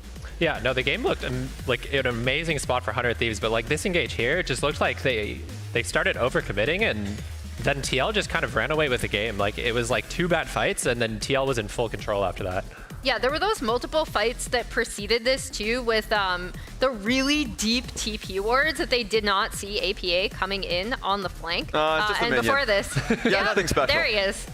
And that was a big difference maker, right? Because that happened in bot lane several times where they would overextend, not have their flanks warded, and this is exactly how TL got back in the game. Small thing about this as well, this is the second time Team Liquid let Kalista through, something everybody else in the LTA has been banning, and were able to beat it. They didn't let it get ahead through good lane swapping, and then they've just been really present about stopping it from succeeding in team fights. It was looking great for FBI early, all the leads that they got, the 2 kills that happened around Grubs and all that, but the team fighting looked so good from Team Liquid, and a lot of it was just answering the Orianna Nocturne ultis. That was a big part of that composition. And this is one of the fights Liquid was talking about where 100 Thieves overcommitted, probably on the wrong target, going on the Renekton early, made it really easy for Yon and Core JJ to get work done. And then the stopwatch that Yon built in the mid game to get them to Baron right here, Licorice. Yeah, I mean, Yon played a really amazing game, him and Core JJ, and he brought back the stopwatch here too. And I think this was kind of the fight that was 100 Thieves was out of the game after this. I didn't think they had any way to come back. And I also want to shout out APA. We've seen him do super, super well on this Nico pick before. Whether he is coming in on a flank and being the primary engage with the Nico ult, or there where he's holding it and waiting for kind of the front of the fight to happen before going in.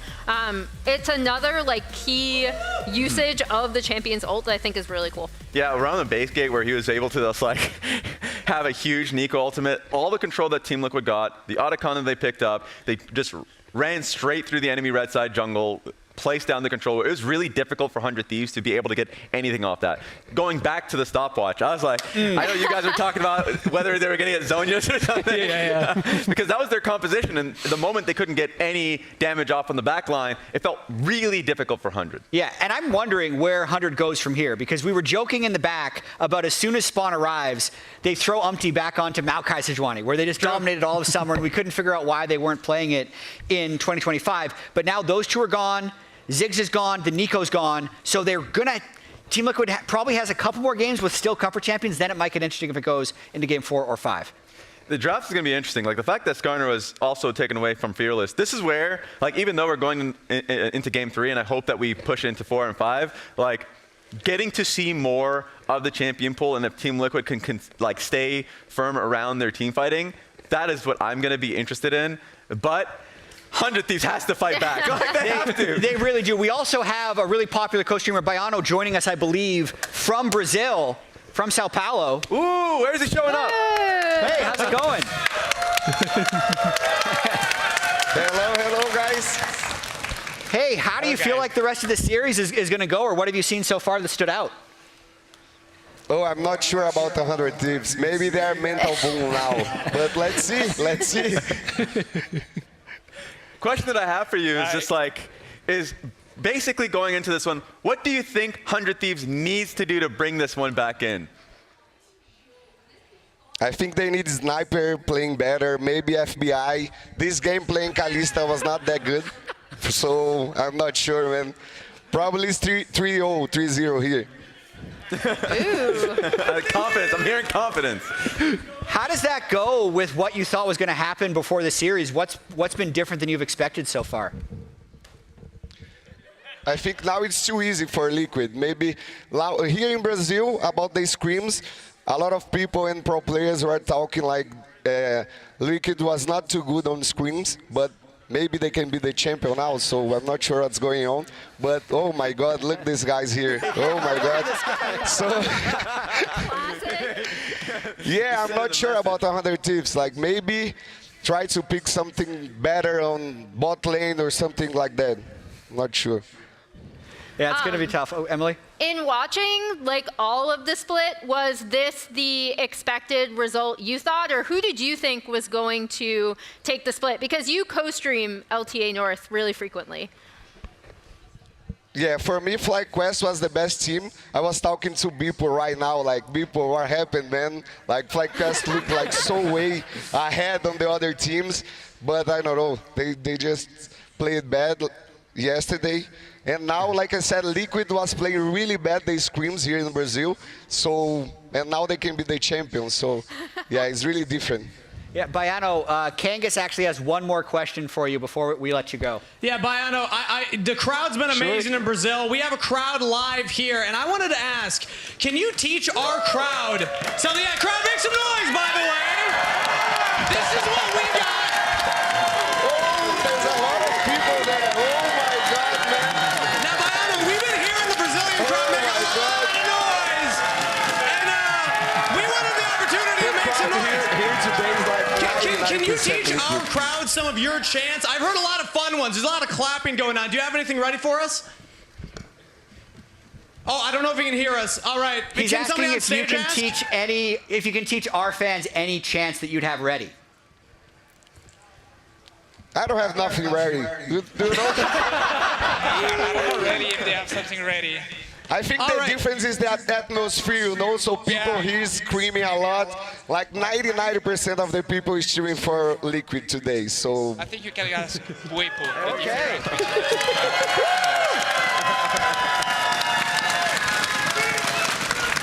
You know what? Here's what I'll say. Let's show them back in Brazil one of our traditions, because you know that we have the bucket, right? Does anybody want the bucket? Is it time? I think it's time. Let's see, who's going to make the most noise? Bucket! Bucket! Let's show those Brazilians how we're doing it! Let's have the break.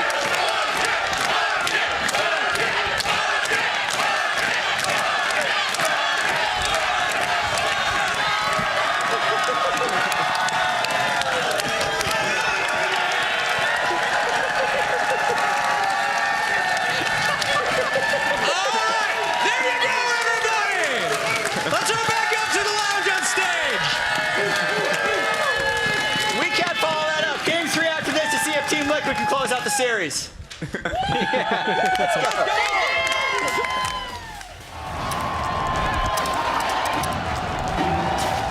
Red Bull gives you wings. AT&T has a new guarantee because most things in life are not guaranteed. Like common courtesy. Really, Brenda? I know you can see. When they say, I'm on my way. no way. Pretty blue, though. Or a fun night at the movies. Yeah, that's not guaranteed. Yo, hold on. Let me put you on speakerphone. You know what AT&T guarantees? Connectivity you depend on, the deals you want, and the service you deserve. Or we'll make it right. That's the AT&T guarantee. The human body was built to move. Not trapped at a desk in one singular posture for 12 hours a day. It's time your chair evolved. This is Secret Lab Titan Evo. Ergonomically engineered for you, gamers, hybrid workers, artists, backing your every move.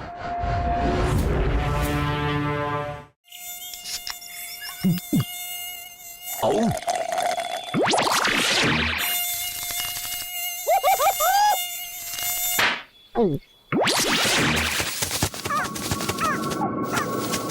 Huh, nature sure is full of wonders. Red Bull gives you wings. The new Red Bull Zero is here. 100% wings with monk fruit extract.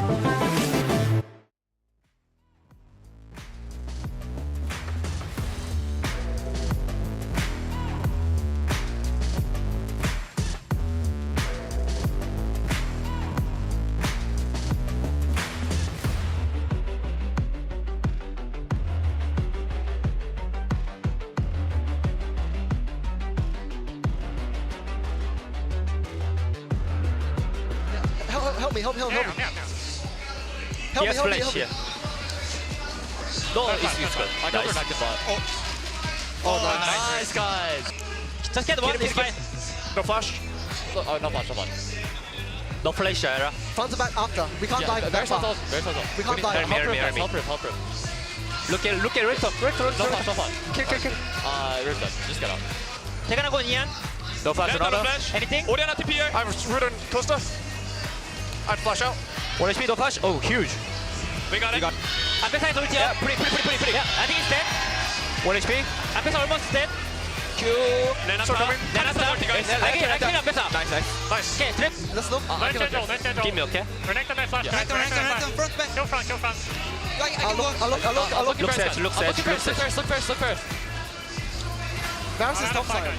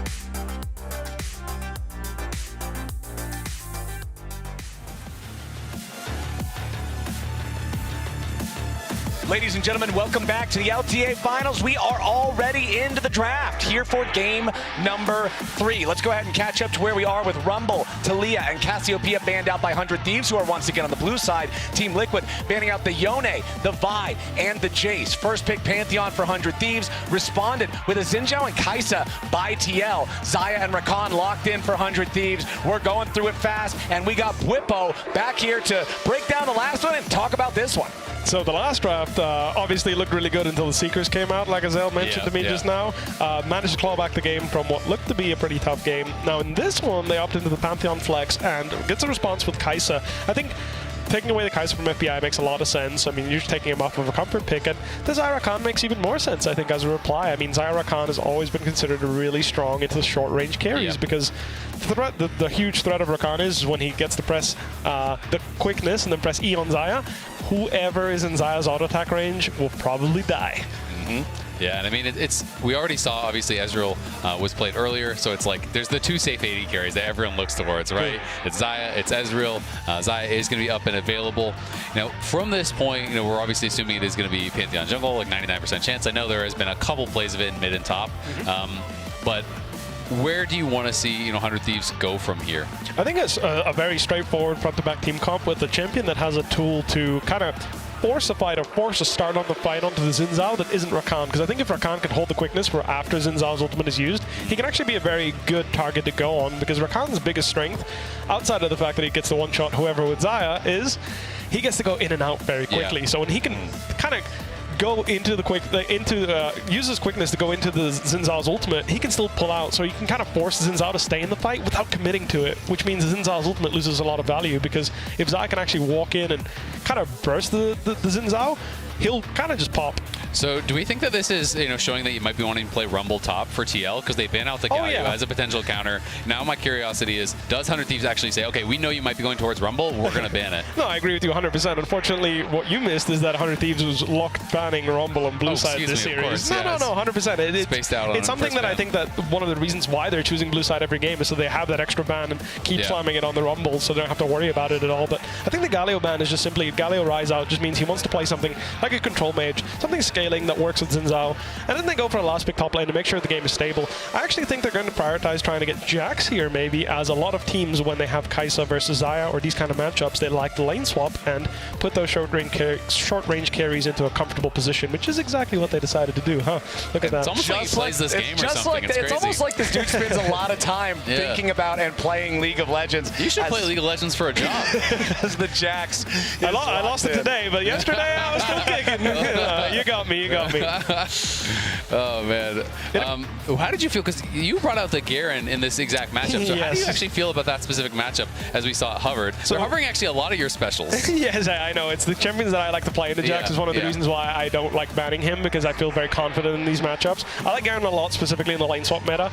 I wouldn't use Garen as often into Jax if it wasn't a lane swap meta, but his W gives upfront 75% tenacity and 30% damage reduction with little shields, so he's really good at stopping people from tower diving him, which is why I like Garen as an answer. So we do have the Ornn and the Victor coming through. You were talking about getting an engage tool, 400 Thieves. That's obviously the Ornn. The Aesol was banned out earlier in the series, left up here. APA does go towards it. So how do you feel about how both teams have rounded out the draft? I think 100% the most important part about this team composition will be how much freedom the Pantheon will have to play on the side lanes. I think that Aurelion Sol is a huge target for Victor, Pantheon, and Rakan, because Victor's ultimate actually interrupts channels. So when you drop the Chaos Storm, it will not silence you, but it will interrupt you if you are channeling your, for example, Aurelion Sol's W.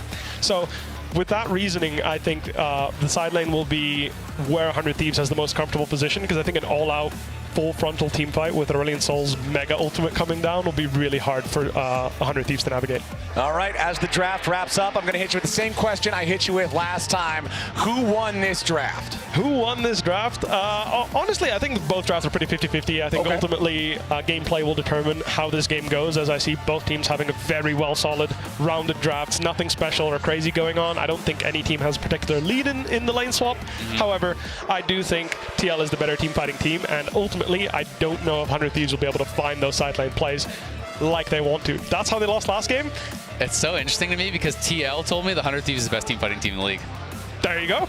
Well, we're about to find the answers out here for ourselves. Thank you very much, Whippo, once again. Thank you very much. Appreciate your insights into the game, into the draft. If 100 Thieves can pull it off, we'll be happy to have you back here for more as we go forward. But Team Liquid would love to not worry about that anymore. A 3-0 here would be quite a statement from them, and they're only a single game away from making it happen. Yep. And while Seoul, maybe not the biggest surprise because it's APA, it is only the second pick of it in any major region so far this year. Ooh. And if you're talking about all regions, there's only been 2 picks of it. So it is not getting played at all. Yes, obviously they must have suspected from scrims and whatnot that he could be bringing it out, especially as we're getting further on into Fearless. But I'm going to be excited to see how APA is going to perform on this pick. Haven't been seeing much of it. It is phase rush for Quid on the Victor, which is interesting. Feels like definitely a response to the potential, ganks from something like the Xin Zhao and the Seoul, which are really just relying on slows, not CC. So feeling like you can kind of just dip and dodge in and out of those fights pretty heavily.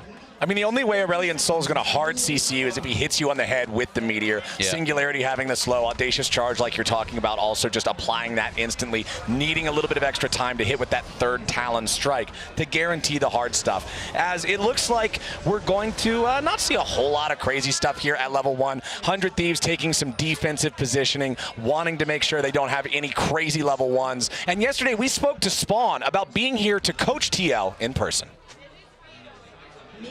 So I would like to know what do you think about coaching remotely versus coaching in person?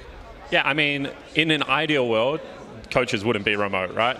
So I think that honestly, it kind of sucks to coach remotely, but I feel like I can still have really positive impact on the team, which is why I do it. In Australia, I've got 2 beautiful boys, loving partner, so I like to be home and to be able to spend some time with them. And now that it's business time, I jump on a plane, come over and try and win a tournament. Well, thank you to Spawn, and thank you to Dude for doing the interview, showing up. Spawn, since they have arrived, it's the Spawn buff, man. It's just the Spawn diff. 80% win rate's a pretty damn good win rate, man. That's pretty good. And they were a team that people were not expecting a tremendous amount of in the top 4 because they were the only team to drop a game against Isra Sistral. They're actually, arguably could have even lost that series, some people felt. And, they struggled a little bit more than we have seen last year, just even up north in the LTA regular split. But TL coming in, looking really strong. And we do have these standard lanes. Definitely a question for me is how Impact will perform on the Jax. This is a pick that I have been critical of him on because I just feel like he plays too unselfishly, right? This is a pick that needs to be able to dominate through side lane. You need to play for yourself. You can't overgroup because if you end up overgrouping and you don't pick up tons of kills, you're just not strong enough to really have any impact in the game. So sometimes it's one of those things where you need to tell your team, you know what, you need to back off even if Sniper's roaming because I need to farm these plates. I need to get ahead so I actually have that pressure in a side lane. Wow, Flash coming out from Umpty very early on here to get the pressure on in the mid lane. Flash for the Audacious Charge instantly on Quid, guarantees that Quid's going to have to use his own Flash in retaliation. And it's the general rule of League of Legends, if I'm the jungler and you're the mid laner, I'm happy to trade my Flash for yours. Yep, exactly. Nice hook though down on bot side. Yeah, Core JJ ready to keep the action going down here, but FBI and Ayla easily able to just kind of disengage that one. No summoner spells required. Yeah, and so I'm just going to be interested to see how Impact plays as we get later into the game. Of course, it's not a lane swap, so the economy for the top laner is going to be A-okay. I just want to see him playing for himself. I think he can pilot the champion really well in the team fights and whatnot, but wow. Some trouble there for Sniper. Takes a drink out of the potion. That's going to guarantee he doesn't die. Core JJ also taken low down here in the bottom lane, and there is no potions left to sip from for this Nautilus. So that'll be the first recall down here in the bottom lane for the support. That was a little bit strange. So FBI wasn't level 3, but everyone else was, including his support. So he missed experience on a minion somewhere. Had he been level 3, that's maybe the flash forced off of Core, or maybe even more. So I'm very curious to see where he actually missed that. I go back and watch this game later. We'll see. Maybe later on, maybe we'll be able to find that out. But yeah, you can even see on those EXP bars off to the side, just ever so slightly behind. Just missed the one minion. Might have been just slightly out of range. Thought he was close enough, but didn't get it. But either way, Core JJ staying alive on that one. Did spin the Ignite down there in the bottom side. That is the only summoner spell spent so far in this early game, besides that flash mid-game from Quid and Umpty's flash to force that one, as River has Ayla walking by him here as he just continues farming up his own chicken camp. Impact maintaining maintaining control over this top lane 1v1 with the Jax. Wants to make sure he's got that continued tempo like you've been talking about. Because we know that no matter what, Ornn will become a brick wall. Yeah, exactly. And Ornn just always has value, right? So for Ornn, it's fine to drop waves in group and just be able to, provide that utility for your team, because so much of your utility is really not about even how tanky you are. It's just about the CC that you're actually bringing to be able to start the fights and, set up your teammates for success in that way. Where Jax really has to get super strong, be able to get into the back line and win these fights and put pressure on the AD carry, put pressure on the enemy mid laner without just flopping right after that.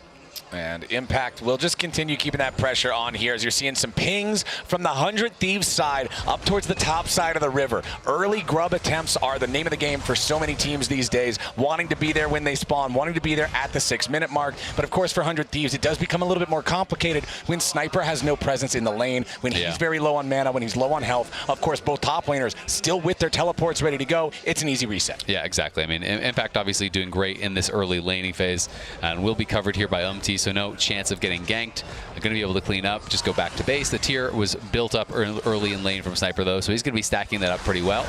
Ooh, Jan stepping forward there. Nice use of the supercharger to get away from the grand entrance. Still ends up taking some damage in the trade, but does not suffer the knockup.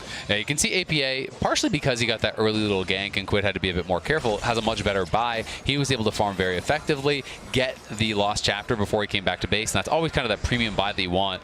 And we'll see Impact can probably get a pretty good chunk on Sniper here. He already had the passive stacked and the grasp charge ready. Meanwhile, back down in bottom lane, FBI and Ayla still keeping the scrap going. Core JJ again down to below 100 HP. He flashes late and FBI cashes in. Nicely done from 100 Thieves. That's such a big confidence boost for 100 Thieves as well. The bot lane has been on the losing side of a lot of these trades. We're going to have another scrap here over with Umpty. Yeah, Umpty versus River, but APA is coming in first to help out his jungler. Meanwhile, top side, that 1v1 is breaking out. Umpty down to 150 HP, and River should be able to finish him off with one more shot of the spear. Jumps back in, and River's got another one for his side. It's 2-0 100 Thieves in the first 6 minutes. And they're going to have prio around the grubs, and FBI's not done. FBI chasing after Jan, but he does not have the resources to really get anything more from that chase. Sniper versus Impact, the trading looking much more even at the same time up here in top lane too. Early game looking good for 100. It's really looking good. And I mean, I just think it's so important to get FBI going. Jan and Core have been immense for TL. They have been so good. And you can't allow Jan to just always be running this series. FBI and Ayla have been incredible 400 Thieves in all of their success. It really has been, I think, such a step up for their team. Ayla individually just playing so well this split, I feel like. One of the best supports in the league easily. And FBI really showing his value as a super consistent carry, has brought that extra threat. So getting him ahead early here, getting that first blood on him, is going to be so important to their success in the 5v5s. I mean, it's what we saw last game when Team Liquid was able to come back, like looking at just the effect that Jan and Core had on the game, looking at the KDAs like we did. I even got the math wrong, and they were still OP in that game for how much they were contributing, how much they were affecting, and how much they were carrying the fights. And we know that FBI and Ayla can do the same type of thing. FBI just being this absolute foundational element to good team fighting, good play, the ability to guarantee that your AD carry is going to be relevant whatever the state of the game. And I feel like FBI, he's not as flashy as some of the other guys who have been considered the best ADs in the league, but one of the things that he is incredibly consistent. And when you think about what do I want from an AD carry, generally the things that people are going to talk about, you want them to have really good positioning and get a lot of damage. Those are kind of like the two things, right? Because you can't afford to die, but you still need to be able to be pumping out the damage. You can't just sit in the back and do nothing. And FBI always does exactly that. Like, he's always in a good spot. He's always positioning well. He's getting out the maximum amount of damage that he possibly can. And he's very, very consistent with that. I think maybe some of the arguments are that he doesn't have as big of a kind of like a flashy outplay type thing as maybe a Jan, but I think he's super strong. 2v2 here on the bot side as Jan and Core JJ want to keep Sniper and River away from the tier 1 turret as multiple waves are crashing into it. Umpty's ready to back up his squad to make sure that they don't get collapsed on by 100 Thieves first. Flashing in for the 3 talent strike. A little bit more damage on Sniper is going to be enough, and Team Liquid get the first kill in the 3v3. 100 Thieves are ready to respond with one of their own, but APA's made his way down, and River's out of the picture. Quid can't get get anything back onto Yawn, and Team Liquid's going to come out on top in that one. 100 Thieves at least take the consolation prize of being the first team to 3, so they'll get the Feat of Warfare. Yeah, they're going to get the Feat of Warfare, but still good things happening here for TL. Sniper, like you said, in that top lane had started to trade pretty evenly against Impact, but then he gets completely zoned off from that bot lane tower. APA gets a shutdown, which is massive, and he's been hitting a couple ultimates, which is giving that Stardust accelerated even more. We can watch this one more time as they just step forward very confidently, knowing that UMT is coming in behind him. Yes, Victor is missing, but Seoul matches the roam very effectively because of that W. You can get down here quite quick, and Sniper obviously flashing back out to safety, trying to get time for that ulti, but just does not survive. Quid arrives, trying to fight away from where APA is, but as he gets knocked up, you can see the chain CC there, hook into the Seoul ulti, stuns him up, more backfighting. Back into live, it's problems for Umpty as River guarantees no way out, and FBI is taking the kill on it. Nicely done from Ayla and FBI, kind of talking about what Whippo was hinting at in draft. If Xayah and Rakan are next to each other, and Rakan gets you caught up in the quickness, there's no way to escape Xayah's damage, and it's easy for FBI to get another kill. Yeah, exactly, and that was a needed kill, right? Because if you're going to swap the lanes and you're going to send your Ornn down towards bot and he gets fully zoned off the tower, well, then you need to be getting something out of it on the top side, because that is what you sacrificed for. You sacrificed to set up your Xayah for success. So they're able to get that payoff. 500 gold lead now for FBI. He's picked up the 2 kills, and he is feeling good. You love to see it for 100 Thieves. They want to make sure that they can still have a chance to get the opportunity to go play in first stand, to go to Korea. Sniper didn't mean it as a sarcastic answer when he said quick 3-0. Now he doesn't want it to be a quick 3-0, because that would mean a Team Liquid win in this series, and they have just struggled so far. Game number 1 being the absolute wash, as Team Liquid never really struggled. Game number 2, the Thieves showed us they have what it takes. They were running the show for the first 18 minutes, but then they fumbled when it really came down to it, and TL fought their way back in. Now Core and Yawn versus Ayla and FBI up here on the top side. Ayla and FBI still thinking about the extended trade, but they got to be careful. Umpty is also here. He's hanging around the grub pit, but you got to remember that River is always a threat here on the Pantheon. He does not have the Grand Starfall right now, but once that's available, any fight can quickly become a disadvantage for Team Liquid. Yep. Got to be really careful about that. That's something Bobo was talking about as well. The ability to kind of put that pressure on the side lanes and have that reinforcement coming through, making things really tough. And expectation versus reality, I think, is such an interesting conversation for 100 Thieves. When we talk back to last year, the expectations were that this team was not really going to be top of the table. Maybe they could kind of improve throughout the year, but they improved so much quicker than people expected. They were able to make it all the way to Worlds against expectation, and I think the same thing is true this year as well. Coming into the beginning of the season, they had gotten so much better, but I still don't think people thought they were ready to be able to take down Flyquest. They're able to do that, and this is a team that just is impressing me so much week after week, year after year with their growth.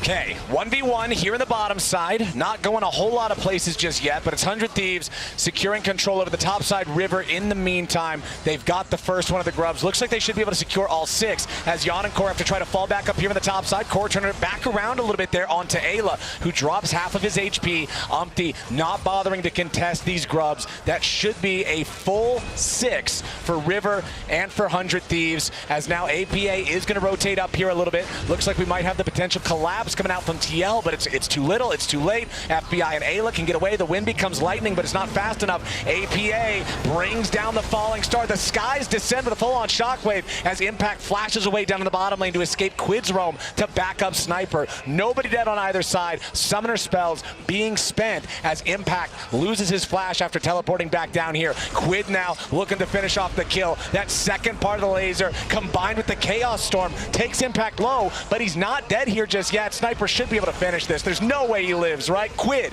guarantees. Yeah, Sniper just didn't want to take the kill. He wanted to give it over to Quid, so that's why he's delaying there. But Impact was trying to cut the wave. We're back to live, and APA's in trouble. This is a big problem for APA. The Aurelion Soul has no way out of these types of situations. It's another kill for 100 Thieves. 6-2, 1,500 gold ahead. And Nate Shot co-streaming today. He's going to be happy about that. A couple big plays. 400 Thieves across the map. Yes, FBI had to spend his ulti up on top side, but it was for the empowered ultimate that APA had been building towards for so long. Then they find this play on bot side. They get the kill, and they're able to donate it to Quid, which is so big for them. Quid Quid has been such a star for the 100 Thieves team. Having him and FBI both set up for success is going to mean good things for the 5v5. Now I'm curious what this next Drake fight is going to look like if we get a fight at all. The first one was secured by TL, and now it looks like the second one is once again going to go their way. A lot of resources were spent by 100 Thieves to get the advantages they did, to win the fights that they did. Only the quickness on Ayla really available in terms of ultimates right now, so they don't want to overextend for what's really just the second dragon of the game. Not that big of a deal.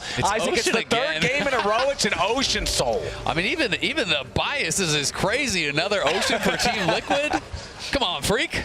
That is definitely some kind of omen. We'll see if it's good enough of one for 100 Thieves to keep the series going as River steps forward, finds a little bit of damage under Core JJ, and Umpty's ready to try to reinforce it, but Umpty jumps into his own demise. APA ready to back up the squad, needs more damage though. Ayla's not going to burn all the way down until Yawn flies in with the Acathian Rain to get the last bit of damage. Core JJ with a dredge line to try to escape from Quid. Breath of Light from APA, slowing down the enemy mid laner. Quid gets his kill, but now he's got to try to get away. You don't want to make it a one-for-one trade just for the enemy support. Yawn wanted to get that last bit of damage. He uses his flash to try to do it, but it will not succeed. The cleanse to try to escape from River, but River gets another one. 100 Thieves are absolutely smacking Team Liquid around. Yeah, they're going huge and up in topside.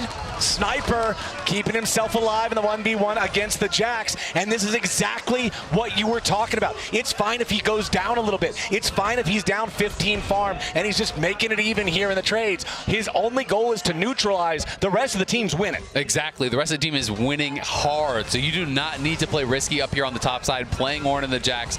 Just farm, just don't die, keep him off the tower. That is your job. And Yawn there, I wonder if it was a situation where he flashed in to try to get auto Q, but then wasn't in range for the Q or something like that, because that looks weird to me. The flash for the one auto, he wasn't really that close to actually killing off Quid. It ends up costing him big time because APA decides, you know what, I got to stay around. I got to try to back up Yawn. They both get chased down. They both die. It's a double kill for River, and that really hurts TL's chances in this one. Big early game from 100 Thieves, even more successful than the one we saw last game. In game number 2, I remember mentioning how 16 minutes into the game with the Herald spawning and 100 Thieves taking control of it, they were up 2,000 gold. Now here in game number 3, they're up 3,500. Nearly twice the lead, but now Quid is in some danger. Core JJ and Yawn have found the pincer attack on him. Impact's ready to back it up there with a counter strike, and the shutdown gold goes over to the Jax. Meanwhile, 100 Thieves taking the tier 1 turret over in mid. Yeah, and they got 6 grubs off the back of that too. So they have the feats of warfare. They get that tower mid. They're able to give even more gold to FBI. It was Jax who claimed the kill up on top side. So Yawn is going to be 1,000 gold down right now. Nearly a 2K lead. 1.7K for River is an enormous advantage. But there's going to be a lot of pressure on Impact to have that side lane pressure now. Because he has been gifted that kill. He's been farming heavily. I like that he's not just over grouping and kind of panicking and trying to help out the team.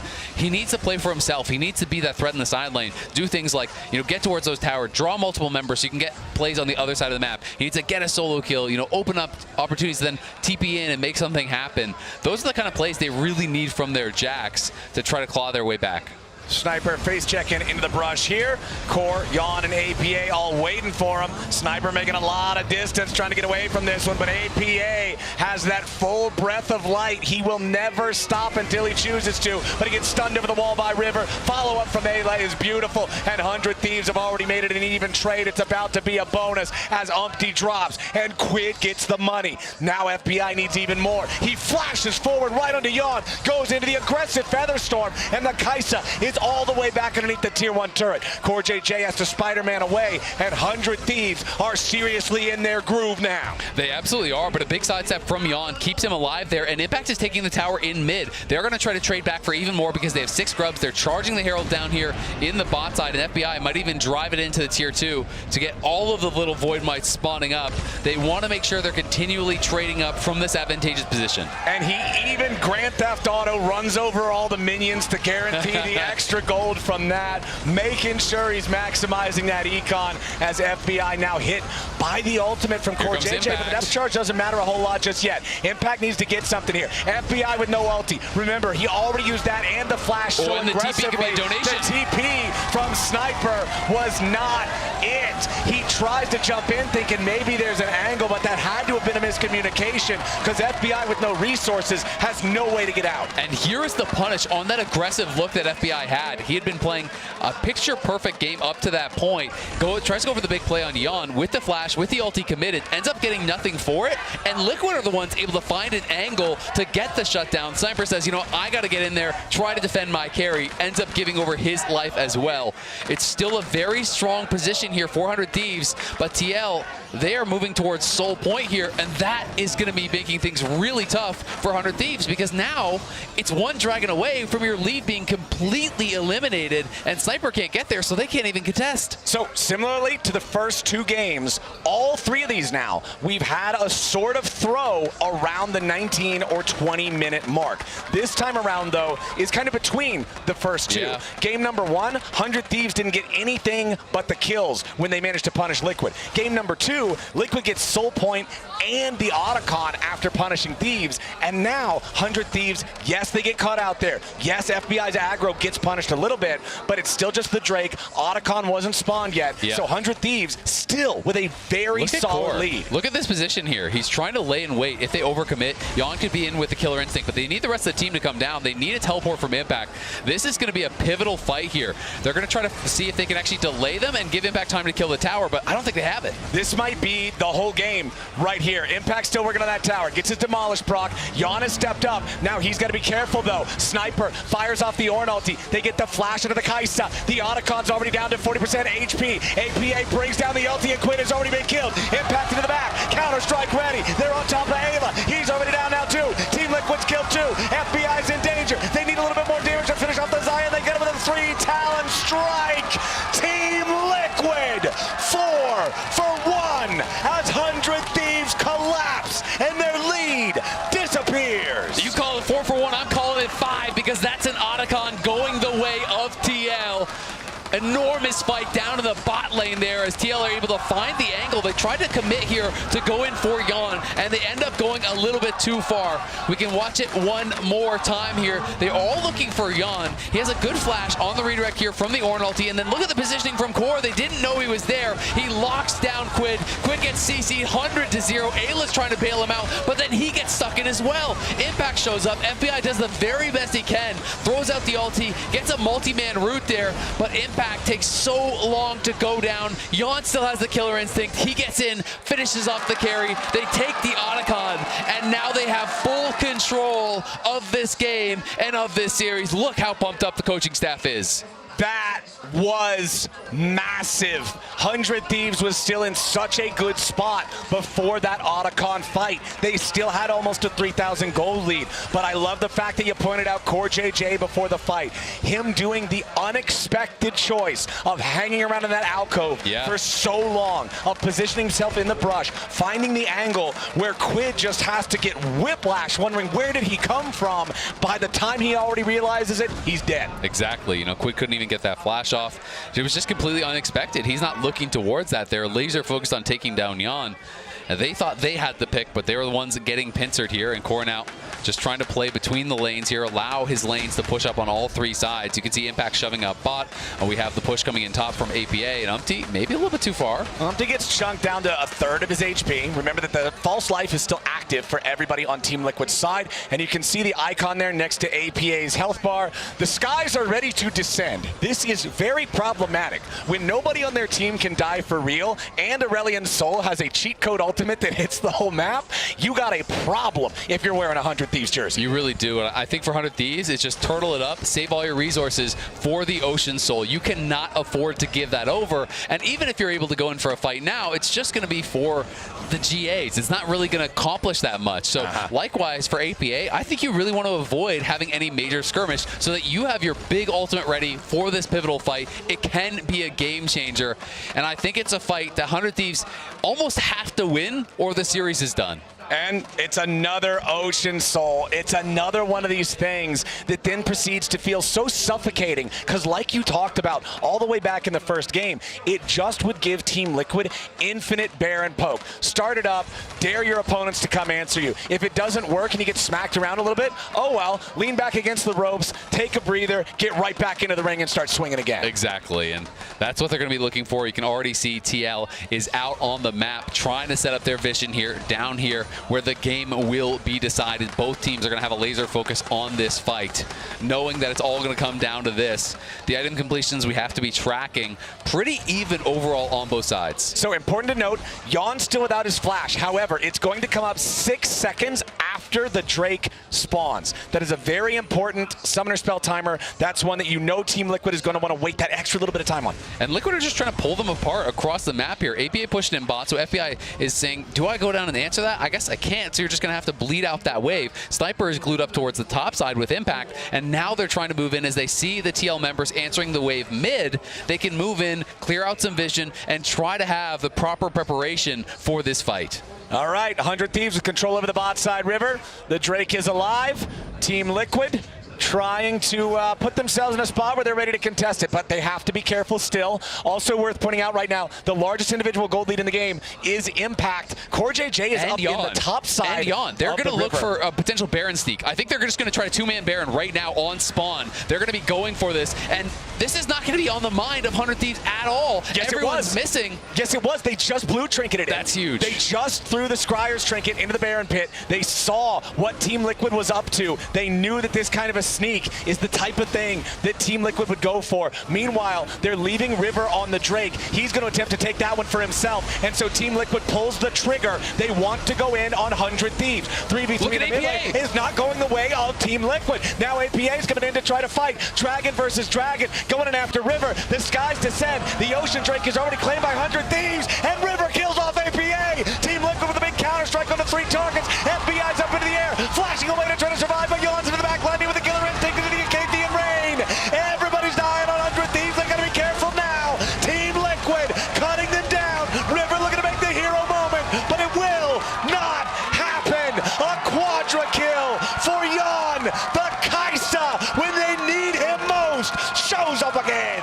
What a fight out of him. APA going in here early, trying to just knock down River, but River's able to hop into the E, jumps over the wall, blocks a lot of this early damage, and then APA realizes, I am in trouble. River's able to take him out, but look at this from Impact. Talk about making a difference. Gets in the middle of all the Thieves, stuns him up. Yon's in the back line. That is the go button, and that is TL taking the fight. That is TL taking the Baron, and that is Yon showing that he is the best damn AD carry in the league. Huge, huge stuff from Yon and Impact in particular. The coaching staff absolutely ballistic for Team Liquid as they realize, oh my God, APA letting 100 Thieves know, embracing the Brazilian passion of taunting your opponents, not just in the chat, but in real life on the stage. 100 Thieves with the choke now in back-to-back games as Team Liquid has showed up again. They've turned the game around again. Damage dealt to champions in the last fight. It was actually River, who's had an amazing game on the Pantheon so far. But on the other side, I think Impact understood what you wanted to see from him. Yeah. He's been able to have so much impact on this Jax this game. He absolutely has, and that was such a good fight from Impact, getting in the middle of everyone. Yon there to follow it up. Even with FBI, in that great spot from the early game, they're going to be wanting some of those early plays back. All right, Impact could be in some danger. Sniper's got him slowed down, locked up for a little while. They're going to lose their base. This is the problem. They're pushing in bot, they're pushing in mid, and they can't defend here. They're overcommitting. Yeah, 100 Thieves are full sending it after Impact. Yes, they are going to kill him. Jax cannot survive all the way through this. Mid lane, at least, the tier 3 turret's hanging on for now. Quid and Ayla have enough wave clear to keep that one going, but the tier 2 has collapsed down in the bottom lane. APA and Umpty ready to force another wave into this tier 3 now, as the next wave is ready back in mid. they know there's not enough HP to defend it. Yeah, and that's going to be really tough. I mean, if you can lose just the one tower for it, then maybe it starts to feel worthwhile. But I guess the other side of the coin is if you make the call, hey, we can't defend anyway, then just overcommit to one side. You know, send your extra members there, try to kill them off, and then regroup in base and hope you can make something happen here. They're going to look. Oh, River wanted that Grand Starfall into APA, but he can use the Astral Flight to get away in time as River and Ayla are ready to move forward and retake their own jungle. Force Team Liquid back. TL cannot afford to continue their aggressive positioning when they're still down a man for the next 5 seconds. Yep, going to be tough. 400 Ds, you are up against it. It's a 6,000 gold lead nearly, and they're still on Seoul point. So you have to fight that. You have to deny that, or I don't think you have a real chance in the game. Yondo just taking away everything he can. He's level 16 as an AD carry here, up above both of the 100 Thieves Soul laners. They're going for a teleport, and they're caught. They want to make the play on Quit. Core JJ coming around with the depth charge. Impact splitting the aggro over onto FBI at the same time, and Zai is first to die. APA is low, but is it even going to matter? Stays alive with the breath of light as Quid drops next. Team Liquid have crushed 3 of them. That should just be the end of the game right there, right now. Every single analyst on the desk predicted a full 5 games one way or the other. Both teams looked ready to go at the start of the day, but Team Liquid is built different on the Nexus turrets now as Sniper and River scramble to try to defend, but a Pantheon alone will not do it. Team Liquid ace them again. They will clean sweep 100 Thieves out of this. They are your Split 1 LTA winners, and they are going to first stand in Korea.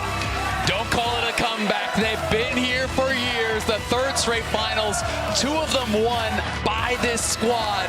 Battling back through adversity in this split, not having the start they wanted, not having the first week performance they wanted here in Sao Paulo. But boy, did they turn up in this 2nd week, winning the semis, sweeping the finals. This team came to play today. And the fact that it wasn't even a full bulldozer performance. In 2 out of 3 of those games, they had to dig in, defend, and fight their way back. This is a squad that's ready to go.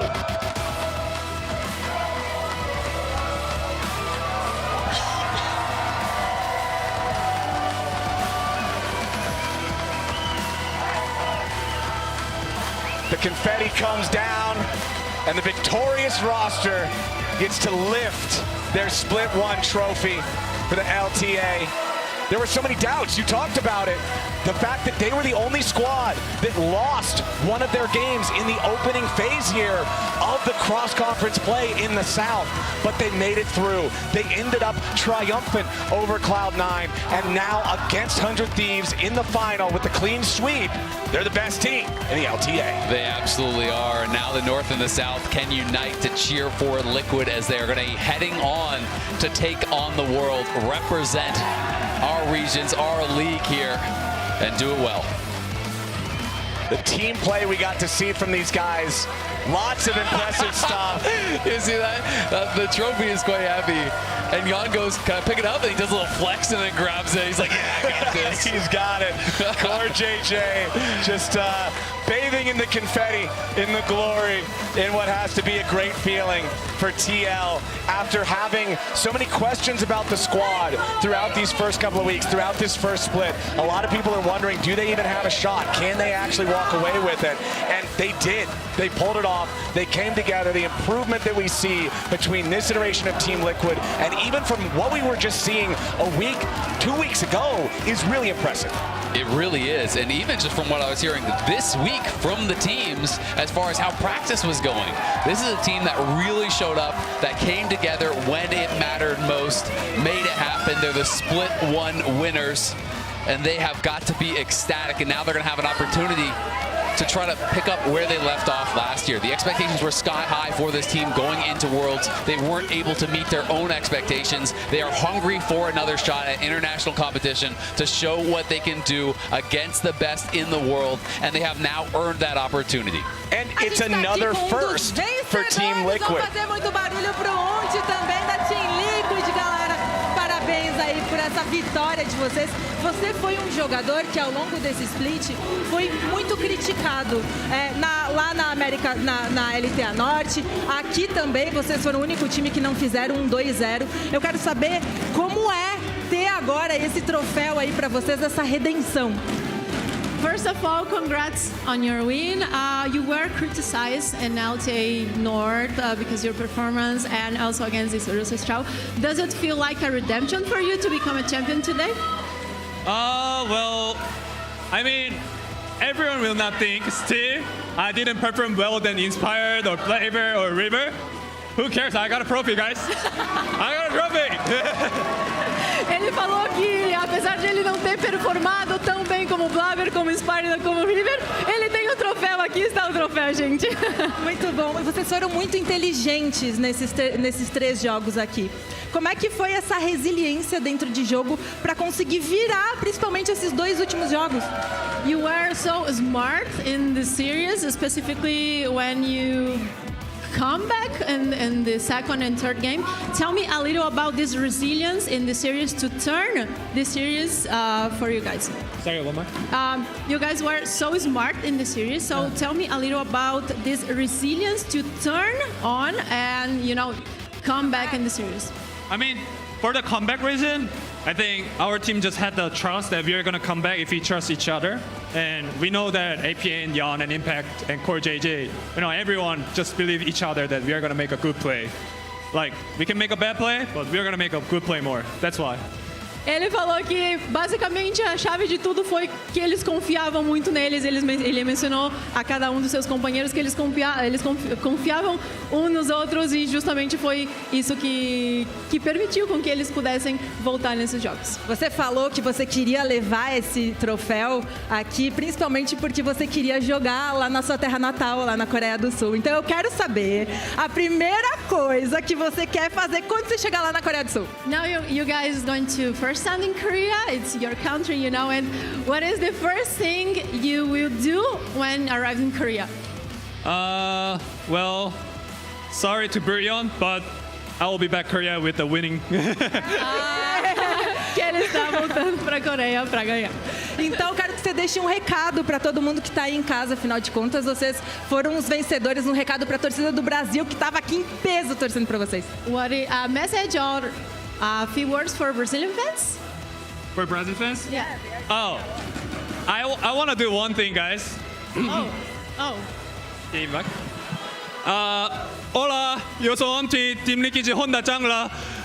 Hola. Obrigado, Honda.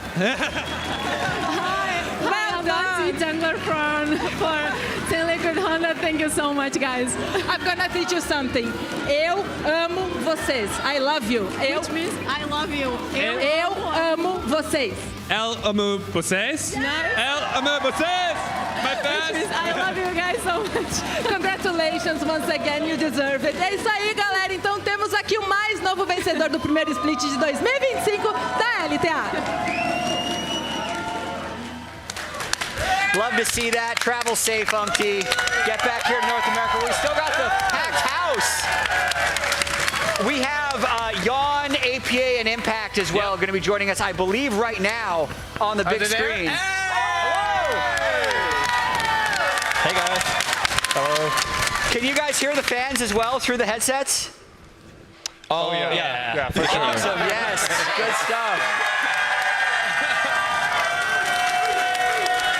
I mean, my first question, this is a little bit for all of you.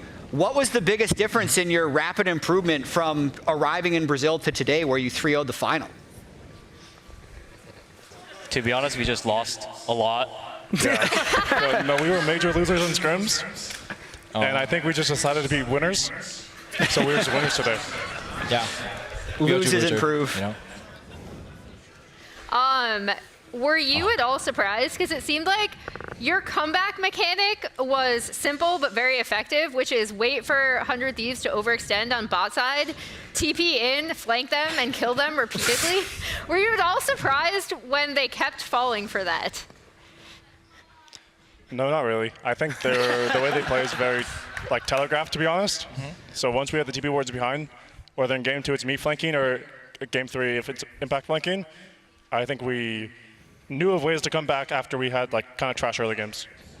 Yeah, I will say that Core called a lot of like very good moments to keep cheating, and when we're behind, he does very well.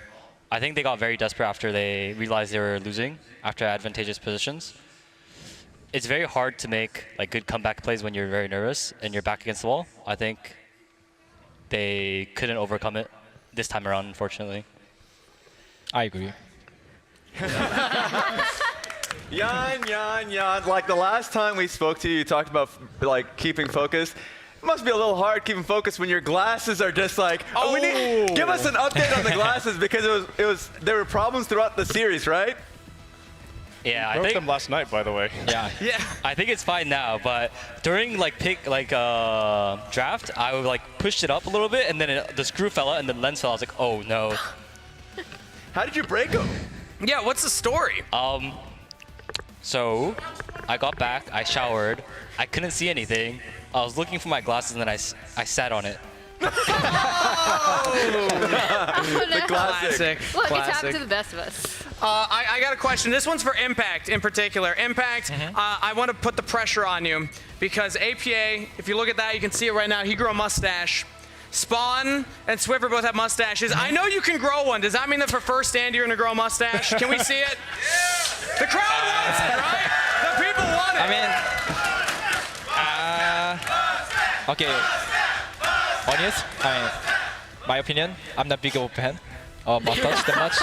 Just for 1 week. I don't know. When I see you, I can imagine the Pringles stick, you know, like the image, you know. So I don't. Maybe I will try. Actually, I will try if I'm in the mood. There we go. We need it. It's the buff. It might be the buff. Jan, another question for you. You have the most kills of any player in LTA Split 1, 102 kills. Have you, like, you're probably just going to say you're spamming the game and playing solo queue, but it feels like you're playing better than ever. What's that been about? How have you accomplished it? How do I have the most kills? I swear Core takes every single kill. We're actually we just have the most games played. We play most games. The most games played, so it's really easy. Yeah. For me, I honestly think I just play a lot, and I honestly tried a lot harder this year around, especially like the time I spent thinking about the game. I think that's the main thing. Because I know it's boring, but I just played a lot.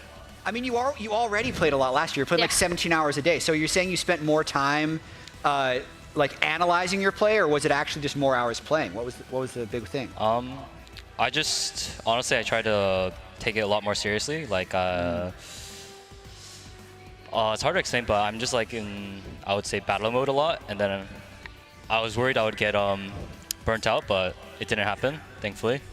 Wow. Okay. Yeah, you're playing great. That's why I didn't want to say it. No, I mean, we can award you the Kia Finals MVP as well. You won it this time, so congratulations, man. Wow, you did it this time. 1-1 each. 1-1. 1-1. If I'm not dying to 1-1-1. If I'm not dying to the ambassador, I think I can get it. Yeah, 24 kills. I don't know if you can see that graphic on your screen. 24 kills, 3 deaths across the whole series. Really, congratulations. And okay, first off, we'll let the crowd go. No, John. Jan, as we look through the last series that you just played, I want to give you the chance to also reflect on your journey. Because shout out also, by the way, Ayla, your opponent today. You played in Academy together, but you've had a long journey to make it to this point, winning Split 1 and getting MVP. So just reflect on your journey as a pro and what it means to you to now be able to go to first stand, the first ever representative from the LTA. Means a lot to me, but I'm a bit worried because we haven't practiced that many BO5s. I don't think this was considered a BO5 either. I hope we practice a lot. I think it'll be fun. And then, oh, sorry. No, it's okay. Go on. I had nothing much to say. No, sorry, I didn't mean to interrupt you. I was going to ask all three of you about looking ahead to first stand. What is the key takeaway from this dominating finals performance that you guys will be able to take with you to Korea? Take anything away? I honestly don't think we were that dominant. I think we messed up a lot of our early games. Yeah, we made a decent amount of mistakes. I think 100 Thieves just got desperate a lot of the times. Yeah, I think we just made a lot of good comeback plays, and we didn't get desperate like we usually do. I think we have to brush up on our early game a little bit more. Agreed. All right, well, hey, that's the focus going forward, but I want to give you one last chance because, Jan, I don't know if you're aware of this, but you had one of the best reaction cams we've had probably ever in the LTA. I think the crowd agrees. Can you teach APA and Impact what you did? Because I want to get one of all three of you. I think the crowd wants to see that too, right? No, I need you to, I'm a visual learner. No, how about you do it? I'm a visual learner. I need you to do it. Let's do it together. Okay, you go first though, ready? No, together. Let's I'm a visual learner. Me and Simon always do this. Ready?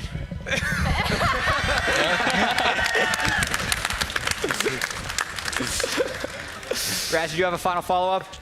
Oh, God. I don't even know how to follow up on that one. Guys, congratulations on the win once again. Safe travels back to Los Angeles. And then we'll see you in Korea for first stand. Have a good one, guys. See you in Korea. See you in Korea. Amazing fans here in our watch party here in Los Angeles as well. It's also time to award our Kia Most Fearless Player for the North Conference. Most unique champions played in LTA Split 1 for North. Umpty wins this with 10 unique picks and the most even spread of champs to break the tie. Umpty out of nowhere, honestly. And you know what's really funny is 2 of the picks that put him over the edge were Maokai and Sejuani. True, right at the end. Yeah, which is really, really funny because, again, this was the first time we were seeing him on those champions. But what a journey for Umpty as well. We were so critical of him throughout the entire tournament, even just in the North play, but he's able to bring it back. 2 good series in a row and now winning the Most Fearless. I know we didn't get the full 5 games. I would have loved to see it. I'm sure everyone else would have loved to see it, but still it was cool that he was able to pull out such a wide champ pool along the way. And that was the story, right? You talked about the journey. This whole journey throughout the split, there was a whole lot of talk about Team Liquid, obviously coming in as 4th seed, all these things, focusing on Umpty coming into the split. Fearless, how would be able to handle that? As a Maokai, Sejuani, especially in last split, the 3rd pick just being a major drop-off, the fact that he's able to play a different pick and he had a good showing throughout this series as well, says a lot, and it's going to be a good test going into the next event. So first stand's going to be a fun one for everybody. This was really a very interesting weekend.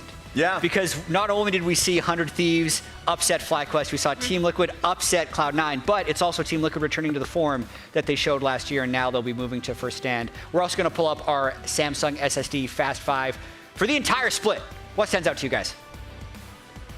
Whip out top fastest 100 CS, honestly. Coach JJ, fast item transformation too. Go ahead. Oh no, I was just gonna say, I feel like he did pick a lot of lane dominant champions, and that was sometimes even with swapping. If they didn't swap, that was a huge part of their success. What is even going on? Don't worry about it. When did FBI get a 51-second kill? What game was that? Was that the TL game? Was that? I think so. Maybe that was. I don't remember that one, but that's a very fast. That's like basically everyone runs out of base and just pretty immediately unbeatable. So that's the Samsung SSD Fast 5 for Split 1. Use code 990 Pro LTA 2025 through February 23rd to unlock 50% off the 990 Pro SSD, which is available in 1, 2, and 4 terabytes on Samsung.com. And guys, fans, that's it for Split 1 of the LTA. We're going to pull up the bracket one more time to remind us what happened. Thanks for showing up. This is the Americas bracket that we've seen for the last 2 weeks. Rat's taking a look at it as well. Yep.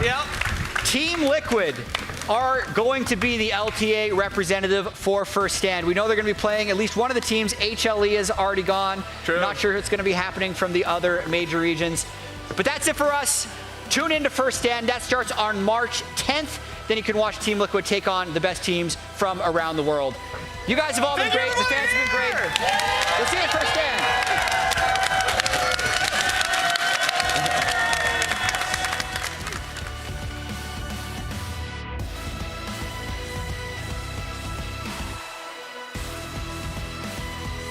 Team Liquid Honda and 100 Thieves have proven themselves the best of the best from the LTA. Now only 3 wins stand between these 2 teams and becoming the first ever LTA Split winner. Coming. Let's Look play at me, look at me, look at me, look at me, look at me. Look easier, look easier. This is not team, guys. This is not team. It's really good. No flash. No flash. Good. Okay, scorner. Yeah. We win, guys. Go downside, go downside. Team Liquid just moving forward effortlessly.